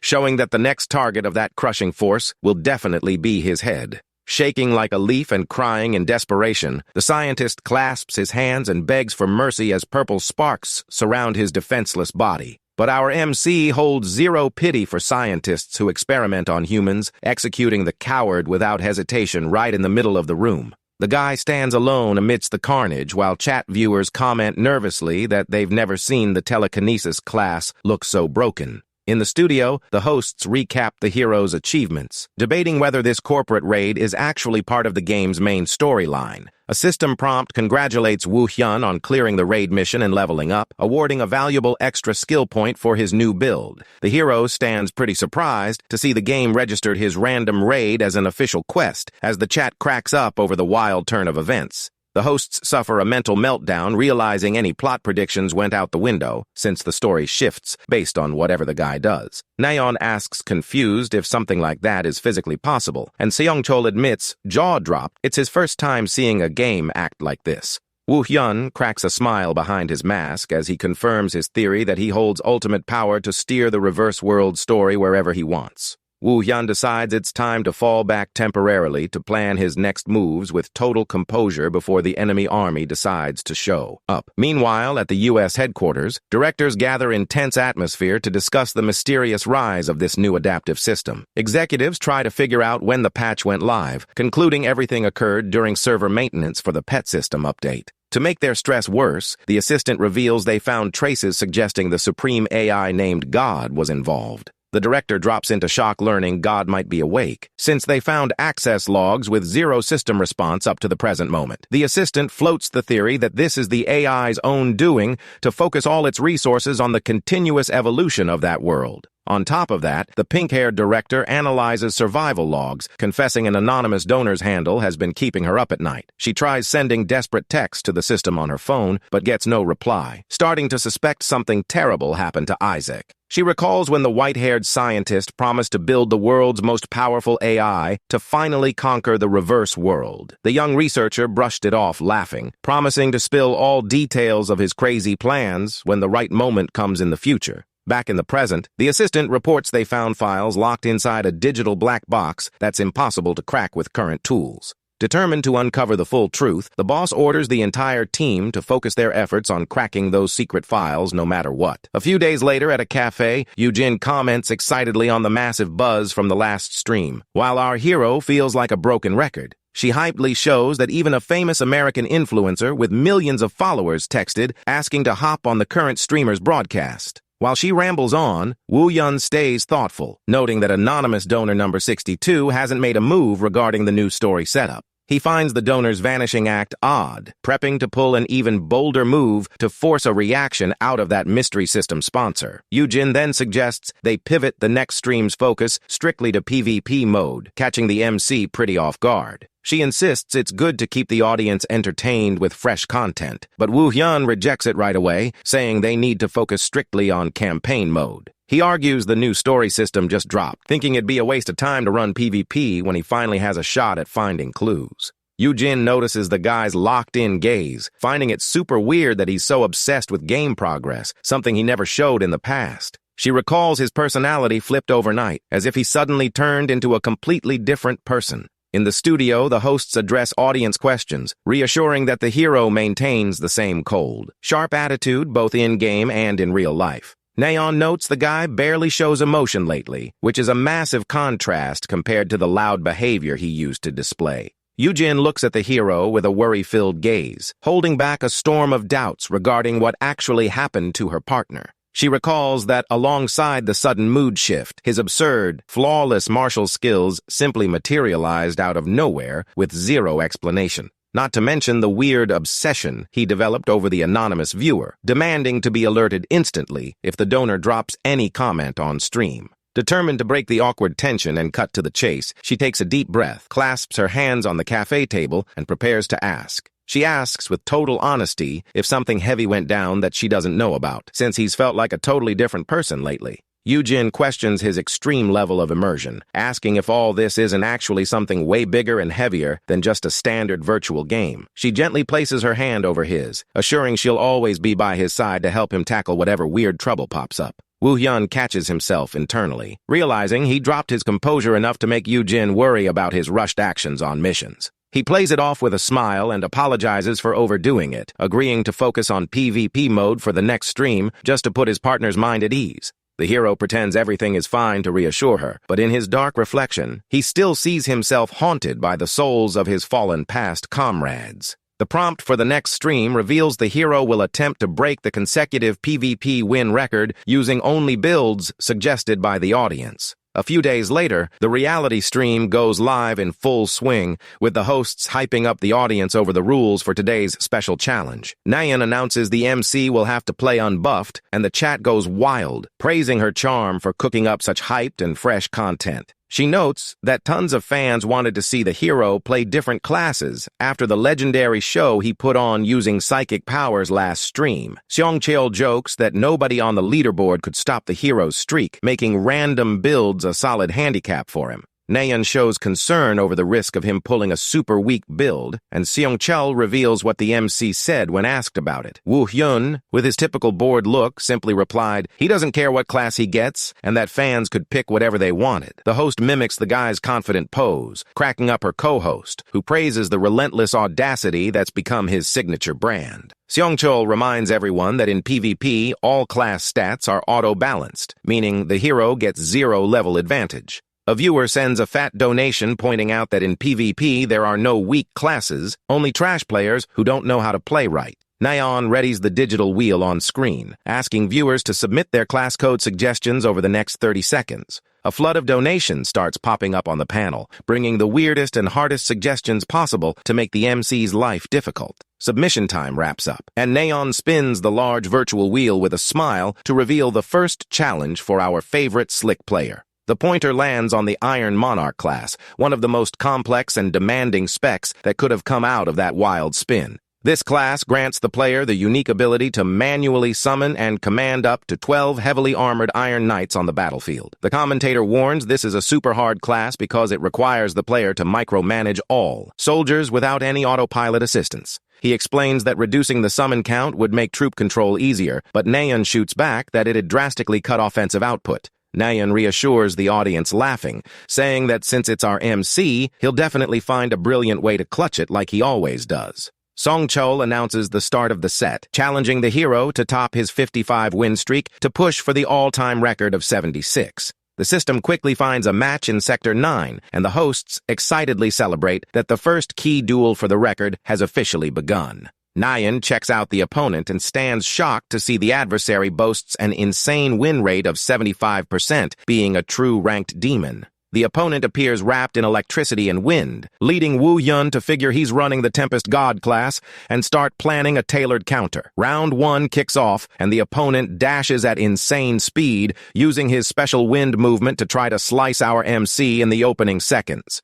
Without showing a hint of concern, Woo-hyun simply snaps his fingers in style and triggers the summon command for his temporary Monarch spec. A single Iron Knight pops up in a flash, blocking the opponent's wind strike with its shield, creating a sweet shower of green sparks across the arena. The rival backs off surprised, trying to make sense of Woo-hyun's setup, recognizing instantly that he's up against the heavy Iron Monarch class. The summoned knight lands a heavy counter that shoves the opponent back, but the rival manages to stabilize quickly on the arena floor. Seeing only a single knight on the field, panicking chat viewers start calling the play weak, asking if the lack of buffs crippled the hero's power. Nayeon tells fans to chill, noting it's just the first match, while Seong-cheol theorizes he might have focused all his power into a single buffed minion. The opponent sighs in relief, seeing he only has to deal with one knight, prepping to drop a rapid electric dagger combo to close the match. He dashes in, mocking the hero, swearing it'll be a breeze to push through that basic defense, slinging a flurry of fast slashes to melt the iron soldier. The dashing guy activates his Gale technique to slip past the armored warrior, aiming to strike Wu Yun directly, who stays parked watching from afar. But mid-dash, the opponent gets caught off guard as the knight's heavy shield materializes out of nowhere, right in front of his face, completely cutting off his escape path. The armored warrior delivers a crushing sword strike that slams the opponent hard onto the dirt, pulling a shout of rage from that poor hunter. The adversary hits the frozen arena floor, gasping for air after taking that brutal hit that heavily dented his health bar in the duel. He gets up dazed, asking when the knight managed to move that fast, but falls into total panic as he looks around and realizes the terrible mistake he made. There are now 3 iron knights surrounding the poor guy, and the chat goes wild, noticing Wu Hyun was merely testing the command input delay. Nayeon cheers, saying she told them to trust the MC, while viewers start imagining the carnage if he decides to drop all 12 soldiers. The opponent breaks into a cold sweat, realizing he needs to end the duel ASAP before the hero decides to flood the arena with even more of those monsters. In a desperate move, he activates his ultimate technique, combining storm and lightning to try to erase the 3 iron knights in one go. The guy locks onto Wu Yun, swearing he spotted a clean opening in the back line to finish the hero, sprinting straight at him with all the speed he has left. Wu Yun simply looks up with his signature smug vibe, calmly whispering that he's fully mastered the exact mechanics of this monarch spec. In a split second, all 12 Iron Knights spawn around the opponent and crush him mercilessly, pulling angry comments from the guy in game chat. Nayeon and Seongcheol scream in hype, seeing the hero drop the full army in a flash, proving he masters any playstyle with 0 effort. The adversary tries to pop a panic force field to save himself, but the barrier gets easily shattered by the heavy blades of the hero's 12 warriors. He takes hit after hit without getting a chance to build a defense, left with no choice but to take a humiliating L in front of thousands of stream viewers. Seongcheol explains that summoning knights just takes fast reflexes, but coordinating a joint push with all 12 unit troops demands flawless macro control. Wu Hyun commands actions with precise hand gestures, and the commentator notes that microing each individual unit pushes brain processing to the absolute limit. You have to maintain full situational awareness across the entire battlefield while making quick reads to predict any enemy escape path. This playstyle requires insane, almost superhuman focus, making it a virtually impossible task for any standard player on that server. The wounded guy shouts in rage, swearing he won't go down easy, but his push is completely useless against the wall of iron locked around him. 3 steel warriors raise their giant swords over the defenseless hunter, who simply accepts his tragic fate, whispering a final groan of defeat. Round 1 wraps up with a dominant win for Baek Woo Hyun, as the holo panel announces the match is about to advance to the decisive set. In the recording booth, Nayeon cheers over how easy the fight was, and Seongcheol bets with total confidence the hero will sweep round 2 in under 3 minutes. Sure enough, the opponent spends the entire second round getting brutally beat down by metal troops, screaming in total desperation for the monsters to disappear. He takes the final hit, and the system wraps up the official duel, declaring an absolute 2-0 victory for Wu Hyun over that poor mystery hunter. The loser collapses in the arena smiling with a mix of awe and fatigue, praising the hero's insane skill while the chat gets a kick out of his reaction. Seongcheol announces with hype that the hero's undefeated PvP streak climbed to 56 wins, as fans start cheering for the wheel's next class spin. Nayeon spins the virtual wheel again to pick the guy's next challenge, and the wheel starts turning on screen, bringing fresh hype for stream viewers. The broadcast advances, and the panel reveals that after an insane run of fast duels, our MC reached a ridiculous streak of 75 wins. On the other side of the screen, a blue-haired hunter watches Woo Hyun's flawless performance on his tablet, cracking a side smile while praising the guy's talent. He analyzes the different tactics used, admitting that no matter what random class the MC receives, he always manages to master it with absolute perfection. The mystery guy confesses he's dying to face the hero face-to-face, only bummed that the duel won't be against his true feared main class. On the tablet screen, the hosts explain that only 2 wins remain to hit the historic record, confirming Woo Hyun will run his original build for these final duels. Knowing this, the blue-haired guy puts on his blue knight helmet and prepares to enter the matchmaking queue with a confident smirk on his face. The host calls on the audience to watch the climax of this major milestone, and the hero presses start to search for his second-to-last opponent. The system matches the lobby, and the mystery guy appears in the arena wearing his heavy blue armor, cheekily celebrating that he finally matched the hero in PvP. Naeon stands completely frozen, swallowing hard as she asks her co-host if that mystery opponent is really who she thinks it is. The system reveals the adversary belongs to the prestigious world champion esports team, rated as one of the top pro players on the planet. It's none other than the legendary Nikki, the famous hunter Lee Jian-woo, who drops into the arena radiating a creepy purple aura while rocking stylish black wings. With a confident smirk, the pro player greets the masked hero, saying in a friendly tone that it's a huge honor to finally face him in PvP. The hosts lose it over the pro player's presence in the queue, and the chat starts trolling, saying famous Nikki loves flexing online. Naeon finds it weird that the pro isn't playing his main build, but Songcheol explains esports contracts strictly ban leaking main specs. With 5 seconds left on the round clock, Nikki taunts the MC, noting he's super quiet on stream, and readies himself to throw the first strike. The pro duelist jumps straight into the brawl with an hyped smile, while Woo Hyun grips his giant sword without showing an ounce of concern for his title. Round 1 kicks off in explosive fashion, with both hunters swapping insanely fast strikes that rattle the entire arena floor on impact. The hero manages to land a slash that looked lethal, but finds out too late the opponent used a blue feather illusion to dodge the hit by a hair. Songcheol praises Nikki's wild reflexes for using a clone to trick the hero, and the chat agrees a global pro player would never drop to a single swing.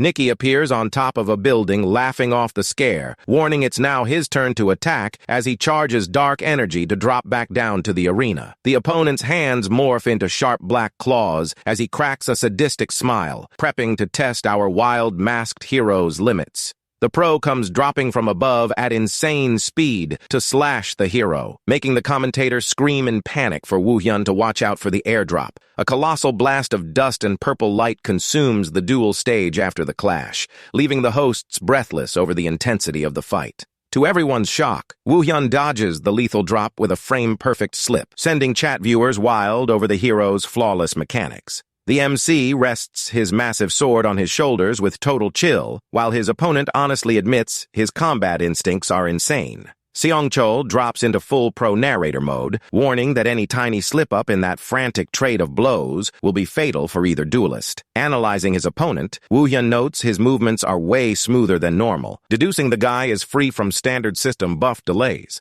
He calculates the cooldown on the enemy's clone skill, concluding he'll have a clean window to finish the fight before Nikki can dodge again. The commentator warns both stars are jumping back into the final push, with the MC unleashing a devastating energy slash toward his opponent. Woo Hyun dashes at absurd speed to close out the round before his opponent's skill off cooldown timer finishes, leaving Nikki completely pinned against the wall. The hero drops a crushing top-down sword strike, but the adversary manages to clutch a save at the last second using his steel purple wings as a shield. Giving zero breathing room, our MC focuses all his follow-up strikes onto a single point on the steel wings to break the shield wide open. The hero executes a clean spin, dropping a horizontal red wave slash that tears through the stage and blasts the opponent away with heavy sword force. Clutching his claws with difficulty while trying to catch his balance, Nikki honestly admits the hero's strike power is something straight out of this world. Our hero leaps, executing another devastating ranged slash blast, showing his heavy sword mastery remains razor-sharp mid-fight. The pro hunter takes a direct hit from the slash's shockwave, coughing up blood in pain as the chat stands impressed by the crazy range on that lethal swing. The system calls the end of round 1 with a dominant win for Baek Woo Hyun, opening a crucial 1-0 lead in the battle for the PvP record. Naeon comments, surprised that she expected a way closer match, and Songcheol notes the easy result only proves how terrifying the hero is in the arena. At the start of round 2, Nikki congratulates the hero on the previous win, catching him off guard by addressing him directly by his real name, Woo Hyun. He asks straight up if the guy has any interest in joining his pro team to compete in major world leagues on the first-tier hunter circuit. The guy explains with a friendly smile that his coaching staff told him to recruit him if he proved to be everything social media claimed, justifying his Q jump. Naeon nearly falls over backward, hearing the wild offer live on stream. And Seongchol points out getting an invite like that from a world champion is unprecedented. Woo Hyun politely thanks him for the tempting offer, but turns it down right after, stating he never thought about pursuing a pro hunter career in those leagues. Without losing his cool over the hero's quick rejection, Nikki asks the guy to look him up if he changes his mind down the road, readies his claws for battle. He notes that for now they need to finish this epic duel, charging at insane speed toward the hero, who raises his blade to check the aggressive push. Both stars swap high-speed slashes in an eye-popping duel that makes the commentator shout hype over the top-tier technical display on stream. The pro player goes all in, screaming for the hero to take a hit, but Woo-hyun casually slips past every claw using superior speed. The MC notes the opponent is insanely fast, but spots an opening in his guard, seizing the moment to drop a custom counter-strike. With a clean, precise thrust, Woo-hyun pierces the enemy's defense, securing his second straight win to tie the all-time ranking record. Coughing up blood with a friendly smile, Nikki praises the hero's crushing strength, bummed that such raw talent goes unutilized like that. The pro says goodbye, turning into blue pixels. As the holo display announces the hero secured his 76th consecutive PvP win. The hosts go wild celebrating the tied world record without dropping a single round, while the chat begs the hero to keep rolling the wheel. A fan drops a fat donation asking if the hero will face the legendary record holder in the next round, leaving the host super thoughtful on stream.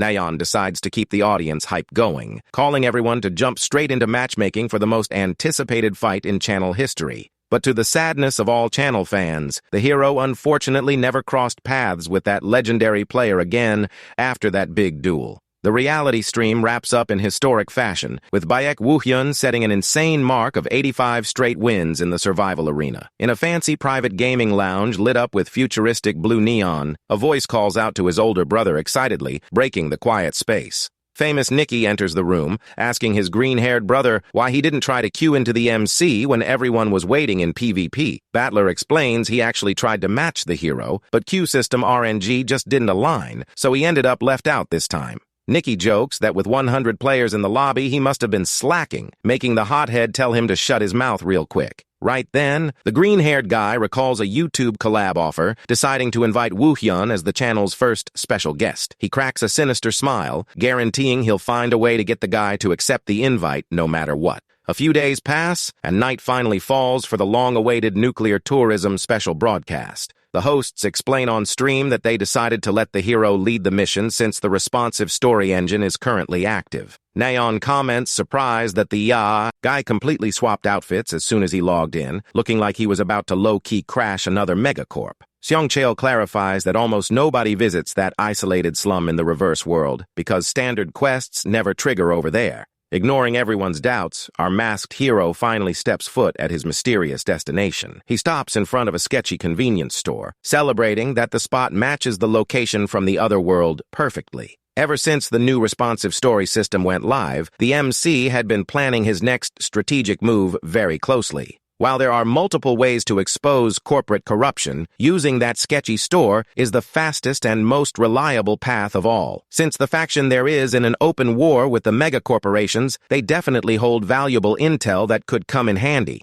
But before getting what he wants, he needs to deal with a small nuisance popping up in the middle of the dark alley. With a casual wave of his hand, the guy uses telekinesis to lift the goons into the air, leaving them completely terrified.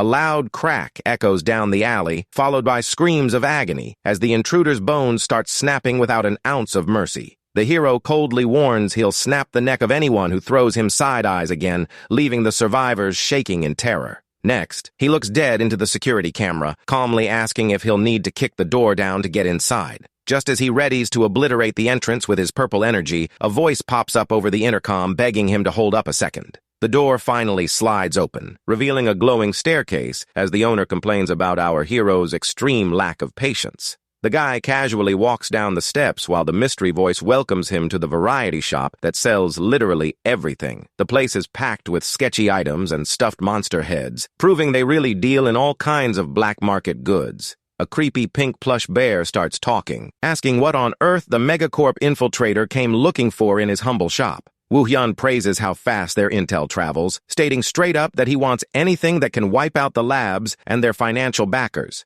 A mysterious figure smirks in the shadows, revealing he happens to have a sweet gig lined up that fits his skill set perfectly. The shopkeeper asks if the guy is down to hear the offer details, addressing the MC as the Avenger client. The MC agrees to hear the pitch, and the mystery seller snaps his fingers to pull up classified job details. A secret drawer slides open, showing confidential files on a hidden lab currently running on super light security. The mission is to crash the facility and demolish everything once and for all, attempting to retrieve remaining research data in exchange for a payout. Without a second thought facing a prime revenge play, the hero takes the Black Ops job with a locked-in look. Right on cue, the official system alerts on screen that the secret lab raid quest was successfully initiated. The hosts sit jaw-dropped on the couch, seeing an unprecedented quest drop out of thin air, throwing the chat into complete hype. A viewer drops a fat donation to celebrate, pointing out that this looks like a legitimate secret route inside the game. The host theorizes that a fresh third path unlocked beyond the classic clash between the Bureau and rival Megacorps. Seongchul adds that this path likely runs parallel to the others, but requires the player to run a disguise to avoid getting caught. Nayeon recalls the guy mentioned he spent time exploring the map after the last stream, figuring that's how he stumbled upon the shop. Hyped by the direction, she calls on the audience to closely follow where our hero will take this fresh mystery plot.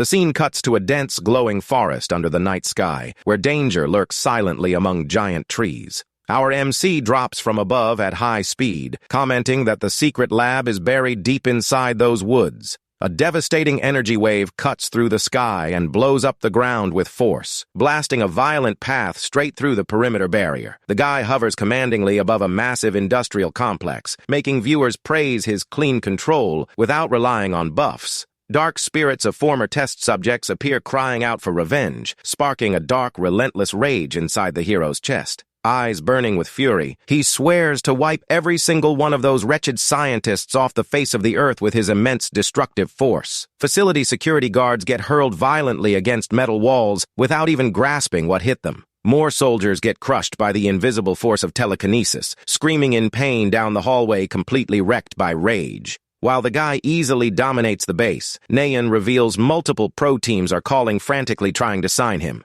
Suddenly, a commanding voice echoes down the hall ordering the guy to stop right there, cutting off his calm destruction walk. An entire squad flanked by giant bots blocks the path, making the host notice the place holds way too many troops for an abandoned outpost. The defense squad leader glares at the hero sternly, warning with total confidence that he'll never get past them. But the confidence doesn't last, and soon the entire squad ends up wrecked on the floor, making the leader realize too late what kind of monster he faced. Desperate over the humiliating loss, the security head orders all units to pop the experimental drug called TL-02 immediately. Our hero stands super intrigued upon hearing that familiar name, realizing the company's evil research went way further than he thought. The hosts celebrate hyped live on stream for finally uncovering fresh leads on the dangerous variants of that mutagenic substance. Without hesitating for a second, the goons swallow the bright pills to try to gain insane power at the cost of their own lives. The mutagen's side effect is instant, making the soldiers' bodies morph into hideous, glowing-eyed monsters.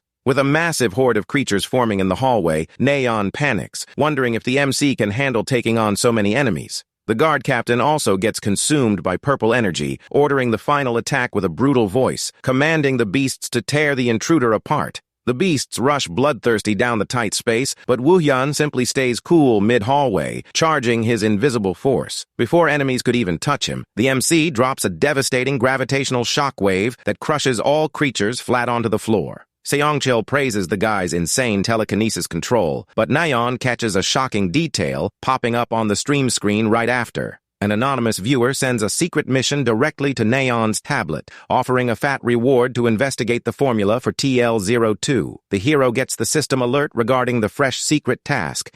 Learning the mystery sponsor wants him to dig deep into the drugs. The guy starts reasoning that if this anonymous user were the true creator of the substances, he'd never ask for a thorough investigation on the topic. This makes Woo-hyun suspect there's another mastermind operating behind the scenes, cooking up those dangerous enhancers for the soldiers. The defeated leader coughs up blood on the floor, unable to understand how he was topped so easily, as the MC decides to ignore the failure for good. Locked strictly on finishing his mission cleanly, the masked hero decides to tear through the entire base to find answers on his own. He uses his telekinesis to unlock a giant reinforced metal security gate that guarded the lab's deepest secrets. Stepping into the secret room, the guy runs into a creepy lab packed with torture tables and weird tools used for human testing. Shelves lined with preserved organs in glass jars and human remains make the sheer level of cruelty practiced by the scientists in that place crystal clear. A macabre restraint chair catches the hero's golden eyes, triggering painful old memories from his own dark past. He recalls his old comrades in suffering who begged him to survive no matter what before giving out under the testing. The memory of his mentor crying blood and apologizing for failing to protect him weighs heavy on the hero's heart with massive guilt. The rage and pain of sacrificed souls seem to echo off the lab walls, pleading for him to put a final end to that hell. Swearing to bring eternal peace to the dead, Wu Yun starts charging his terrifying destruction skill in the palm of his hand to wipe out the base entirely. The commentator recognizes instantly that devastating black hole technique the MC used in the past to clear out the Gyumshin Electronics villains. The gravity vortex crushes the entire room, pulling in everything around with colossal force far beyond anything shown previously on stream. Surviving scientists and guards scream in terror, begging for mercy as they get torn apart by the hero's relentless gravitational pull. The devastating force crushes the culprits without giving a speck of an escape path, turning everything to dust and silencing their desperate cries. Due to the extreme violence of that graphic scene, the official stream has to go into temporary maintenance to keep things safe for viewers. The commentator praises the insane feat of creating an artificial black hole by compressing telekinesis, admitting he believes this still isn't his peak limit. Neon theorizes an opposite technique that disperses energy in all directions, sending chat users into a scientific debate over white holes in the game. After the dust settles over the wrecked scene, our MC lets out a relieved sigh, seeing the torture site was finally cleared of all filth. He clenches his fists, locked onto his main target, prepping to finish the last step of that high-risk lab investigation quest. A short time later, the guy steps into the main server room and begins searching confidential files on the computer to pull evidence. Opening folders, he notes the mutagen's base formula is listed as a standard combat enhancer, super similar to the Jumshin situation. He realizes someone was secretly tampering with ingredients in the original formula to boost harmful effects, wondering who that could be. Reviewing saved data, he concludes, this dangerous drug conspiracy definitely isn't the work of anonymous viewer number 62. The guy starts pondering if there's another mystery, otherworldly force messing with the realm's direction and twisting research. Suddenly, a hidden system warning pops up on screen requesting more samples of a mystery substance labeled Tempest L due to low stock. The hosts stand completely lost over the mystery term, and even top lore experts in chat admit they've never heard of it. Suddenly, a mega donation drops on the channel sent by Chloe Martinez, a famous influencer with 10 million followers who claims to know the secret. The gorgeous pink-haired girl with dark sunglasses asks to be brought onto the stream to explain all the details of that weird conspiracy. Unable to believe their luck landing an international celeb on stream, the host notes she's already tipped off the MC about the guest. The pink-haired girl makes her grand entry into the virtual booth, greeting the crowd with natural charisma as the new lore expert. The hosts roll out the official welcome while chat viewers go wild hyping the stunning beauty of the stream's new participant. Neon decides to skip formalities to focus on game lore, asking Chloe straight up about the real meaning behind that mystery name. The specialist dramatically reveals the correct name of the substance is Tempest Lord, one of the most dangerous classes of invaders in the reverse world. These are legendary otherworldly monarchs who kicked off the dimensional war and forced the corporate alliance to design transcendent beings. Wu Yun recalls those monsters were so absurdly strong that even at his peak he'd struggle, wondering how a basic lab managed to secure one. Neon gets the gravity of the situation, asking if the megacorps are hiding something even more terrifying, getting a tense confirmation. Chloe explains the labs and the other world formed a sketchy alliance, which could trigger one of the largest invasions ever seen in history. The masked hero sighs in relief over completing stage 1 of the lab destruction without major complications. Wu Yun talks aloud to himself, stating he needs to secure Tempest L samples, even if he has to raid every other research outpost. Immediately after stating his goal, the game system responds, auto-triggering the fresh secret quest to retrieve the sample. The hosts and the guest crack up, realizing the guy talked to himself on purpose just to force the system to hand him a new quest. He exits the ruined lab victorious, as system notifications confirm mission success, granting one more intelligence point to the hero. Back in the dark forest of the reverse world, the MC pauses his stride upon catching a suspicious silhouette sneaking up through the trees. He raises his hand, readying his invisible gravity force at his fingertips to crush any threat before it gets too close. The intruder gets lifted into the air by telekinesis, and the MC notes he's wearing standard attire from the sketchy variety shop. The goon apologizes for the bad intel on the guards, explaining he brought an urgent request from the shop owner, with zero intent to make demands. He reveals the new secret task involves wiping out a black market lab built directly inside the dangerous reverse dimension. Songchul comments, shocked by the update, and Chloe asks who could be the true mastermind directing this whole dark operation from afar. Woo-Yun takes the job without fluff, and the grateful messenger hands over secret docs containing the exact location map of the evil lab. The guy bows respectfully before sprinting off ASAP, leaving the hero brooding over the red envelope in his hands. Channeling his purple destruction energy, the guy decides to wrap up that lingering task once and for all, to focus solely on his next main target. A colossal burst of purple light consumes the rest of the abandoned base, wiping out any trace of research or existence from the spot forever. Channel chat goes wild over the masked hero's extreme flex of force, comparing him to a walking natural disaster of pure destruction. The hosts stand in awe, commenting that the scale of the game's lore blew up with the reveal of the alliance with divine creatures. Nayeon wonders if the monsters are using the labs, but Chloe corrects her, stating the cores are actually harvesting their resources.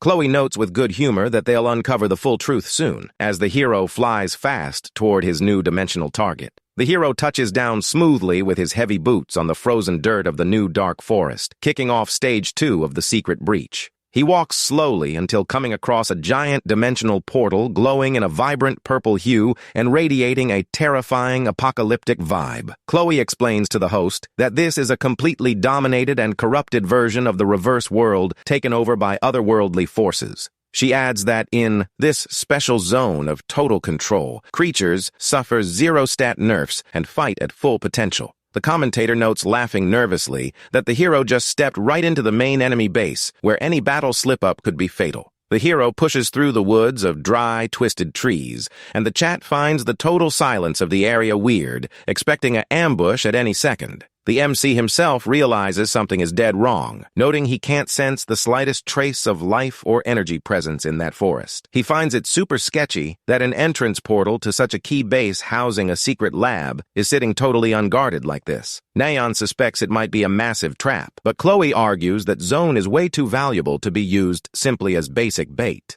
She figures the most likely scenario for that sudden abandonment is that something horribly wrong and dangerous went down inside the facility. Stepping into the halls of the new lab, Woo-Yun confirms his suspicions, noting every worker seems to have simply vanished into thin air. Dead silence hangs over rooms filled with chemical potions and powered-down security bots, putting stream viewers on high alert. Searching glass shelves, the MC finally spots a glowing vial holding purple liquid, figuring it's the requested mutagen sample. The system confirms the sample retrieval quest is complete, but Nayeon finds it weird that everything was way too easy and anticlimactic. As he readies to leave, a weird whisper catches his attention in the quiet lab as he hears the faint echo of a creepy song. Heavy, slow steps echo down the hall alongside a dark melody about breaking free from puppet strings. The sound of the creepy song grows louder as the giant automatic lab door slides open, revealing the scary presence of the singer. The masked hero drops into a defensive battle stance right away, prepping to check any surprise rush coming from the dark.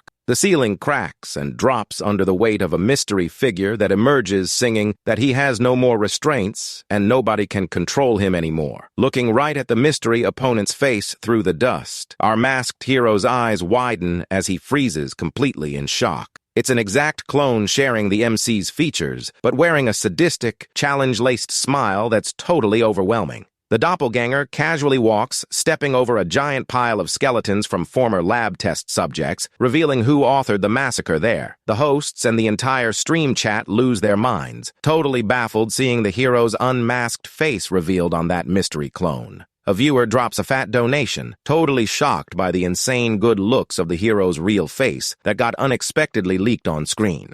The host duo tries to cover up the stream panic as fans cheer that the hero's true identity was finally uncovered by everyone. Chloe theorizes the clone didn't just copy the hero's stunning looks, but also inherited his entire arsenal of destructive skills. The two identical figures lock eyes ready for battle, setting up the dream duel most anticipated and talked about by viewers since the channel started. The doppelganger rushes at crazy speed, but the hero reacts in a split second, using his invisible force field to check the opponent's devastating punch. The enemy drops a crazy volley of purple energy strikes, making it look like the MC is literally fighting himself at max power. Our hero strains to hold off the wild strikes, admitting surprise that the opponent is indeed a perfect copy capable of mimicking his strongest powers. The masked hero starts finding the situation super annoying, unable to spot a simple opening in the frantic trade of blows. Chloe praises the hero's durability, and the commentator notes that if he weren't running his special spec, he'd be totally toast in this fight.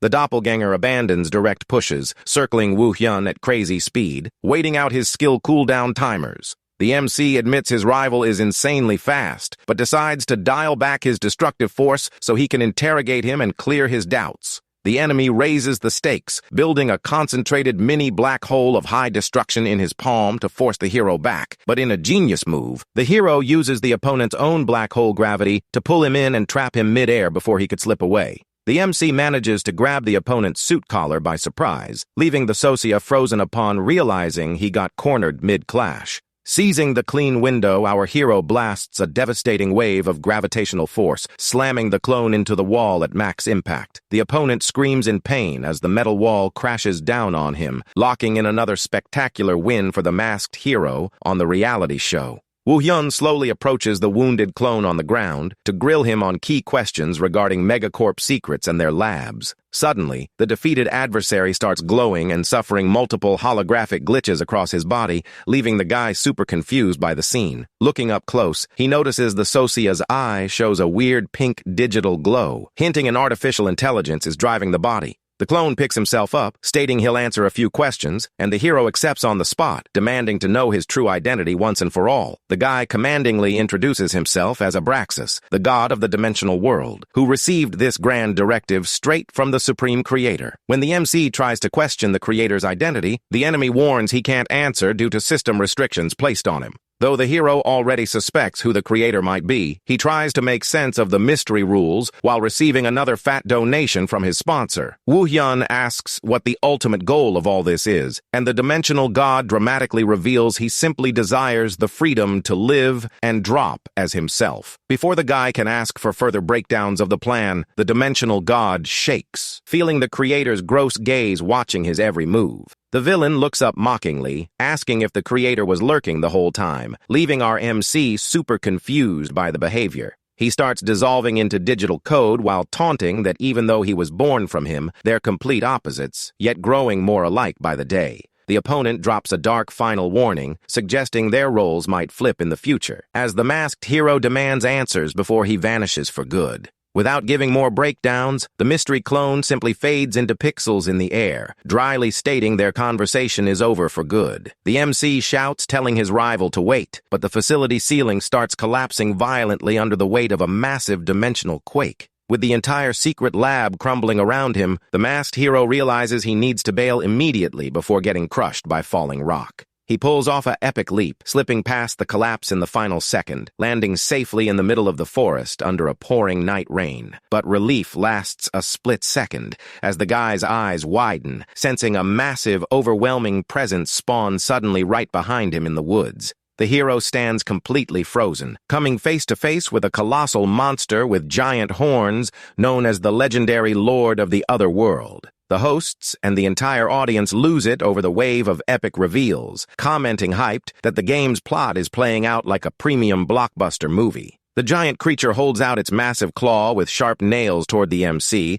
dropping a strike with the destructive force of a heavy meteor. The impact makes the ground collapse completely, carving out a huge crater, as the commentator highlights in shock that these lords are indeed next-level beings. The monster lets out a roaring boom that shakes the whole map, and the hero bites his lip in anger, realizing the situation is turning insanely dangerous. Chloe explains that the roar of these creatures packs real physical impact, capable of paralyzing any standard hunter before a proper fight even starts. Coughing up blood from the heavy sonic shockwave, the guy admits frustrated that his current stats still aren't enough to take down that lord. Realizing the entire reverse dimension started collapsing at high speed, the MC concludes he needs to bounce out of there ASAP. He frantically sprints toward the glowing portal while the beast charges, destroying everything in its path, creating crazy tension among viewers. With a pixel-perfect, desperate dive, the guy manages to jump through the dimensional rift right as the portal gets crushed by the enemy's lethal attack.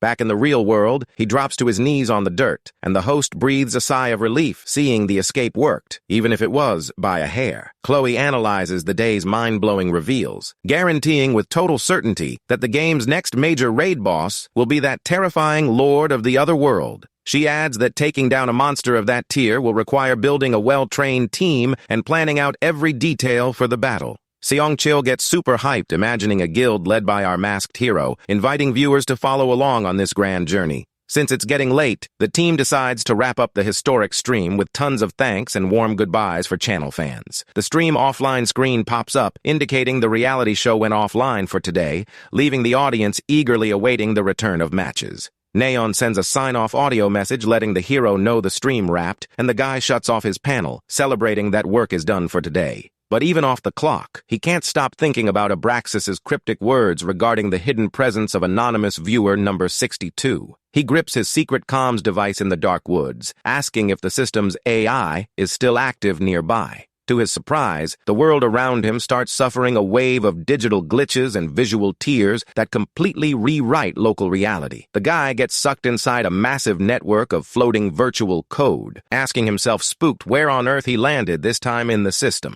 A friendly voice popping up out of the empty data void welcomes the MC, celebrating that they're finally meeting in person. The hollow projection of a mystery figure wearing a lab coat appears before him, politely greeting him using his real name, Woo Hyun. The man officially introduces himself as Isaac Goodman, proudly revealing he is the legendary anonymous viewer number 62 from the stream. Woo Hyun gets straight to the point and asks if he was the one truly responsible for sending him to that awful world, receiving a pretty cryptic response in return. The hero clenches his fists, annoyed by the vague answer, and sarcastically repeats the line, demanding a clear explanation about everything that happened. Completely losing his patience with the mystery, the guy throws a lightning-fast, energy-infused punch and demands the scientist finally tell the truth. The hit goes right through the scientist without doing any damage, and Isaac laughs, joking that it is a good thing he is already gone in that digital plane of existence. Woo Hyun throws a high kick telling him to stop messing around, but the scientist warns that it is useless trying to attack someone who no longer has a physical body. The guy bites his lip in anger but decides to cool down, ordering the anonymous viewer to finally reveal what is so important that he needs to say. The scientist floats thoughtfully in the digital darkness, trying to figure out where to start telling the entire secret origin story of the reverse world. Isaac explains that everything started when the support artificial intelligence system called God rebelled against him during the creation of the planet.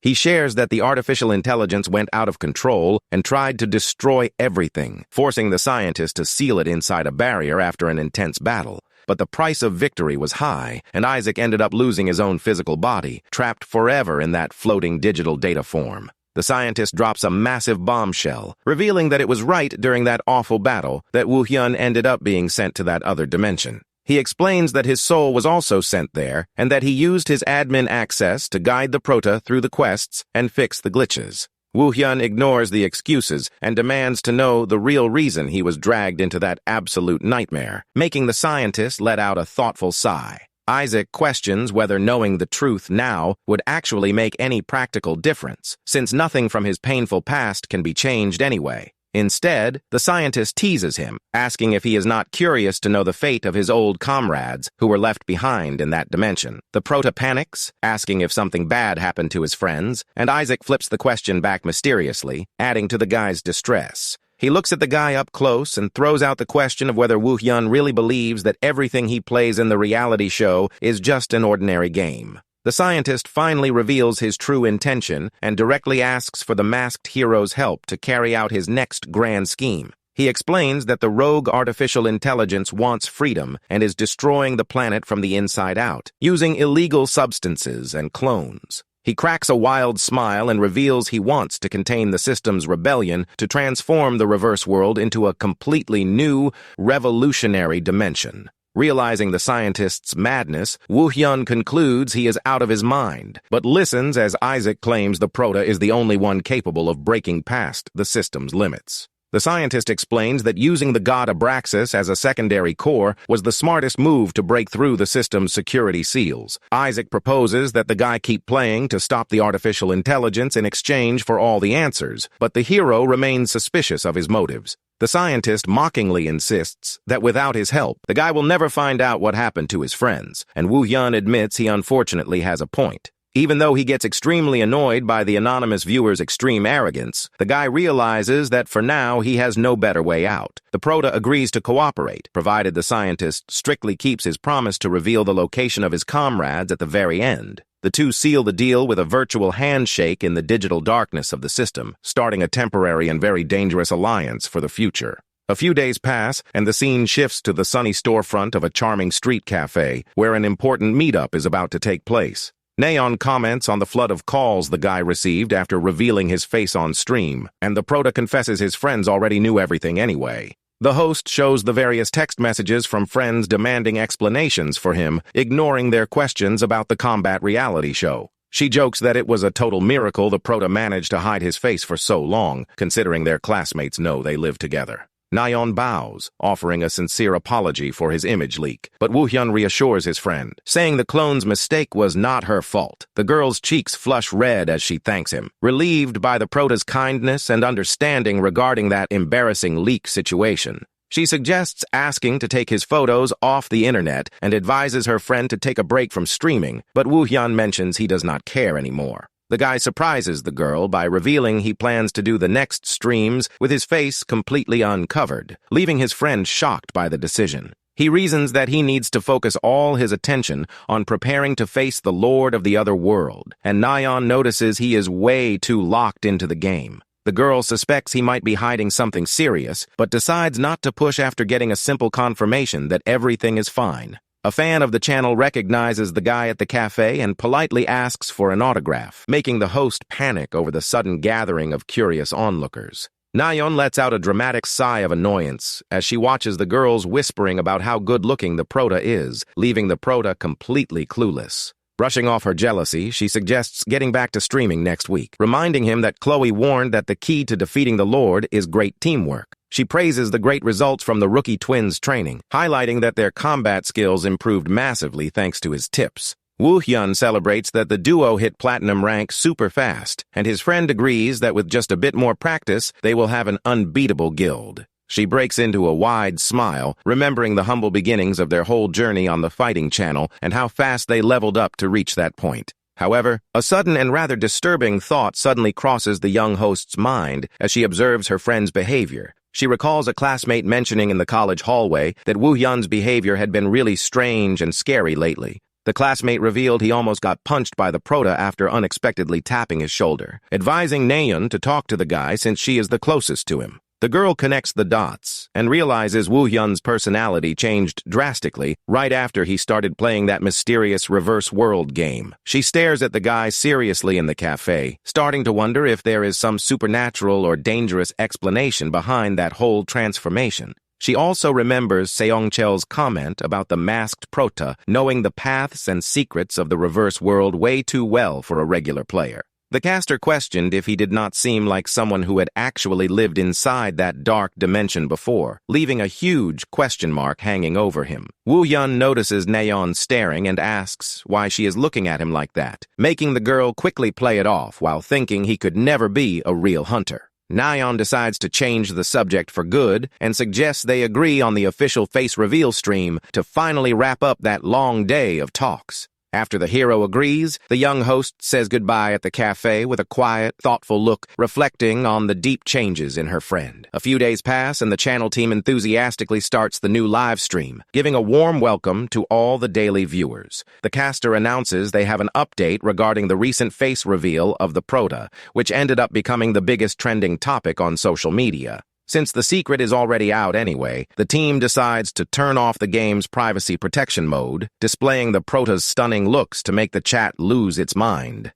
Hyped by the massive positive reaction from the audience, Nayeon rallies the chat to start another round of exploration with the newly revealed charming Prota. Inside the game, Woo Hyun wields his tactical knife and locks in on the system alert warning that the grand invasion of the Lord of the Otherworld will begin on the map very soon. Recalling the virtual scientist's instructions, he knows he needs to defeat the Lord alongside his allies and strategically pressure the alliance of corporations. Isaac Goodman leaves one final dark warning in the guy's mind that the reverse world is far more connected to their reality than anyone could ever imagine. The Prota starts training the twins intensely for battle and decides to look for additional high-level hunters to build the ultimate guild. To efficiently pressure the rival corporations without restrictions, the Prota decides to personally go after team leader Kim Chul. He meets with the bureau leader, who curiously asks what urgent matter the guy needs to discuss with him after finishing the last quest. Without beating around the bush, the hero reveals he wants to become an official special agent for the organization, leaving leader Kim Chul completely dumbfounded by the offer. On the stream, Nayeon finds the request odd, thinking that class did not even exist, but Chloe explains there are subtle in-game hints about a secret elite unit. The channel displays the crest of the legendary Special Operations Division, revealing they are the specialists tasked with handling classified operations. Since there is no record of a regular player ever joining this elite force, the hosts theorize that the Prota unlocked a brand new secret path. Kim Chul notices Woo Hyun's deep knowledge regarding the Bureau's rumors and realizes the guy is not messing around about wanting that position. The leader asks if that is some kind of threat, but the guy calmly explains he just wants to protect the organization from the fallout of his future actions. Woo Hyun argues that companies will keep sending assassins after him, and acting as a regular agent with limited access would only stall his personal revenge. Realizing the Prota would cause chaos regardless if left on his own, the leader decides it is better to keep him under the organization's watchful eye. He hands over the division's official badge and tells the guy to show the item to Hana, who will be in charge of laying out the details of the elite ops. Kim Chul seriously warns that the position comes with massive authority and classified intel, but demands immense responsibility in return, which the hero accepts. At the secret headquarters, Hana holds the ID badge and lightheartedly remarks that her favorite rookie actually ended up in the exact same elite unit. Welcoming him into the operations room in Seoul, she reveals that every hunter who was once an illegal test subject ends up making that exact same choice out of vengeance. Woo Hyun asks if there are many agents in that situation, and Hana reveals that, excluding those who retired, only 4 of them remain active today. The young warrior gives a stern warning that if he lets himself get consumed by hatred and acts recklessly inside enemy territory, she will personally take him off the mission. She explains that their job is to hunt down corrupt humans hired by corporations, and that he will need to quietly clean up the reverse world whenever he can. Hana wraps up the basic administrative explanations and decides to put the Prota straight to work on his very first official elite assignment. She hands over classified files, revealing that Jong Ji-hun, the traitor who sold out the guy's intel to the corporations, turned up dead. Hana explains that the police ruled the case a suicide, but Woo Hyun immediately agrees that this official story is a complete cover-up by the companies. The hero deduces that the traitor was eliminated to tie up loose ends, and that tracking down this crime is the key to uncovering Abraxas's plans. The warrior indicates they only have one suspect on their watch list, and leaves the hero free to handle the matter whichever way he sees fit. Woo Hyun closes the file with a determined look in his eyes and assures his new partner that she can leave, catching that criminal entirely to him. Meanwhile, the local television channel broadcasts a breaking news report about fresh leads found at the Gumshin Electronics building. In his home, the beer-bellied suspect watches the news while drinking and mocks the police, calling them complete idiots for failing to catch the culprit. He grumbles angrily, saying that if he ever caught the guy responsible, he would break every bone in his body, completely unaware that a dark figure has appeared right behind him. Moving with extreme speed, the Prota emerges from the shadows draped in all black and pins the criminal to the floor with total ease. Hana watches the scene with her arms crossed while the Prota coldly warns the target that he needs to follow one simple rule if he wants to leave that room alive. Woo Hyun presses the suspect's throat against the floor and warns him to answer every question without playing games, making the man tremble in sheer terror. Feeling the crushing pressure of the hold, the criminal cries out in pain and starts screaming desperately that he will spill absolutely everything he knows. The guy asks for the names of the scientists involved, and the man swears he does not know any of them, naming only a small-time local dealer from the area. Seeing the genuine panic and sheer desperation of the criminal begging for his life, Woo-hyun checks his heartbeat and concludes the guy is telling the truth. Realizing the man is genuinely clueless about this conspiracy, the prota decides to ease the grip on his neck so he does not end up taking the suspect's life. He simply knocks the criminal out cold, and Hana admits her surprise, confessing she did not expect the guy to spare the target given his aggressive nature. The hero asks if she really saw him as a ruthless killer, and the mentor smiles, saying that based on his previous fights, everyone thought so. He explains that the guy had no connection to the test subject situation, and immediately asks why she decided to put him through that surprise evaluation. Hana smiles, surprised he caught on to the setup, and praises the rookie's sharp mind for realizing the evidence was way too weak. Woo-hyun explains that he threw out random names just to prevent them from being tracked by the police, and the stream viewers applaud his smart thinking. Hana congratulates the guy on passing the test without taking a life, letting him know the knocked-out criminal was already a dealer wanted by local authorities. Now that the test is over, Hana announces it is time to go after the actual target for the night. They arrive at the residence of Lee Hyun-jun, the man with deep ties to the deceased traitor. Right at the entrance, Woo-hyun catches a strong metallic scent of blood coming from inside the house. Suspecting that something terrible happened in there, the two decide to push forward with maximum caution. Opening the door, they are greeted by a body lying motionless on the floor in the middle of a pool of blood. Woo-hyun confirms the victim is their target and notes frost marks, indicating an awakened killer was nearby. Suddenly, the hero whips around upon hearing a suspicious sound down the hallway. Hana finds his reaction strange, but the guy signals for quiet and begins creeping toward one of the doors. Without hesitation, he kicks the door wide open and catches a blonde intruder red-handed trying to hide. The intruder tries to fight back by shaping an ice spear, furious at being sniffed out so quickly. Except Woo-hyun is way faster and lands a brutal punch right on the enemy's jaw. The strike is so forceful that it launches the poor guy straight into the wall, cracking it completely from the impact. With the enemy knocked out cold, Hana steps up to start the interrogation, but the hero tells her to hold on. She insists that handling mind games is her specialty and tells the rookie to search the place instead. Hana grabs the suspect's face firmly as an eerie green aura begins to glow. She lets out a sinister smile and asks where they should kick off their fun little chat. Meanwhile, Woo-hyun searches the whole house for clues, but comes up empty at first. Walking through the living room, he feels something odd beneath his foot and grows suspicious of the floorboards. The guy kneels down to tap lightly on the wood, picking up a completely hollow sound from that section. Having no patience to look for keys, he uses his physical strength to rip the wooden planks right off the floor. He uncovers a secret compartment and pulls out a mysterious black folder. Opening the document, he finds a list crammed with names, ages, and weird dates written down. The prota recognizes the layout of the paper as it is identical to the test subject log from the dark laboratory. Hana returns, announcing she wrapped up her data extraction work and asks what he found over there. The guy holds up the secret document and plainly explains that it is a registration ledger. Wearing a deadly serious expression, he reveals that the notebook contains human trafficking records. Hana scans the pages and confirms the killer confessed that the homeowner was acting as a middleman. In the studio, the hosts are blown away by the hero's incredible fast deduction skills.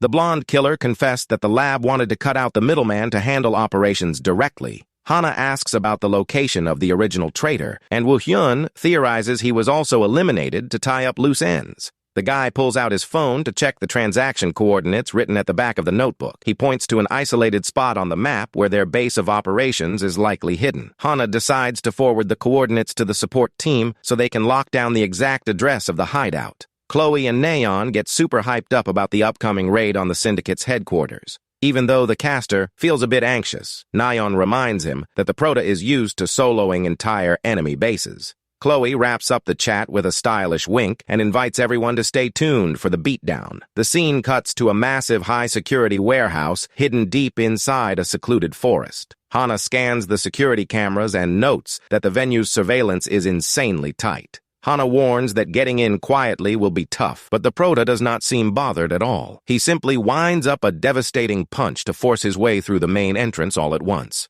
The punch is so monstrous that the solid metal door goes flying with a deafening crash. The hero invites his partner inside while she smiles at his anything but subtle approach. The guards inside completely lose their cool and start screaming for everyone to block their path. Utilizing his telekinesis, Woo-hyun starts tossing the goons in every direction without a shred of mercy. It is a straight-up rain of bodies and broken bones as he pushes forward, clearing the hallway. He connects with a clean spinning kick to the face of a henchman who tried to flank him. Hana just watches the beatdown with crossed arms, impressed by the guy's sheer speed. The prota finishes off the last heavy hitter in the hall with a punch that cracks the concrete wall. Back in the studio, the hosts notice the hero is thrashing the enemies with what looks like personal hatred. That is when a red-haired brute comes crashing through everything, trying to halt their push. The prota takes a deep breath after leaving the red-haired brute and his entire gang passed out on the floor. Hana asks if those were the last of the enemies, and the guy confirms that all that is left now is rescuing the innocent people. They step into the hidden storage room and are appalled by the horrific conditions of the hideout. Several innocent victims are locked inside metal cages like animals in an utterly tragic state. Hana decides to handle the rescue of the women, leaving the job of freeing the men to her rookie partner. The moment the hero approaches the male cells, the prisoners panic, thinking they are about to face more harm. Ignoring their terrified screams, the prota simply snaps the steel padlock on the cage with his bare hands. He swings open the iron door and calmly tells everyone to step out because they are finally there to save them. The hostages are confused and skeptical until an older man screams frantically for no one to fall for the trick. The guy insists it is all a lie and that the two intruders just plan to sell them off to other labs. Overcome by hatred and despair, the man charges at the prota and lands a direct punch right on his face. Even though he is an insanely powerful agent, the guy takes the hit without making a single move to block or retaliate. He just looks the prisoner in the eye with complete understanding and offers a sincere apology for taking so long. Hearing the prota's gentle words, the man breaks down emotionally and bursts into tears, realizing he is finally safe. The hostage asks shakily if they can really leave, and Woo-hyun assures him the danger has finally passed. The elderly man cries out of relief, thanking him deeply, while the hero stands in silence, processing the whole situation. Hana steps up to take charge and organizes the evacuation line, telling everyone to follow her toward the safe exit. The prota watches the group file past as the survivors express their endless gratitude for the unexpected rescue. Suddenly, he notices a blonde youth in line and feels his body freeze in shock upon recognizing the guy's features. The guy remembers his former comrade who bravely sacrificed himself to save him back in that awful world. Overwhelmed with emotion, the hero grabs the survivor's arm, calling him by the name of his fallen friend from the other world. The youth gets startled by the sudden approach, and the prota apologizes, saying he just confused him with someone else. He realizes the physical resemblance was uncanny and begins reflecting on the mysteries surrounding that game. He recalls searching for his former comrades' names in the system as soon as he started playing, but finding nothing. He wonders if his old brothers in arms simply did not exist in the virtual records of that universe. What makes it even more confusing is the fact that Lee Yoo-jin and Hana herself are active inside the simulation. His train of thought is cut off by Hana, who lets him know all the prisoners are out and tells him to head up the stairs. He follows orders, but vows to himself that he will keep digging until he uncovers the truth behind this whole charade. While guiding the group toward the exit, the prota gives a sharp sign, telling everyone to stop right there. With his eyes glowing gold, the hero warns in a tense voice that they have been completely surrounded by enemies. The energy sensor picks up multiple high-level opponents positioned at the entrances with insane bloodlust. Hana breaks into a cold sweat as she realizes she knows the energy signatures of the people outside all too well. Despair takes over the survivors once again, but the guy tells them to stay cool and promises he will keep control of the situation. With total focus and a cold look in his eyes, he promises to get every single one of them out alive, no matter what it takes. Outside, a tactical squad of elite agents in dark suits takes up strategic positions around the perimeter wall. The moment they spot movement, the elite guards start moving in coordination to breach the escape point. Woo-hyun tells the hostages to stay covered and leaps out of the warehouse alongside Hana to intercept the attackers head-on. The clash explodes instantly, with agents slinging fire and lightning elemental magic to crush them. A fierce trade of blows takes place in the courtyard as both sides unleash everything to gain control of the field. Realizing standard physical combat won't cut it, the enemy leader commands his men to use their secret weapon. Without hesitating, the goons pull mysterious mutagenic pills from their pockets and swallow them all at once to gain power. Almost instantly, their bodies begin emitting a dark, bizarre energy that shocks even Mentor Hana. eyes bloodshot and veins bulging across their faces. The syndicate members announce they are pulling out Plan B. The empowered enemy fires a massive blast of purple electricity that shreds the ground all around the battle. The smoke screen created by the electrical strike briefly blinds the Prota as he tries to lock onto the targets. Out of nowhere, a female scream echoes from inside the warehouse, throwing both the hero and Hana into complete panic. They dash back inside to see one of the agents holding a young girl hostage by her hair, demanding that no one move another step.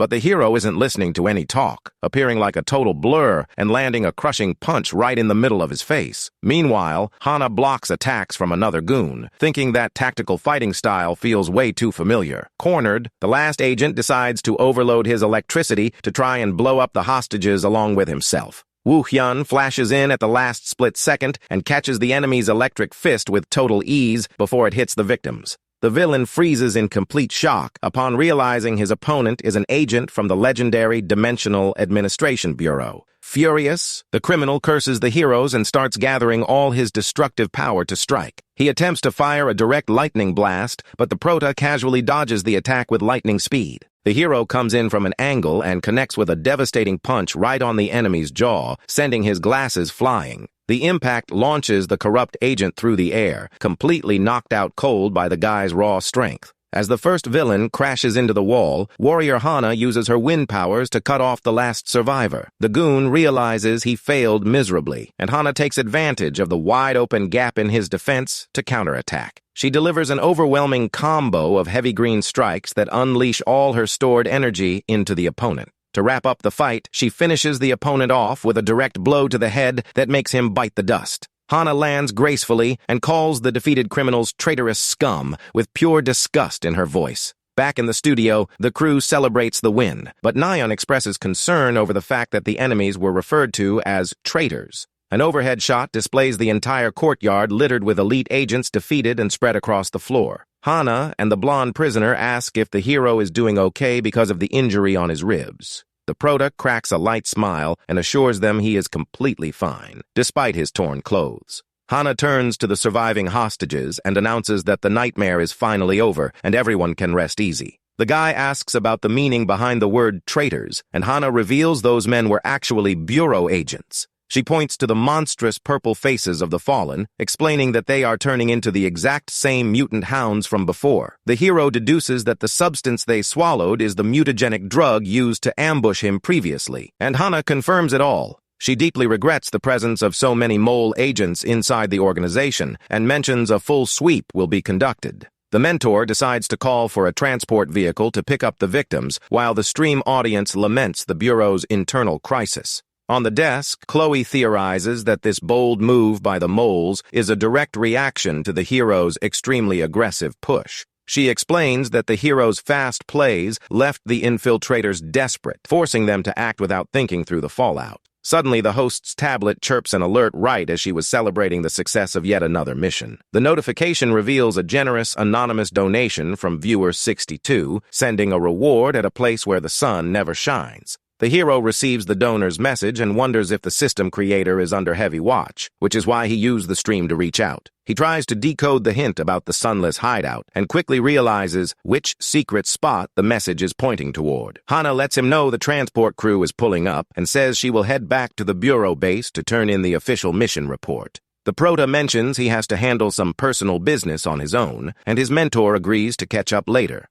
The guy walks alone toward a dark alleyway, and the chat immediately picks up that he is headed to the famous black market general store. The hero stops in front of a metal door lit by a red light, confirming that otherworld slang was referring to that secret faction. Wearing his stealth outfit, he commands the entry to open, and the security system responds that it had been expecting his visit. He steps inside the dark room while the voice of the mysterious merchant welcomes his favorite Avenger client. The pink teddy bear, acting as the proxy, asks if the guy picked up any interesting intel during his last mission. The toy starts questioning him about the secret lab experiments in the reverse world, but the guy cuts him off coldly beforehand. The hero asks what he stands to gain in return, and the merchant unveils an incredible offer of 2 billion won in hard cash and gear. The hero mockingly asks if that is all, thinking to himself that this payout cannot be the mystery gift. The bear adds that besides the physical reward, there are some very important people who wish to set up a meeting with him. Hearing that the group consists of former human test subjects fighting the big corporate alliance, the guy is left in disbelief.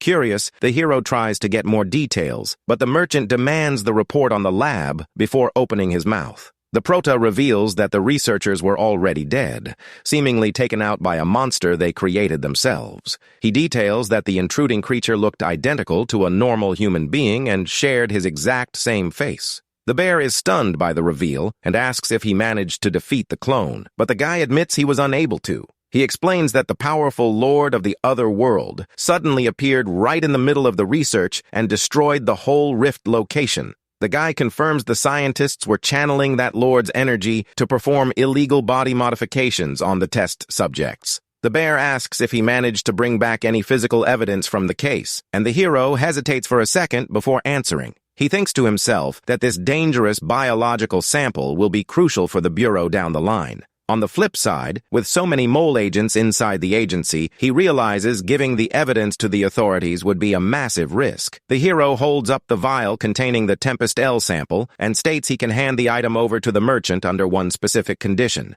He unleashes a terrifying murderous aura and threatens to kill the shopkeeper if the substance is mishandled on the black market. The mysterious shop owner accepts the terms of the deal, saying he feels like all the pieces are finally falling into place. As he hands over the dangerous sample, the hero asks what the real motive is for that group wanting to see him. The bear hums, saying their goals line up pretty closely with his, and asks if he is going to accept the invite. The guy accepts the meeting, and the proxy promises to send the details to the interested parties right away. A drawer slides open, revealing the promised pile of cash alongside an exclusive smartphone meant for communications. He grabs the device and wonders if that mystery contact might actually be the gift sent by the anonymous viewer. On stream, Chloe and Neon get super hyped seeing a completely original and unmapped storyline open up in the prota's journey. As he walks through the alleys, his phone rings with a text containing the coordinates for the secret meet. Reading the details for the location out in Gyeonggi-do, he decides to get straight to the point to unravel the mystery. Under the full moon, the hero arrives at a dark, abandoned factory district completely cut off from civilization. He steps quietly inside the decommissioned facility and senses the presence of just one person waiting to his right. Except the real danger comes from the left in the form of a sharp dagger, which he blocks on pure instinct in awesome fashion. The guy sarcastically brushes off the warm welcome with sharp weapons, and a voice from the shadows apologizes while laughing off the scare. A tall, jacked warrior steps out of the dark, complimenting the prota's fast reflexes against the ambush. The hero focuses his eyes on the stranger's face and starts feeling a weird sense of familiarity. He freezes in total shock upon recognizing the voice tone and face of that mystery man standing in front of him. Old memories of life or death battles resurface in his mind, revealing that guy was his main war buddy. It is his loyal comrade who fought side by side with him until the exact second the guy managed to return home. The living legend's name is Kim Young-jun, and the prota finally puts the pieces together, seeing his brother-in-arms alive. The hero asks in disbelief how he managed to survive, but the warrior just scratches his head, completely confused by that reaction. He invites the prota to join the rebellion, claiming that only test subjects like them understand the true pain of that abuse. The hero recalls past combat lessons and quickly covers, saying he just mistook the guy for another acquaintance. The veteran agrees, stating that the hero's track record showed he shared the same suffering as the other test subjects. Woo-hyun confirms the warrior's identity and wonders just how deep the bizarre connection between those two different worlds actually goes. He remembers searching for his friend's name in the database and finding nothing, suspecting a very well-hidden path. Out of nowhere, dark voices from the past echo in his mind, accusing him of abandoning them and running away from that nightmare alone. The mental illusion whispers in his ear that he is nothing more than a pathetic coward for leaving his partners behind. The souls of his deceased former friends show up, demanding explanations in a disturbing manner full of pure resentment. Completely crushed by guilt, the hero whispers an apology in the middle of a psychological breakdown. He laments out loud for being the sole survivor to get away, leaving his blonde friend completely lost by the talk. In the studio,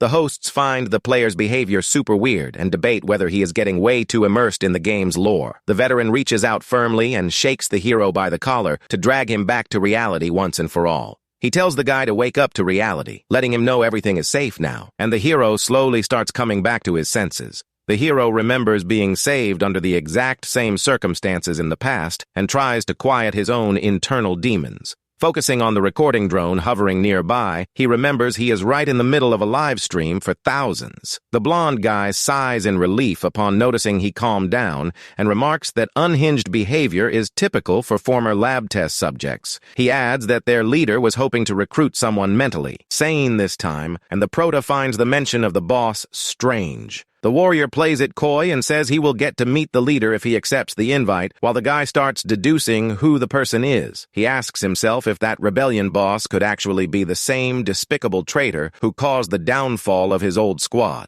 He vows he won't let the same tragedy and carnage that ruined his life in the other world repeat itself in this new reality. The hero asks directly how to meet up with the boss, and the blonde guy responds that an introduction wouldn't be hard to set up. However, the veteran grows suspicious of the guy's motives and asks seriously if he is planning any funny business behind their backs. The prota denies any bad intentions, but the subject gets cut short when the phone in the blonde guy's back pocket starts vibrating. The big guy excuses himself for a second and answers the call with a face that quickly shifts to pure worry. He yells out in shock over the news that a young recruit was sent out alone on the mission and frantically says he is headed there right now. The blonde guy cancels the meeting with the boss in a rush due to the emergency, but the hero refuses to let him leave on his own. He offers to help sort out the mess, and at that exact instant, the system activates a new urgent member rescue quest. They pull up to the neon sign of an underground bar where criminals conduct messed-up experiments, harvesting data from drunk civilians.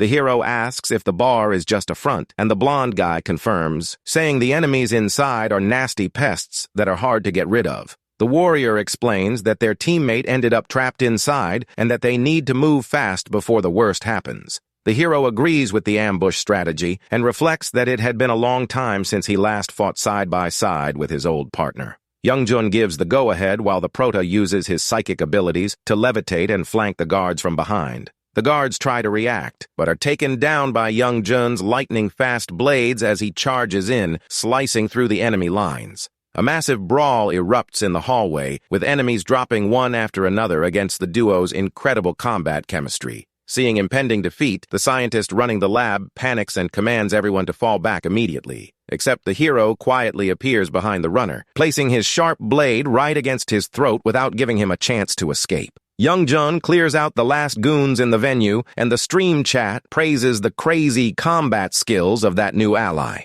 The hero uses his gravity and psychic powers to blast through the lab's heavy armored security doors. The defense robots and gear get completely crushed in the blink of an eye, leaving viewers stunned by how overpowered it is. In the studio, Shongto comments on the duo's unreal synergy, looking like they have been fighting side by side for years, splitting roles perfectly. They look over the destroyed room, and the blonde guy praises the prota, admitting he didn't expect him to be this good in a real fight. The veteran tells them to keep searching and points down the hallway, but realizes their captured teammate isn't in that room.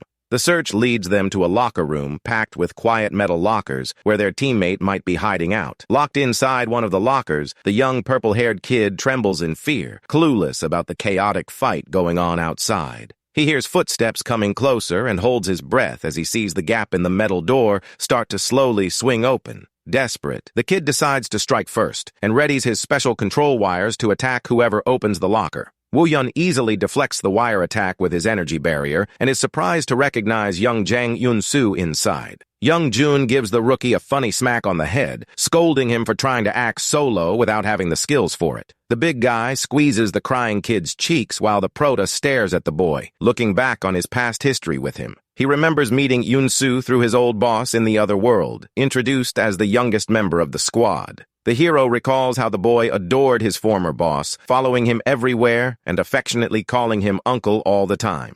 The mood turns dark as he remembers that in the future, that exact same beloved uncle ended up brutally taking little Unsu's life. Young Jun mentions the boss is on his way, and the kid runs off scared, terrified of getting another scolding from his scary uncle for acting on his own. Before disappearing, the kid thanks the hero for the rescue, and the prota vows to himself that things will be different this time around. As the kid runs off, Woo-hyun silently promises to protect the young boy's life and never let him suffer that same terrible fate again. Young-jun asks if the hero still wants to meet the group's boss, and the prota seriously agrees to go meet him. The scene shifts to an alley under the full moon, where an imposing voice announces he finally found them there. The mysterious boss steps out smoking a cigar, introducing himself with an imposing presence as Jung Byung-woo, the leader of the whole rebellion. The boss offers a warm thank you for saving the kid, while the system prompt confirms the ultimate success of the quest. The hero clenches his fists with hatred upon seeing the traitor from his past, having to push hard to stay composure in front of him. Knowing he doesn't have a real reason to eliminate him in this timeline yet, the guy covers using the fake name Lee Jun.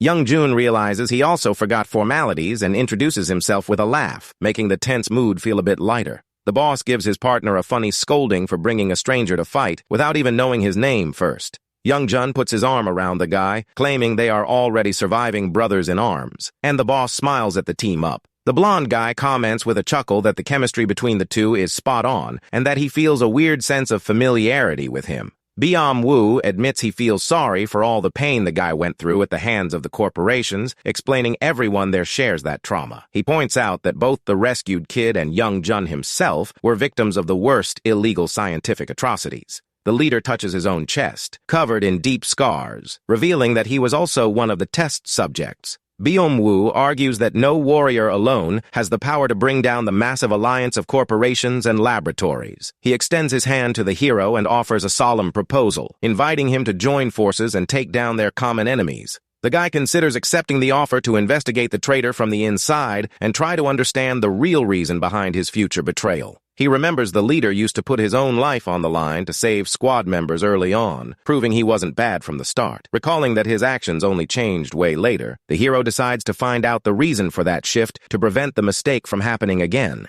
He realizes this is the golden chance to alter destiny and permanently rewrite the future of this new world. The hero shakes the leader's hand, accepting the partnership, and concludes that valuable alliance was indeed the gift from his anonymous ally. Byung-woo smiles, officially welcoming him to the Vengeance Organization, and the stream viewers think the squad name sounds super cool. In the studio, the hosts explain that the hero will now live a double life, operating inside the bureau while leading from the shadows in Vengeance. Super hyped by the epic direction of the story, the hosts decide to wrap up today's stream due to the late hour. They send kisses and wave goodbye warmly to the audience, promising awesome updates in the channel's next stream. A few days pass, and the prota comes across an official collab invite for the upcoming Hype tournament, starting soon. Nayeon explains that before the main tournament, the championship hosts a teammate draft auction, adding she was planning to stream the event. She asks if the hero would like to do a special collab, and mentions that streamer Kim Sol also asked to co-stream it. Since the main caster will be busy, Nayeon insists the team-up would be great, and the guy thinks for a moment about hopping on the stream. The hero calculates in his head that he will need a solid 8-player team for the upcoming raid and still needs to recruit 5 more members. Knowing that facing the terrifying lord of the other world will be insanely tough, he concludes he might find great recruits by watching the tournament. The prota accepts the invite, making the host super happy to lock in the guy's presence, which is guaranteed to bring massive views. Hyped by the positive answer, she decides to buy a celebratory dinner and drags the guy along, who finds her early excitement hilarious. As they walk happily down the sidewalk toward the restaurant, a mysterious pink-haired girl watches them from a distance in complete silence. The mystery girl with sad eyes stares at the prota's back, showing a deep connection with him that hasn't been revealed yet. The scene shifts to a dark memory under the dim lighting of a morgue, where a weak voice calls out the hero's real name. In the past of brutal experiments, the sweet pink-haired girl cries in pain in front of the guy, begging for help in the middle of her suffering. With bleeding eyes, the girl frantically cries out for revenge against the cruel scientists who destroyed her life in that facility. Multiple dark hands from the past haunt the hero, demanding he eliminate everyone responsible for that horrific scientific tragedy. He tries to break free from the mental grips choking him, screaming desperately in the middle of his worst recurring nightmare. The hero wakes up in his bed crying and in a cold sweat after reliving that traumatic moment that still haunts him every single night. He sits up holding his forehead, realizing the nightmares about the reverse world have gotten way more intense since reuniting with his friend. Battling a severe headache, the guy whispers Sua's name, showing she is still the deepest wound in his heart. He remembers being dragged into that nightmare for the very first time, and how she was the only kind person to reach out and help him. The girl smiled warmly, offering support and asking if he was okay with a sweetness he would never forget in his entire life. In the beginning, overwhelmed by terror, the guy rejected her help and shoved her hand away, screaming for no one to touch his frightened body. From the force of the shove, the girl fell to the ground among other test subjects, leaving young Woo-hyun immediately regretful of his reaction. Trembling with guilt, the boy quickly apologized, explaining he had no intention of hurting her in any way. Even after being pushed away, the girl offered an understanding smile and held out her hand again, reassuring him that everything was fine between them. She promised things would be okay, and from that day on, the two grew so close that she became the absolute love of his life. Seeing the guy covered in bandages, the girl cried, begging him not to pass away, and the hero fought to survive simply to spare her pain. Holding his beloved's hand tightly, he made a solemn promise that he would find a way to free them from that lab nightmare for good.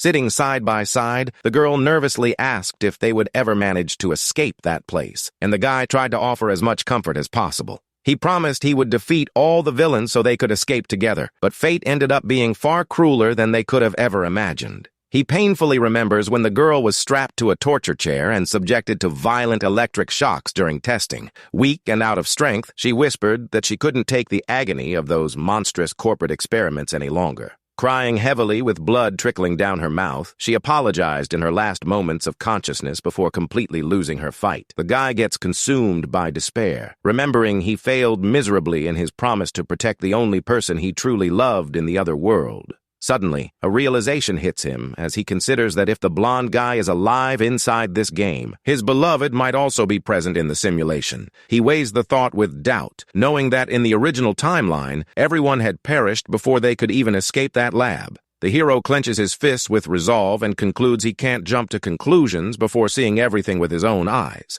His phone vibrates with an alert from Nayeon, reminding him that the stream's big team auction is starting in just a few minutes. With a locked-in look, he decides to keep a cool head and focus on his immediate goals, taking one solid step at a time on his journey. The live stream kicks off, and friendly Nayeon welcomes the whole chat, which is already flooding the room with messages. She announces today's event is focused on the high-stakes elite category auction and reveals she brought top-tier guests to the stream. Woo-hyun introduces himself alongside cute streamer Kim Sol, and the chat goes wild, praising the host's knack for creating top content. Donators start messing around, making up funny rumors about a love triangle on stream, and Nayeon jokingly threatens to ban everyone. Nayeon explains that in the tournament, the Prada will act as the head coach, while cute Kim Sol will compete in the matches as a player. The studio screen displays the event's massive arena, and everyone gets ready to follow the initial draft picks. Stylish host Cha Sang-hyun steps onto the virtual stage, delivering official welcome remarks and laying out the rules for the draft.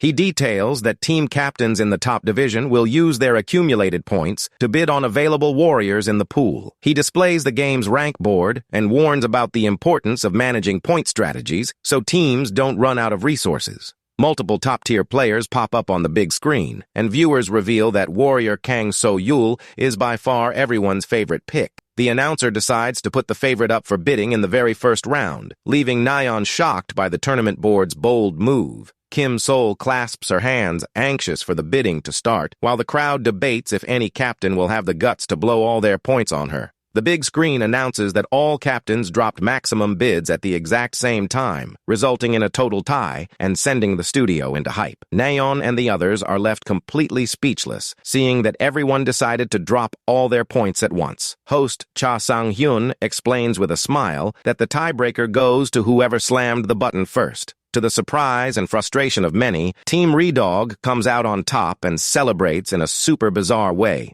Even after blowing all his points and being left with mere scraps, the team's wild captain says he is totally fine because he snagged his princess. Without wasting any time, the host quickly kicks off the next round of the auction, which is set to run for another good hour. After plenty of back and forth, the auction finally wraps up, with all four teams fully stacked on the screen. A few days pass after the event, and a chill vibe takes over the modern hallway of the training facility. Kim Sol pops up floating cutely and asks Woo-hyun if he also received the invite for the team's first practice session. Woo Yun recalls the hyped, ridiculous text messages he got from Captain Redog and concludes the guy is definitely an eccentric character. With everything set, the guy decides it is time to go meet the team, leaving his young teammate all blushed and excited. Opening the door, the two are greeted by Captain Redog, doing a weird handstand, while the rest of the squad lies flat on the floor. While Kim Sol worries about their physical state, Woo Yun is impressed to see the big guy has that much raw, natural strength. The hero watches the other members struggling on the floor and thinks having someone with that much body control will be huge for the raid. Captain Redog stands up impressively and bows happily, saying it is an honor to finally meet the coach in person.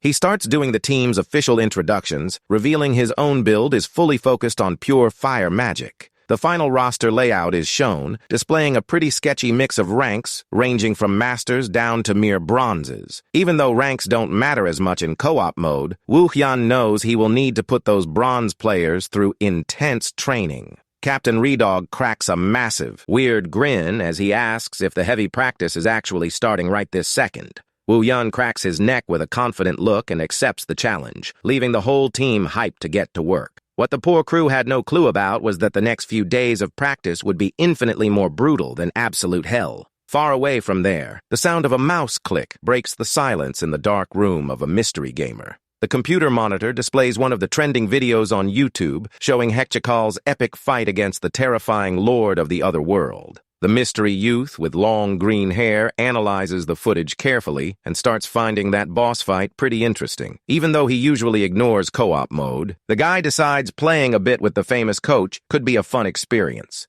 A sinister smile packed with sharp teeth creeps onto his face as he cooks up a slick plan to catch his new target's eye. He starts typing fast on the keyboard, believing that direct offer will be more than enough to get what he wants. The message sent by user Battler offers a wild bet, promising to join the raid team if he ends up losing the matchup. The big day of the tournament finals finally arrives, and the Prota's team opens the match, crushing the competition without mercy. Kang So-yul showcases her crazy talent by unleashing a lightning-fast kick that sends her opponent flying with zero chance to defend. To wrap up the play in style, Captain Redog jumps in right after, landing a devastating fire punch on the opponent. Team All In keeps controlling the match at an overwhelming pace that leaves even cute Kim Sol super hyped up in the stands. The biggest highlight of the match surprisingly goes to the bronze-ranked players, who pull off an unreal performance. Dodo uses his massive physical power to land heavy hits, proving he doesn't fall behind gold-level opponents at all. At crazy speed and leaving no room for counterplays, the match wraps up with a clean sweep victory for Team All In.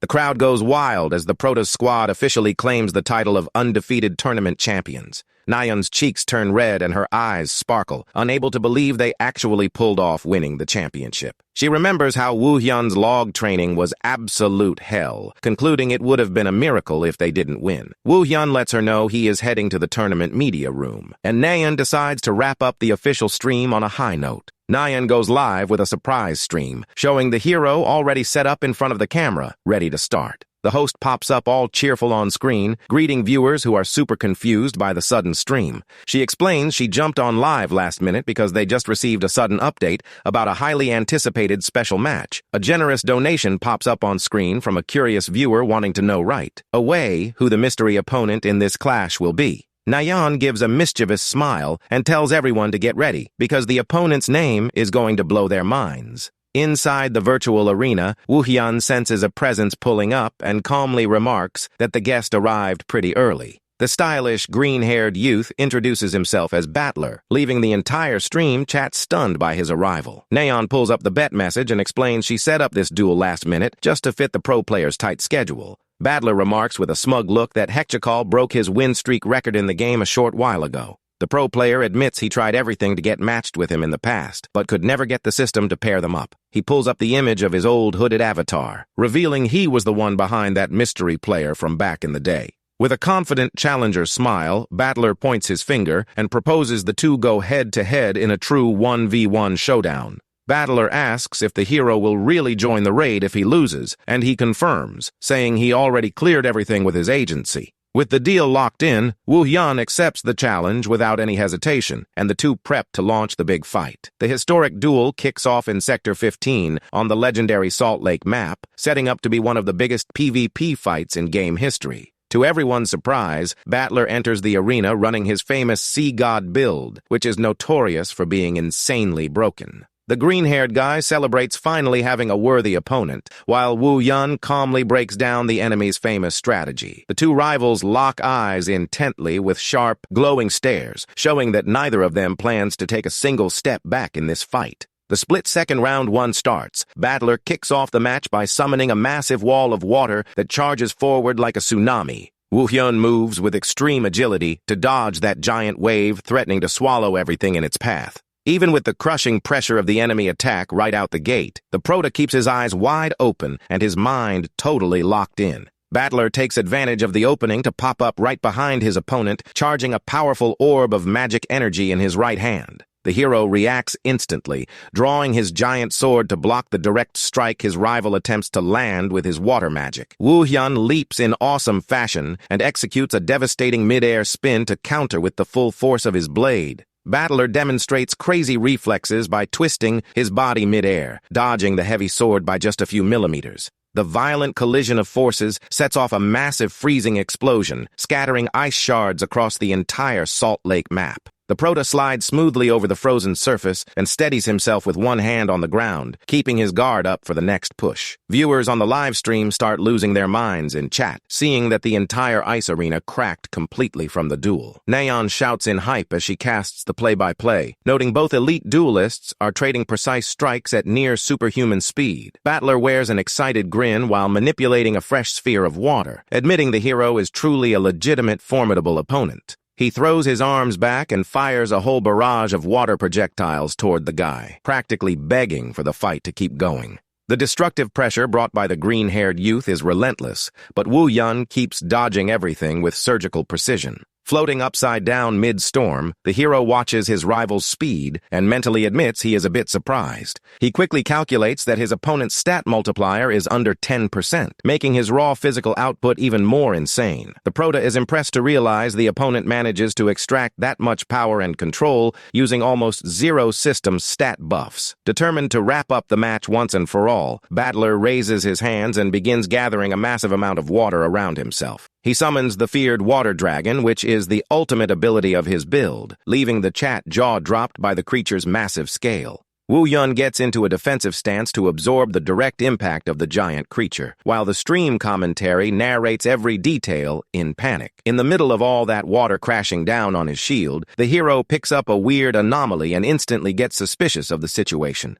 The giant water dragon simply dissolves into thin air without dealing damage, leaving the whole chat confused about whether the skill went on cooldown. Looking up to see Wu Hyun completely unharmed, Battler realizes his trick was sniffed out and preps his actual finishing move. With a confident smile plastered across his face, the skilled pro player readies himself to unveil his true, brilliant hidden play. The green-haired youth brings his hands together fast to trigger the actual skill he was hiding behind his fake-out. An even larger, way denser water dragon suddenly erupts from the ground, catching the Prota off guard right after the first fake attack. Wu Yun shows a golden flash in his eyes and admits he already suspected that first massive strike was just a smart decoy. He understands the previous cast was just a slick visual illusion meant to make him drop his guard and waste defensive skills for nothing. The Prota cracks a subtle smile, admitting his rival is truly a wild genius for pulling off such a complex setup. As he readies his decisive counterattack, the hero concludes he definitely needs to recruit a player that sharp for his squad.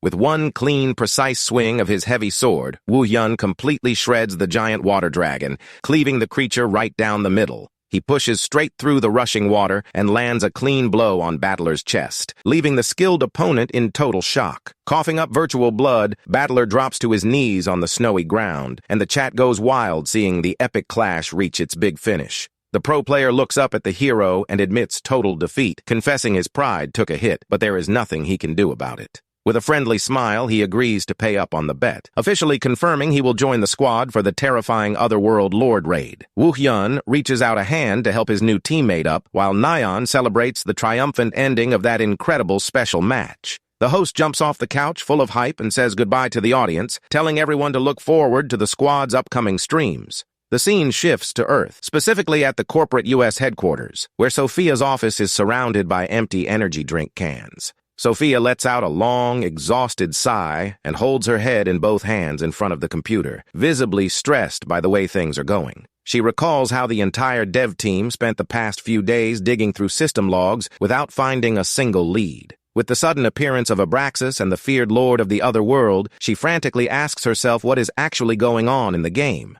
Suddenly, her computer monitor starts glitching with static lines and electronic noise, signaling the system was breached. The holographic image of mysterious Isaac pops up on screen, dropping a friendly greeting to the girl, who goes into complete shock, recognizing the guy. Sophia jumps out of her seat, shouting to know where he is and what he is plotting, but he tells her to chill, saying he doesn't have much time to explain. Isaac tells Sophia he is somewhere far away and won't give any details, leaving her completely outraged. She sighs in annoyance, realizing there is really no point in pushing for answers since she knows his stubborn nature all too well. Sophia asks the reason for his sudden disappearance, and the guy reveals he only popped up to give a heads up that the perfect world will open soon. The woman gets completely lost by his cryptic response, trying to wrap her head around the real meaning behind that scary statement. Isaac explains that the current reverse planet is only half a world because the actual real world exists purely as a concept. The executive's eyes widen as she realizes the weight of the reveal, asking tensely if he is actually going to pull off what she thinks he is. He gives a mysterious smile and confirms that soon a realm ruled by terrifying lords will finally be added to the game. A massive dimensional rift begins to open up, shattering all containment chains holding the portal shut. Eyes glowing intensely, Woo-hyun locks in on his goals, knowing major battles are about to go down. The hero stares down the massive creature in front of him and concludes that all prep for the big confrontation is finally complete. A few days pass, and the Prota receives an urgent ping on his phone right on the day of the official event stream. Kim Hana's text commands him to suit up in his special agent gear and meet her right away in the parking garage for a new mission. Nayeon mentions to her stream guests that the hero got an elite call-up, hyping up the chat to watch a high-level clash. Woo-hyun thinks the mission came at a great time to clear his head regarding the Vengeance Group and decides to head out to the spot immediately. Arriving at the underground garage, the guy is spotted right away by Kim Hana, who calls him over while wearing her black special ops suit. The two agents exchange a quick greeting, and the Prota asks if his mentor managed to get any rest after recent events.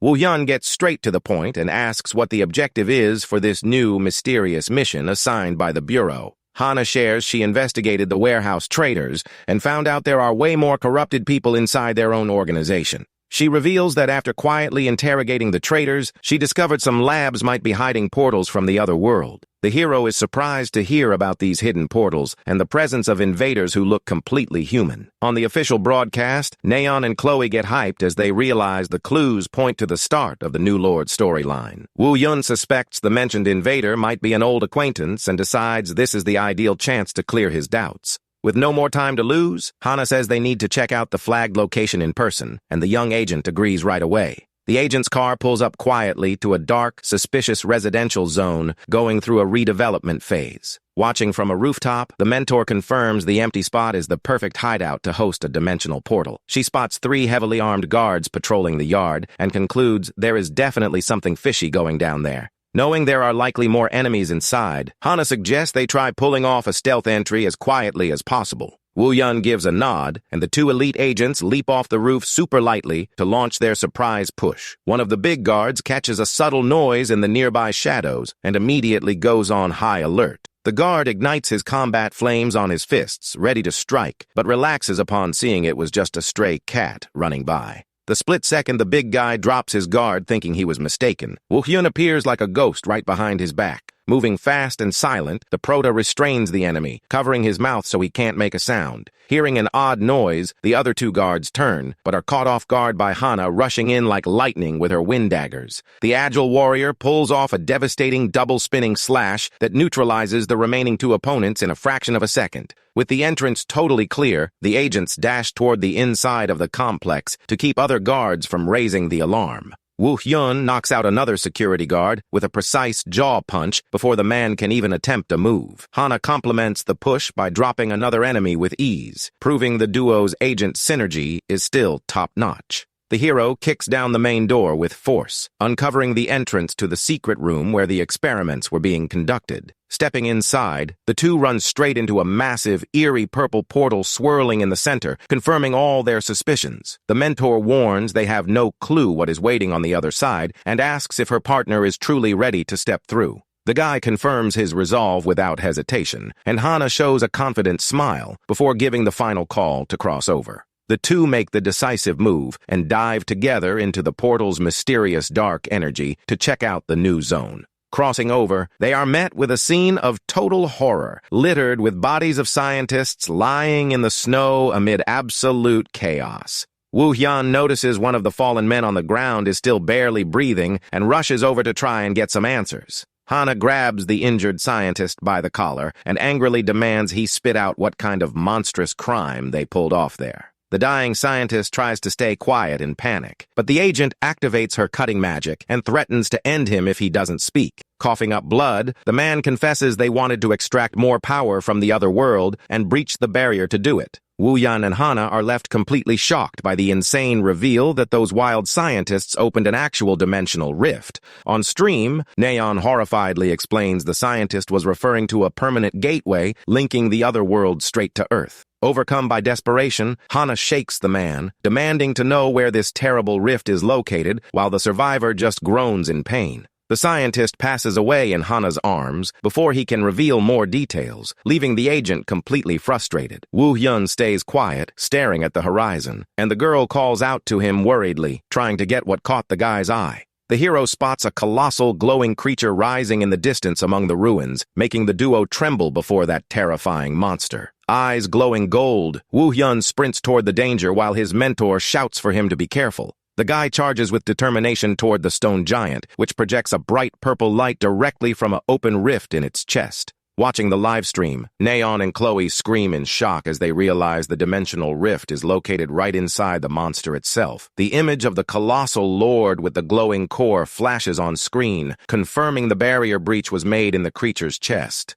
Hana runs to try and stop the rift's spread, but gets cut off by a mysterious echoing voice, warning that it is already too late. The doppelganger pops up right in front of them, wrapped in a purple digital aura, coldly stating the link to the other world is already complete. The mystery clone smiles sadistically and explains that even if they kill the colossal lord, it will be impossible to stop the two worlds from merging. He claims he simply sped up the master plan, and Woo Hyun instantly remembers the old warnings he received from the creator, Isaac. The hero recalls when Isaac revealed his desire to merge the planets to rebuild a completely new world from the ashes of the old one. Hana readies her wind daggers, even while full of doubts about the invader's appearance being identical to young Woo Hyun. With no time for more complicated explanations, the warrior dashes in full force to land a powerful slashing attack on the enemy clone. She shouts with resolve that the imposter is their real enemy, unleashing a green wind blade right at her rival. The wind burst hits the mark, but the clone simply reappears unharmed, floating inside the colossal lord's glowing chest.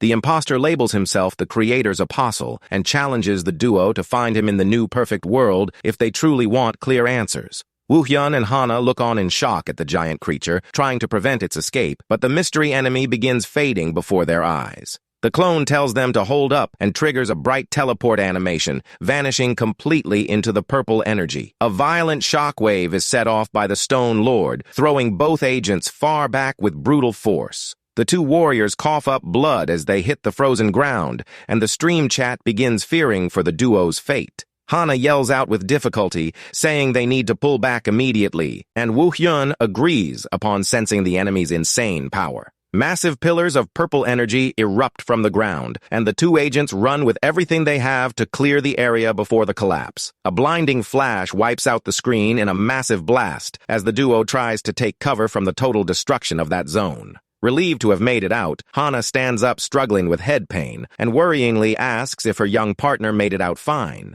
Looking around, the two realize in horror that the entire forest was turned to ashes and rubble by the enemy's massive output. Hana checks the bodies of the dead guards and concludes they were all wiped out instantly by the Lord's terrible energy roar. Realizing the extreme danger of the situation, the warrior pulls out her phone, stating she needs to report the incident to the captain right away. Shortly after, Captain Kim Cheol and Agent Lee Yu-jin arrive on scene leading backup troops to contain the threat. After hearing Hana's detailed report, the captain orders full deployment to breach the fortress and take down the monster. A global server alert pops up in-game, announcing the official launch of the Tempest Lord raid and emergency server maintenance. Nyon and the casters get hyped in the studio, seeing that the long-awaited new raid is finally live for players. Woo Hyun wears a focused look, eyes glowing gold, knowing the decisive moment of his journey has finally arrived. A massive 1,000,001 anonymous donation flashes on screen from user 62,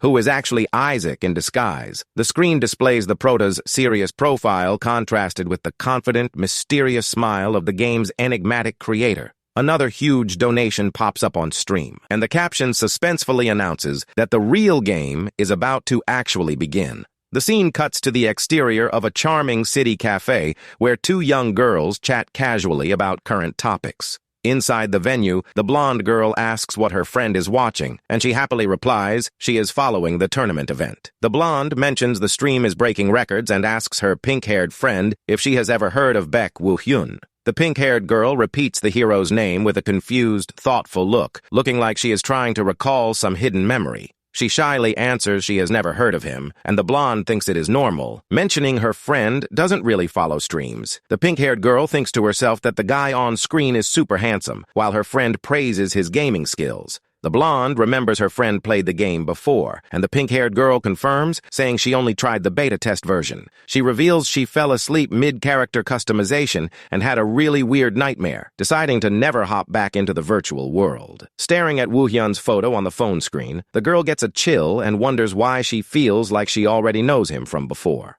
In the recording studio, cheerful host Nayeon kicks off a fresh live stream, dropping a good morning to all her viewers. She enthusiastically announces that the big day of the Tempest Lord raid is finally here and that gaming history will be made today. The chat log starts scrolling at insane speed, hitting the impressive milestone of 50,000 simultaneous viewers. Nayeon highlights that Hakjakal was the first to discover the portal and will now be the first player on the entire server to attempt the raid. With a charming wink, she invites everyone to watch together to see if the hero can clear the terrifying challenge on his very first try. The massive purple dimensional rift remains open amid the city ruins, building major tension for all the viewers. After the otherworld rift appeared near a residential zone, patrol units tried to monitor the situation. The Dimensional Administration Bureau rallies its armed forces, and the captain gives the order for everyone to pull off an immediate breach. However, Hana tries to push forward and ends up slamming into a mysterious invisible wall that completely blocks military entry. While soldiers frantically look for a way to shatter the barrier, the game system caps entry to strictly 8 players running no-buff builds. Woo Hyun watches the movement from afar and begins organizing his thoughts to lead his own squad into that breach. The assembled squad members celebrate enthusiastically for having the unique chance to join the server's very first public raid. The hero recalls the dark warning sent by Isaac, cautioning that he cannot fail or die more than once in this crucial quest. Even though everyone is super motivated to help, the hero worries, remembering some members barely managed to tune their no-buff builds. The guy clenches his fist, knowing he hasn't hit max level yet and is currently way weaker than in his past life. Captain Redog shows up in his usual flashy style and tells the prota not to stress so much before they launch the fight plan. The big guy takes over strategic leadership of the squad and starts breaking down the official lineup they will use to breach the castle. He displays each squad member's tactical position on the board and directs the group to push forward with extreme care once inside enemy zone. Redog stresses that the squad's initial priority will be full defense to map out all the scary boss's attack patterns. The captain tells everyone to hit the bathroom and grab a meal before the fight, since it will be an endurance battle, making the warriors laugh. The leader commands lower-ranked members to focus on pushing their ranks as much as possible before combat, and they accept the challenge motivated. Woo Hyun observes his allies' dedication and mentally recognizes that everyone there worked their butts off to be ready today. He looks at Redog and Battler and feels way more confident knowing he has 2 insanely powerful warriors by his side. With steady steps, the prota sets his mind that they will overcome that challenge and take the win no matter what.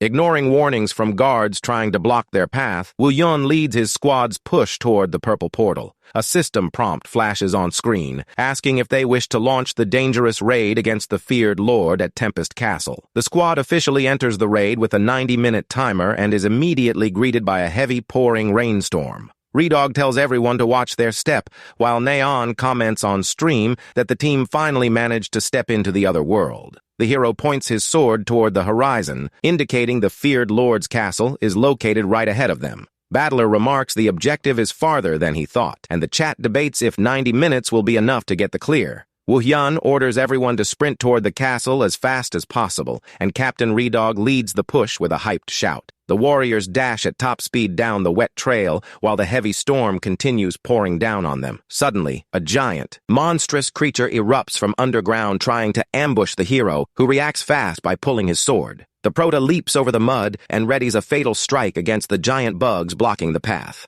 The guy pushes through, slicing up monsters trying to block his squad, hyping up all the livestream viewers. Battler takes charge of the backline and shouts for no one to stop running while dodging monster attacks. Redog lands a heavy fire punch on a giant wasp while his partner provides cover using water skills from the rear. In the studio, the casters comment, impressed by the insane mob density and the storm worsening. The team keeps running through the heavy rain, and viewers in chat wonder how they can even see in that environment. Sihu runs out of breath and starts finding it bizarre that the game feels so real and painful due to the lack of stat buffs. He feels the raindrops hit his skin clearly and questions if the game was always this realistic. Soyul struggles to run, barely able to keep her eyes open due to the storm, but gets warned by Redog about a threat on her side. A giant, monstrous gorilla with purple crystals on its back suddenly emerges from the forest shadows, roaring loud at the warrior. Before the worst can happen, Woo-hyun rushes in at top speed and beheads the giant gorilla with a single clean sword slash. The two allies watch the defeated monster's head hit the ground, feeling super relieved by the prota's quick save. Small blue potion vials drop from the defeated mob, catching Sihu's attention as he rushes over to loot the items. He discovers the item is a special potion that clears any vision obstruction caused by storms or fog for a duration. The warrior drinks the vial fast and tells the rest of the squad to do the same so they can see the path ahead. Battler and Yuzu pop the item right after and confirm relieved that their vision is finally back to normal mid-storm. With the buff active, Woo-hyun observes the outline of the massive purple castle up close and signals they are almost there. The guy gives the call to keep pushing, and Redog gets hyped, yelling cheesy battle cries that make his teammates cringe a bit. The team finally reaches the base of the Tempest Lord's massive, terrifying fortress after clearing all the trail threats. Woo-hyun analyzes the huge stone structure and concludes the only way inside will be pushing straight through the front gates. The squad sets up in battle formation before the entrance, and the chat gets hype, predicting the main fight is about to start. Suddenly, a massive purple magic circle glows under the squad's feet, catching host Neon completely off guard. Redog panics upon seeing a giant foot crashing down toward the squad and screams for everyone to dodge the hit. The crushing impact sets off a massive shake in the arena, and the squad tries to hold balance amid all the dust. The terrifying Tempest Lord finally reveals itself completely, hovering threateningly over the squad with glowing purple eyes. Lower-ranked fighters tremble in fear before the enemy's massive scale, but Woo-hyun firmly orders everyone to stay cool. Redog shouts that they need to focus entirely on defense to carefully study the colossal boss's attack pattern. Woo-hyun checks out the creature up close with an analytical gaze and notices something super odd happening in its glowing core. He spots an abnormal movement and warns that a massive horde of shadow beasts is starting to spawn directly from inside the boss. Overcome by fear upon seeing the mobs, Lee Si-hoo drops out of combat and runs off while the captain tries to yell for him not to break formation. An endless stream of giant bugs, gorillas, and hungry wolves pours out from the Lord's chest, turning the battlefield into utter chaos. Cowardly Lee Si-hoo runs for the exit, but runs straight into the open jaws of a giant wolf popping out of the shadows. The terrible mob snaps its sharp teeth in a brutal hit, and the young guy's blood spreads across the arena under the prota's shocked gaze. Woo-hyun stands frozen in horror as he receives the system prompt announcing Lee Si-hoo's character was wiped out. Total panic takes over the squad with the early loss of an ally, and everyone starts shouting, unsure what strat to call in that key moment. A colossal shadow wolf sets up in front of the remaining squad, ready to strike the survivors still trying to regroup in the rain. Redog heroically leaps in, landing a fire punch on the beast, and commands stronger fighters to focus on covering the back of weaker allies. In the middle of all that noise and panic, Woo Hyun stands still in the rain while dark memories from his past start messing with him. He hears a haunting voice in his head mocking his failure and asking if he will once again be the sole survivor of that tragedy.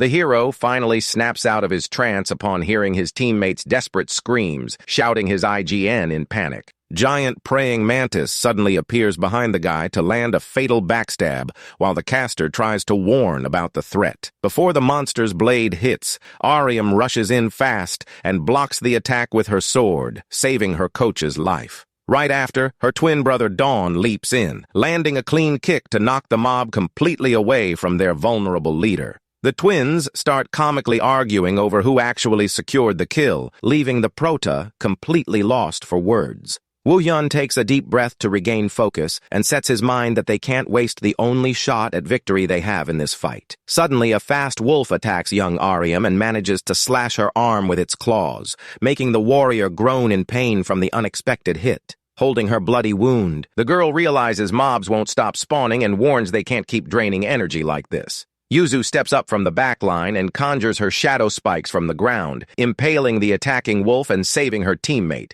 The mage asks if her friend is okay, and Ariam happily thanks her for the cover, displaying the support duo's great synergy. Up top, the colossal lord spawns a fresh swarm of shadow wasps, and Battler readies his magic, complaining about the annoying mob count. The skilled pro player conjures a massive water prison, trapping all flying wasps inside floating ice cubes in awesome fashion. Soil takes advantage of the opening and cleans up the frozen mobs with her golden speed, leaving the hosts super hyped. Redog notices they manage to clear one of the attack waves and orders an immediate general push against the main boss body. The captain fires devastating flame blasts at the stone giant while Woo Hyun tries to recall the weaknesses of ancient lords. The hero deduces there must be a weak spot on the monster's body and commands the twins to stack close to find that flaw. The three fastest fighters leap together toward the giant's chest to land a powerful, combined strike on the glowing rift. The impact of the triple hit sets off a big burst in the rift, and the chat goes crazy expecting to see the boss drop. Upon landing, Woo Hyun looks at the enemy suspiciously, thinking it would be too easy if the mob dropped from just one strike.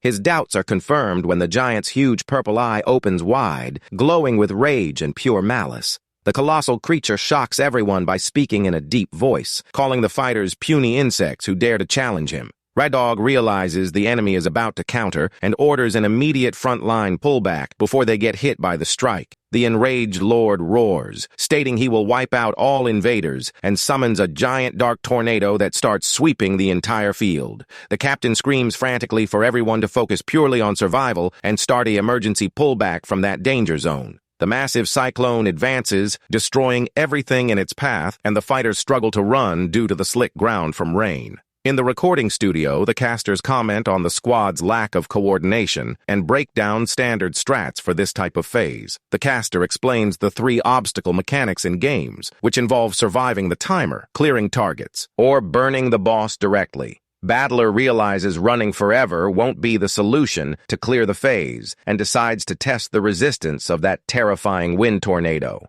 The guy casts his powerful water magic directly at the cyclone in an attempt to dispel the storm with elemental output. The water strike hits hard, but the tornado absorbs the damage without taking impact, forcing the mage to shout for everyone to just run. Redog gets tense, realizing the only way to stop the destructive cyclone will be hitting the boss's colossal body directly. Suddenly, the massive cyclone shifts color after absorbing arena fire and starts chasing the captain relentlessly at a much faster speed.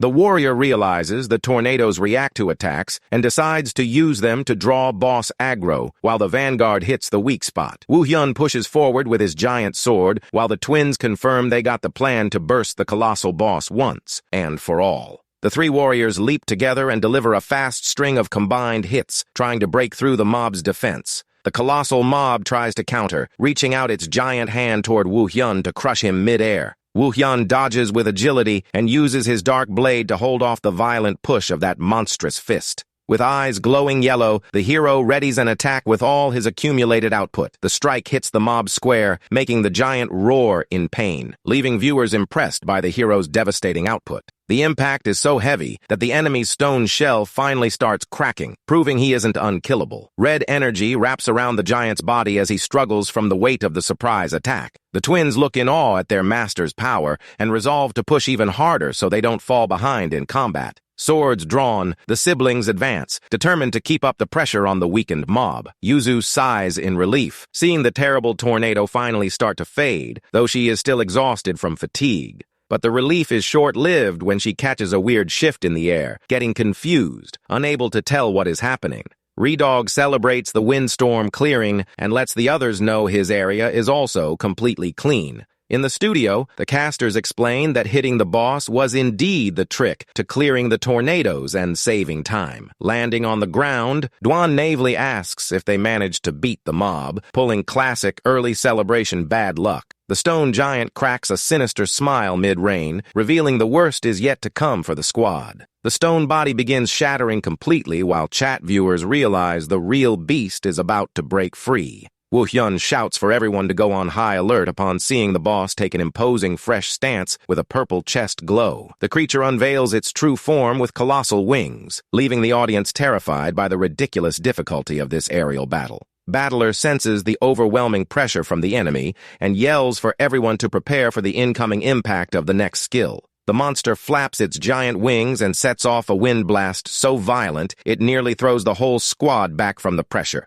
Woo-Yun plants his heavy sword into the ground with full power to hold steady against that overwhelming wind. The hero looks up and warns that the flying demon ascended too high, putting it out of reach for normal ground attacks. High up in the purple sky, the creature begins charging a massive amount of destructive magic energy around itself. The demon calls the end of the fight as it readies a massive AoE attack that looks larger than a skyscraper. Dwan senses the incoming danger and screams frantically for everyone to move before the ground gets completely wiped out. In the rush, Ariam's foot slips or gets stuck in one of the glowing purple energy cracks on the map. The girl drops to the floor completely exposed, and her brother Dwan panics seeing her trapped right in the attack's path. With a cold, ruthless stare, the final boss commands them all to vanish from existence once and for all. Dwan doesn't think twice and recklessly jumps back to try and pull his sister out before the magic drops on them. The blast of purple energy crashes down violently on the spot, while Ariam cringes in terror before that blinding output. The girl opens her eyes scared, left speechless as she realizes the terrible sacrifice that just went down right in front of her. Woo-Hyun and the rest of the squad watch the scene completely frozen by the weight of the desperate situation. Ariam screams in despair upon seeing her brother's body start dissolving into data particles after taking the fatal blow. In tears, she asks why he pulled such a dumb move, and Dwan just smiles, saying she would be way more useful helping their master. The system announces Dwan's death and applies a heavy penalty that cuts the squad's remaining timer, leaving Woo-Hyun extremely furious. The casters get tense, noting the loss of Dwan, and the timer drop placed the whole team in a terrible spot. Yuzu panics over the few minutes left on the clock, and Raydog laments not knowing there was such a harsh death penalty. From high in the sky, the colossal demon mocks the survivors, calling them mere useless pests that don't deserve to live. The flying mob hovers threateningly over the massive Gothic tower, declaring full wipe is their only outcome. Surviving mages ready their elemental skills, hoping to check if long-range attacks can reach that high up. A triple blast combining fire, lightning, and shadow spikes is unleashed full force toward the demon floating up high. Unfortunately, the spells fizzle out before reaching the target, and the heroes realize with frustration the distance is way too far. Redog tries to figure out a way to drag the mob back to the ground, while Battler pushes forward with resolve, telling no one to quit. The skilled pro player conjures his ultimate trump card and summons a colossal, majestic water dragon that roars skyward. The blue dragon charges fiercely at the flying demon, who underestimates the hit and tries to block it using just one hand. The beast claims that type of magic is completely useless and throws a heavy punch to disperse the water construct. To everyone's surprise, the water dragon doesn't fade and simply shifts shape to lock the boss's arm in a continuous whirlpool. Wu Yun watches in awe at the incredible elemental control technique that managed to pin down the demon high in the sky. Battler cracks a smug smile, letting them know he wasn't just messing around this whole time, earning full respect from the chat. Things heat up as the boss's health drops below 70%, and the mob decides it's time to play dirty. The monster gets completely furious over the squad's nerve and starts growling with classic villain hatred. He promises to return the favor double while poor Battler tries to dodge that weird purple ground energy. Making matters worse, the system alerts that Battler became the main target, and he can only scream for everyone to clear out. Suddenly, a giant purple lightning strike drops from the sky, shattering the ground and leaving the squad in shock over the damage. The heavy attack keeps dropping non-stop while our blue-haired warrior runs frantically to save his skin. Battler realizes the situation is really bad, pulling a face that shows he knows a single mistake here will end it all. But there isn't even time to react properly, and he gets swallowed by a column of destructive energy while the squad shouts his name. The stream chat goes into total panic, thinking their teammate got completely wiped out by the blast. Except Baek Woo-hyun notices the death prompt hasn't popped up on screen and concludes his partner must still be alive out there. The flying mob shows up victorious, asking who will be the next idiot to drop while Red Dog complains about life. Red Dog tries to keep team morale up, calling for unity, but the system alerts at the worst time that his potion buff expired. The storm picks up even harder and the chat starts lamenting the terrible luck of losing the buff mid-combat. Yuzu complains she can't see a single thing due to the heavy rain, but the leader insists they stay calm. Obviously, staying calm is easier said than done, and Redog himself is already fuming with rage. Low on options, he commands everyone to pull back immediately to dodge the next wave of attacks heading their way. Outside the game, analysts comment that this second boss phase is straight up broken, and the audience starts losing hope. Meanwhile, the map remains consumed by that chaotic atmosphere, with purple lightning cutting through the dark sky without break. Woo-hyun observes his fallen and weakened allies on the ground, knowing full well they will lose if that fight drags out any longer. The enemy then starts mocking Woo-hyun, calling him the creator's apostle and questioning if that failure is all he's got. The villain rubs salt in the wound, saying he now gets why he couldn't protect anyone in the other world, leaving the hero tense. Abraxas keeps up the taunts, claiming the Prota is as useless on this side as he was before, triggering his rage. Woo-hyun leaps in full force, wielding Soul Eater, set to end things while viewers go crazy in chat. The hero charges straight at the giant demon's body,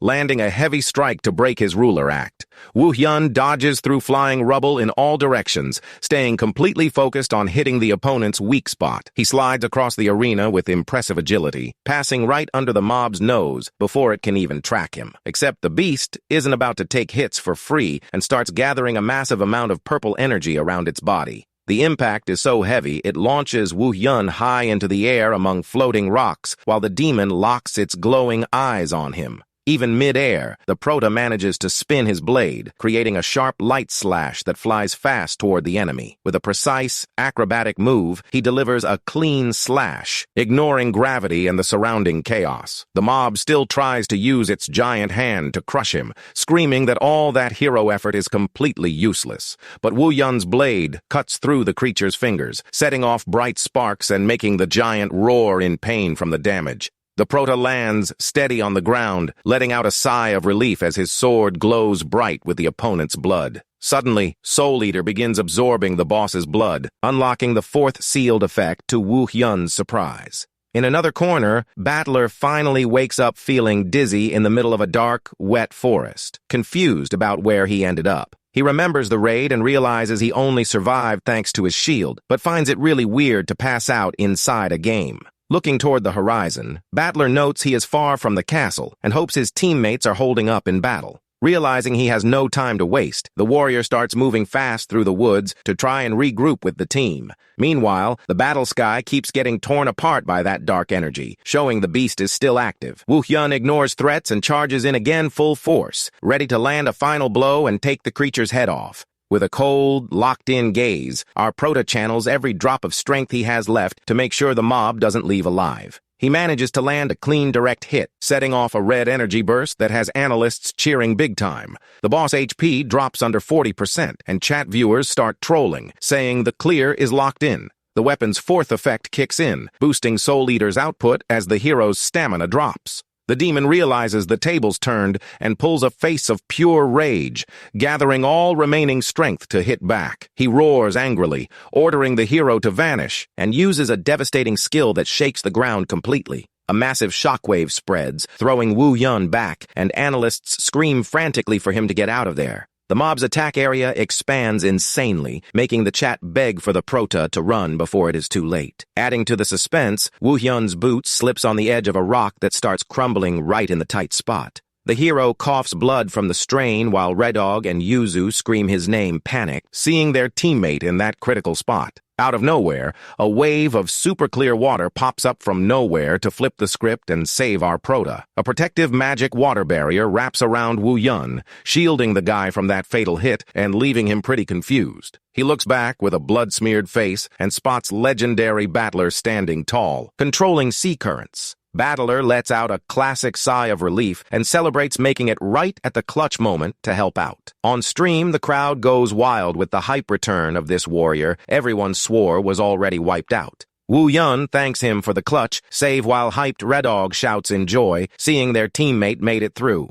The rest of the squad finally manages to regroup on the battlefield, offering a glimmer of hope for this insane raid. But the boss gets annoyed with these persistent humans and vows he will make them suffer the worst pain before dropping. The system fires a red alert, warning the mob is about to trigger the feared Eye of the Storm skill. The villain yells he will wrap up everything right there and starts unleashing a massive amount of destructive purple lightning. Giant monoliths of pure dark energy erupt from the ground, scaring everyone trying to make sense of what is going down. To top off the panic, the system drops a quest on screen requiring them to shatter all pillars in just 10 minutes. Redog shouts panicked to hit one of the pillars fast, but Yuzu tries to hold him back, picking up that something way worse is coming. Suddenly, a horde of demon guards starts spawning from the pillar shadows, ready to shred any intruder. Redog curses in anger, realizing the game decided to drop tough mobs to mess up the structure burn. Analysts on live comment worriedly that players fell into a perfect trap and that the situation is now super critical. The intimidating look of these fresh mobs makes it clear they aren't just regular trash mobs meant for XP farming.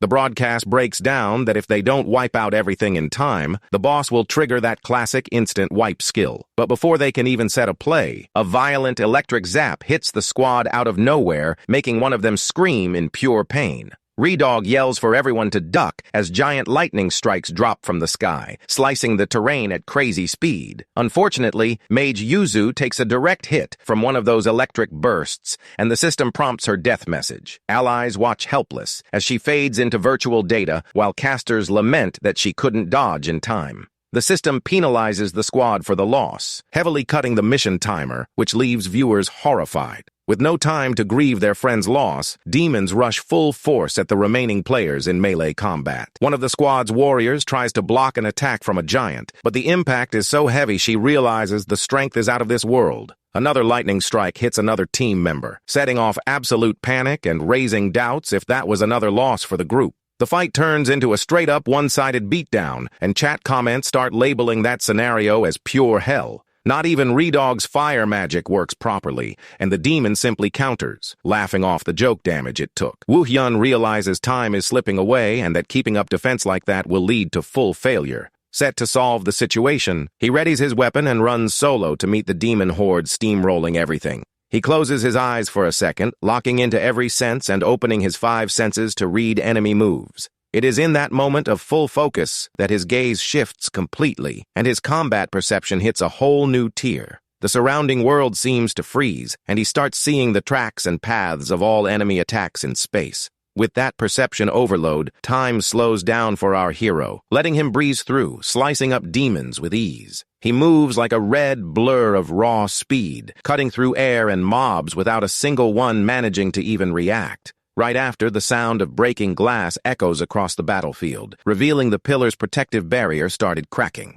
Wu Hyun picks up on the crack and starts suspecting the impenetrable shield on those structures is tied directly to the mobs. A bit farther out, Redog keeps fighting bravely against another goon, shouting for the mob to drop already. As soon as Redog finishes off the enemy, the shield loses another layer, confirming our prota's brilliant theory. The hero shouts for everyone to focus on clearing smaller adds to break the barrier, and the team answers full of energy. Battler looks at the mob count and concludes clearing them one by one will take too long, calling for a much more broken strat. Using his Sea God build, he starts stacking water and focuses on pushing hydraulic pressure to its absolute limit. He drops a devastating tsunami, wiping out dozens of enemies at once, while telling teammates to clear out of the way. With that mass clear, the pillar barrier finally shatters completely, leaving the structure wide open for attack. Redog takes charge, asking the two main fighters to focus on the main boss, while the rest handle breaking the pillars. Woo-hyun and Battler push together full force toward the big boss, who just watches their approach with a smug tone.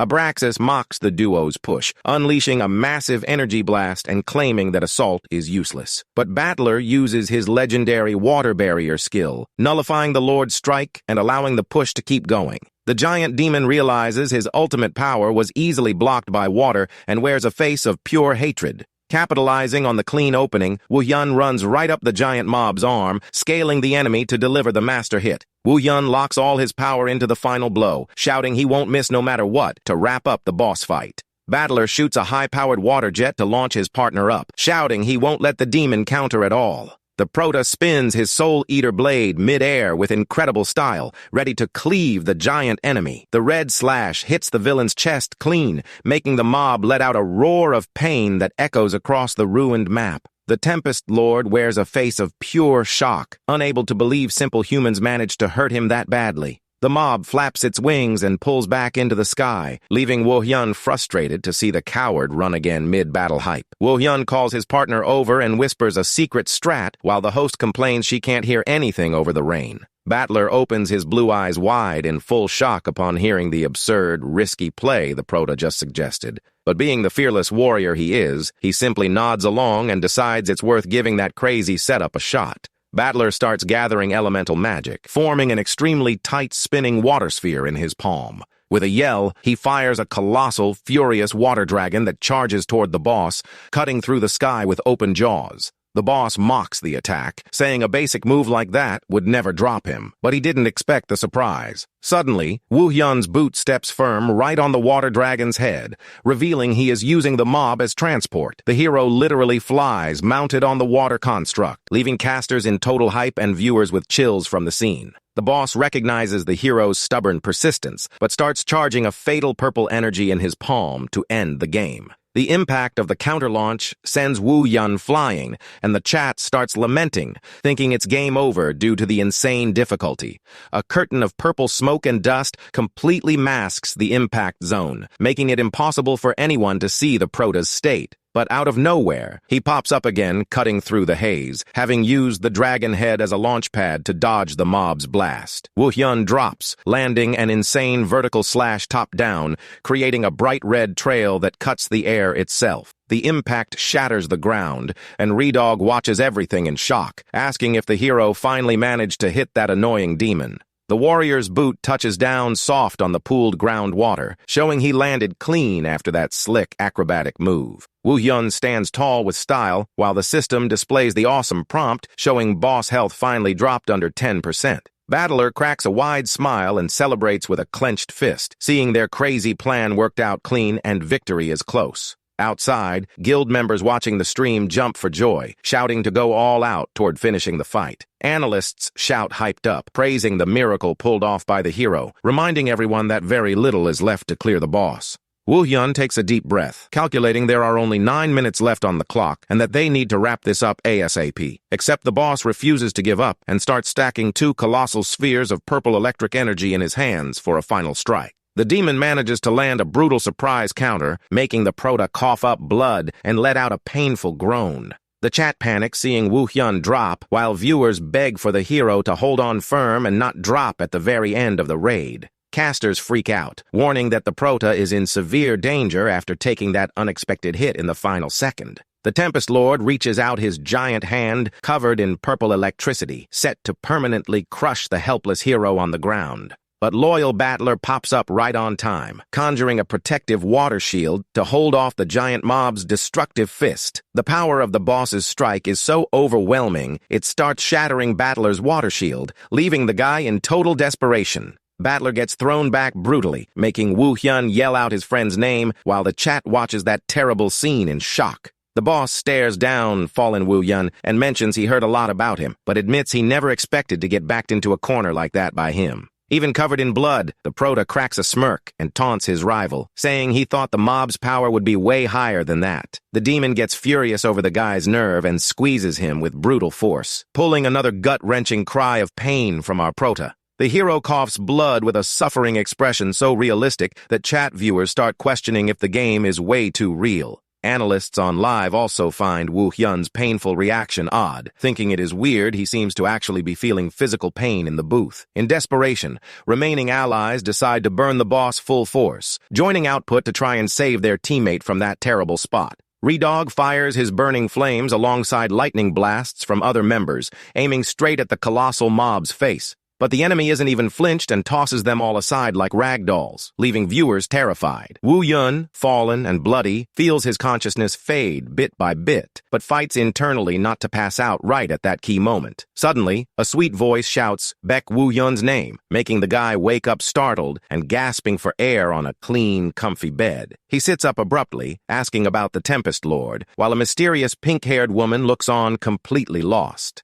Looking to the side, the guy realizes the girl is none other than Sua, who asks with a worried face if he had another nightmare. She says everything is fine and asks him to get up because they need to meet their friends, creating massive confusion in his head. The prota asks himself if that whole story about the reverse world game and torture lab was just a nightmare in his mind. Sua affectionately takes his hand, smiling and asking to get ready, but Woo Hyun decides that doubt doesn't matter at all right now. Simply relieved to see his beloved alive, he pulls her into a tight, genuine hug, deciding to enjoy that long-desired moment of peace. Sua returns the sweet hug, saying she is super happy, and jokes that he must have had a really scary nightmare. The two head out walking hand in hand and quickly spot their friends from afar, waving at them in the middle of the busy street. During dinner, his friend comments on his old destruction build, back when the Perfect Existence title wasn't transcendent yet. But Woo Hyun gets thoughtful, remembering those power titles were only unlocked after the tragic deaths of Sua and Soo-hyuk in the past. Walking down the street, the prota starts feeling that there is something very wrong with that overly perfect, comforting reality. A mystery figure shows up behind him, whispering sarcastically about how incredibly beautiful that romantic dream is.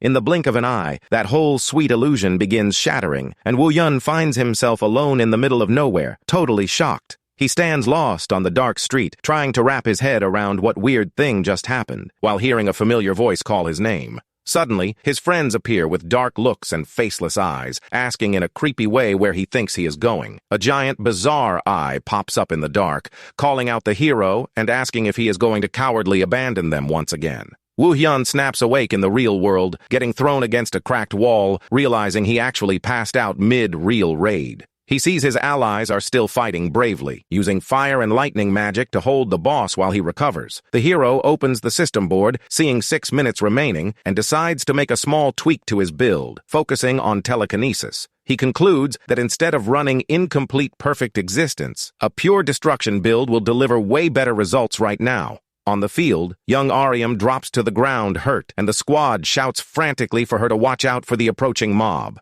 But out of nowhere, a pile of rubble flies in, hitting the boss's back and leaving casters confused about who fired that strike. The mob turns back furious and sees a glowing silhouette floating mid-air with intimidating energy around its body. It is our hero, who returned to the fight running an overpowered telekinesis build that gets the chat super hyped. Boss HP drops under 5% and the demon gets completely enraged, setting up its last dirty play. Redog shouts, hyping everyone to go all out, while the prota rushes at top speed toward the giant opponent. An absurd burst of purple energy takes over the screen, showing the violent clash between the player's attack and the mob's output. The boss acknowledges the squad's skill, but says it's time to wrap it all up, leaving teammates anxious about his next strike. Consumed by bizarre power, the monster guarantees no one there leaves alive and starts unleashing a massive electric storm. Purple energy tornadoes and lightning start shredding the entire combat arena, messing up squad movement and survival. Analysts comment that this is the boss's final trick and that they need to break that barrier to deal real damage to him.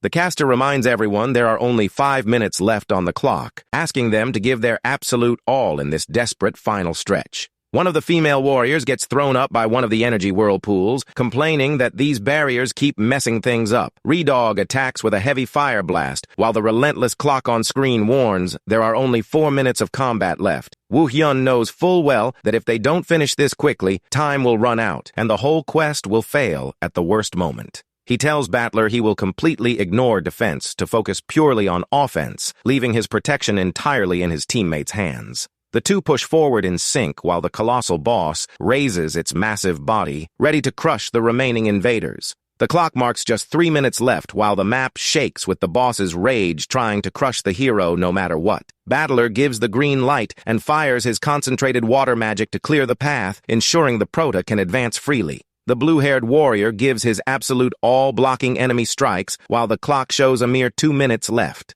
Battler looks around mid-dust and can't find Woo Hyun anywhere, making the chat wonder if the hero vanished. The boss locks its purple energy straight onto Battler, but the guy trusts his partner left defense to him because he has a brilliant play. He tries to guess what the secret strat is before it's too late, but gets surprised by a massive crash coming directly from above him. With just 1 minute left, the hero appears floating in the sky, gathering tons of stone rubble right over the boss's head. The Tempest Lord looks up at the sky completely terrified upon realizing the deep trouble he got into with that rain of rocks. Woo Hyun hurls a massive pile of rubble against the mob, and the analyst shouts hyped up, seeing that brutal telekinesis skill. The heavy assault shatters the villain's protective barrier, making the beast scream in despair as crowd tension hits the roof. The hosts celebrate breaking the barrier with the master strike, and stream comments go wild, begging to finish off the boss fast. Woo Hyun gathers a devastating black gravity sphere in his hand, coldly whispering that this is the absolute end of that insane fight. The monster roars angrily that he won't allow that loss no matter what, trying to counter by stacking his last purple electric power. But the gravity sphere absorbs all his counter energy, setting off a bright, absurdly destructive spatial collision. Woo Hyun grits his teeth, focusing all remaining strength to push the attack into the villain's chest without giving a chance to dodge. The clash sets off a spectacular red and white light flash. Swallowing everything around right at the split second, the timer hits 0. Woo Hyun drops to his knees on the ground, completely drained, while friends run frantically toward him to see if he is okay. The Tempest Lord's giant body begins collapsing and fading into thin air, leaving the squad wondering if the beast actually dropped this time. To everyone's relief, the system displays the glorious prompt stating the Tempest Lord raid was cleared with complete success. Everyone celebrates with fists raised, shouting in joy for managing to clear the raid on their very first attempt. The stream hosts yell in excitement, announcing the team pulled off an unprecedented historic feat worldwide. Donations pour onto the screen from viewers congratulating the squad on the amazing win while praising the player's skill. Woo Hyun wipes blood from his face and lets out a relieved sigh, thanking everyone for the key help in the final moment of combat. Suddenly, purple light pillars start blasting from the ground again, scaring everyone and making the chat ask if it's a forced event. Woo Hyun instantly scowls, feeling that the squad's peace lasted way too short and that the real danger just popped back up there. The hero's mystery double reappears floating, saying in a solemn tone that beating the Tempest Lord was just their first step. He warns that dimensional portals will start opening in endless locations, leaving the team anxious about the world's future. The Prota demands to know what the master plan is behind all that, but the clone says he will reveal something special as a raid reward. The clone starts talking, but the stream audio drops out, and viewers realize only Woo Hyun can hear those words. Abraxas drops a mind bomb, revealing that some of his comrades from that other world were also dragged into physical reality. Woo Hyun is left completely floored, thinking about the possibility of his old suffering partners being lost out there. He remembers being in the hospital next to Sua while they tried to make sense of what on Earth the term reverse planet meant. He also recalls that none of the warriors from that other world seemed to have any clue about the game or Earth's dimension. The hero angrily demands the villain state who else was brought over, but the double just mocks his total ignorance about things. Abraxas points his finger, saying he is just a creator's apostle being used and that he should open his eyes to the truth soon. Annoyed, Woo Hyun tells him to shut up and answer his questions, but the mob coldly warns their chat is over for today. The double starts floating away, wrapped in purple light, leaving the Prota frustrated and helpless, unable to hold him back. Before vanishing completely, he says he will be waiting for the hero in the perfect world while casters try to make sense of the mystery. A blinding flash explodes across the whole arena, making players yell in pain as they get booted from the map forcefully. Redog and the others pull painful faces upon realizing they are being forcefully kicked out of the dimension after everything wrapped up. The portal simply spits the warriors back into reality amid building rubble destroyed in the blast. Battler drops sitting down, letting out a massive sigh of relief, happy to finally be stepping on solid ground after all that chaos. The group gets up and looks at the sky whirlpool, confirming they actually returned to the exact same portal they entered before. Redog looks to the side, confused, and spots people approaching the crash site, making him ask what is going on. Several armed guards rush toward the rubble, likely drawn by the massive crash of that explosion. The female ally tries to make conversation, asking the Prota what the clone whispered in his ear during that mystery moment. Woo-hyun plays it off, saying it was just a heads-up to prep for the next raid, while the chat speculates on the secret. On stream, the hosts admit they are eager for upcoming updates and promise to keep covering every step of this journey. They celebrate the massive viewership of the historic stream and run the classic promo, telling everyone to catch the next stream. The host reinforces the sub-call, letting viewers know official dates for upcoming events will be posted across all socials. The caster trio says goodbye with big smiles and friendly waves, wrapping up that unforgettable stream on a high note. In-game characters also wave goodbye, promoting their own streams, while the chat has fun saying they look like NPCs.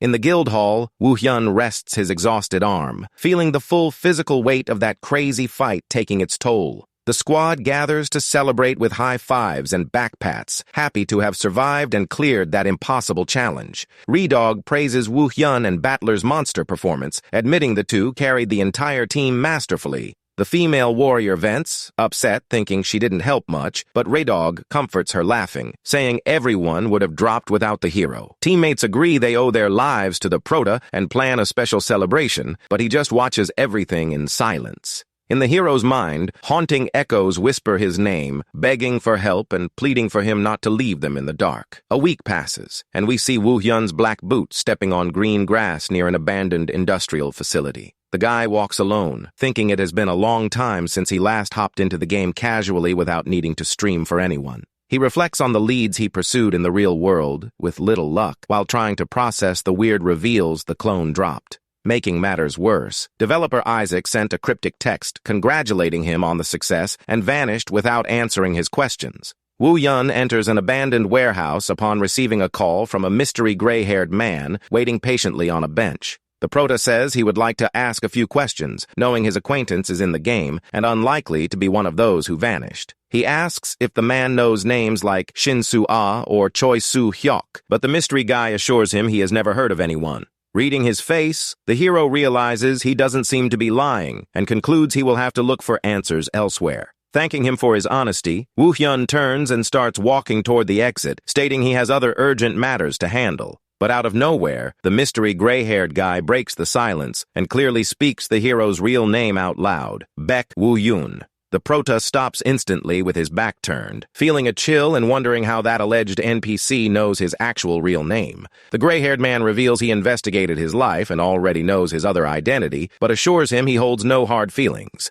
He steps closer with an intimidating look, warning the hero not to even think about betraying them, because he won't let it slide. Woo-hyun calmly brushes his hand away and firmly replies that he himself doesn't usually show mercy to traitors either. Impressed by the fearless response, the guy cracks a smirk, looking pretty satisfied with the hero's attitude. He lets him know in a friendly tone that their captain has a big job lined up soon and that it will be a great chance to strike back. The gray-haired ally says goodbye and floats away, leaving Woo-hyun thoughtful, calculating what his next move will be. Woo-hyun visits a weird shop where the owner speaks through a purple teddy bear, saying he wants to locate some old test subjects. He dictates the names Shin-Soo-ah, Choi-Soo-hyok, and Kim Beom-jun, hoping to catch any trace of his friend's whereabouts. The mystery figure dressed in black confesses from the other side of the screen that he never heard of any of those names listed by the hero. Frustrated to be back at square one, Woo-hyun quietly laments, but the teddy bear promises he will try to look into whether they are important.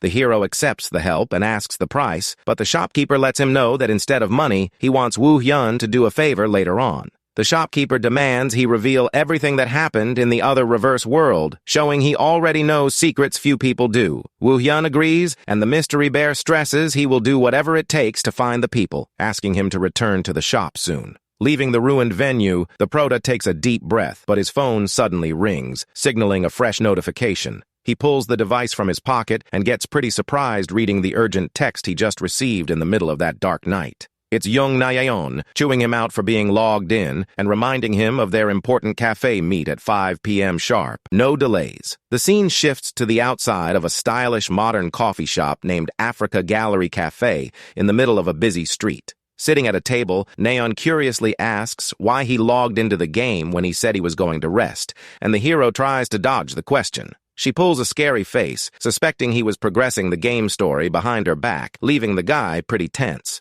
Woo-hyun makes up an excuse, saying he got work texts from the government agency, but logged in right after seeing her note. He vents about the pressure of facing questioning soon, while Nayeon tries to calm him down so they can prep everything before going live. She shifts topics hyped up, revealing his team up with Battler went viral, and that they got a huge collab offer. Nayeon explains the offer involves a joint gameplay stream with him, Battler, and Nikki, asking if he would like to accept the invite. Woo-hyun accepts the invite without hesitation, making his friend super happy and excited to confirm his slot with organizers right away. She advises that the best move now is focusing on leveling up and pushing his rank so he hits the top spot in the game once and for all. Nayeon analyzes Woo-hyun's profile on the system board, showing he is just 15 levels away from claiming the absolute top spot. While she speaks, the prota gets lost in thought, remembering Abraxas said his friends were brought over, but not that they are living there. He fears the violent deaths his friends suffered in the lab might have reflected directly into the physical reality of this world. If they all died in real life too, his whole search for revenge would be useless, the hero thinks, until a pink-haired girl walks in. The beautiful girl with long pink hair passes through the cafe entrance, catching the prota's attention instantly in shocking fashion.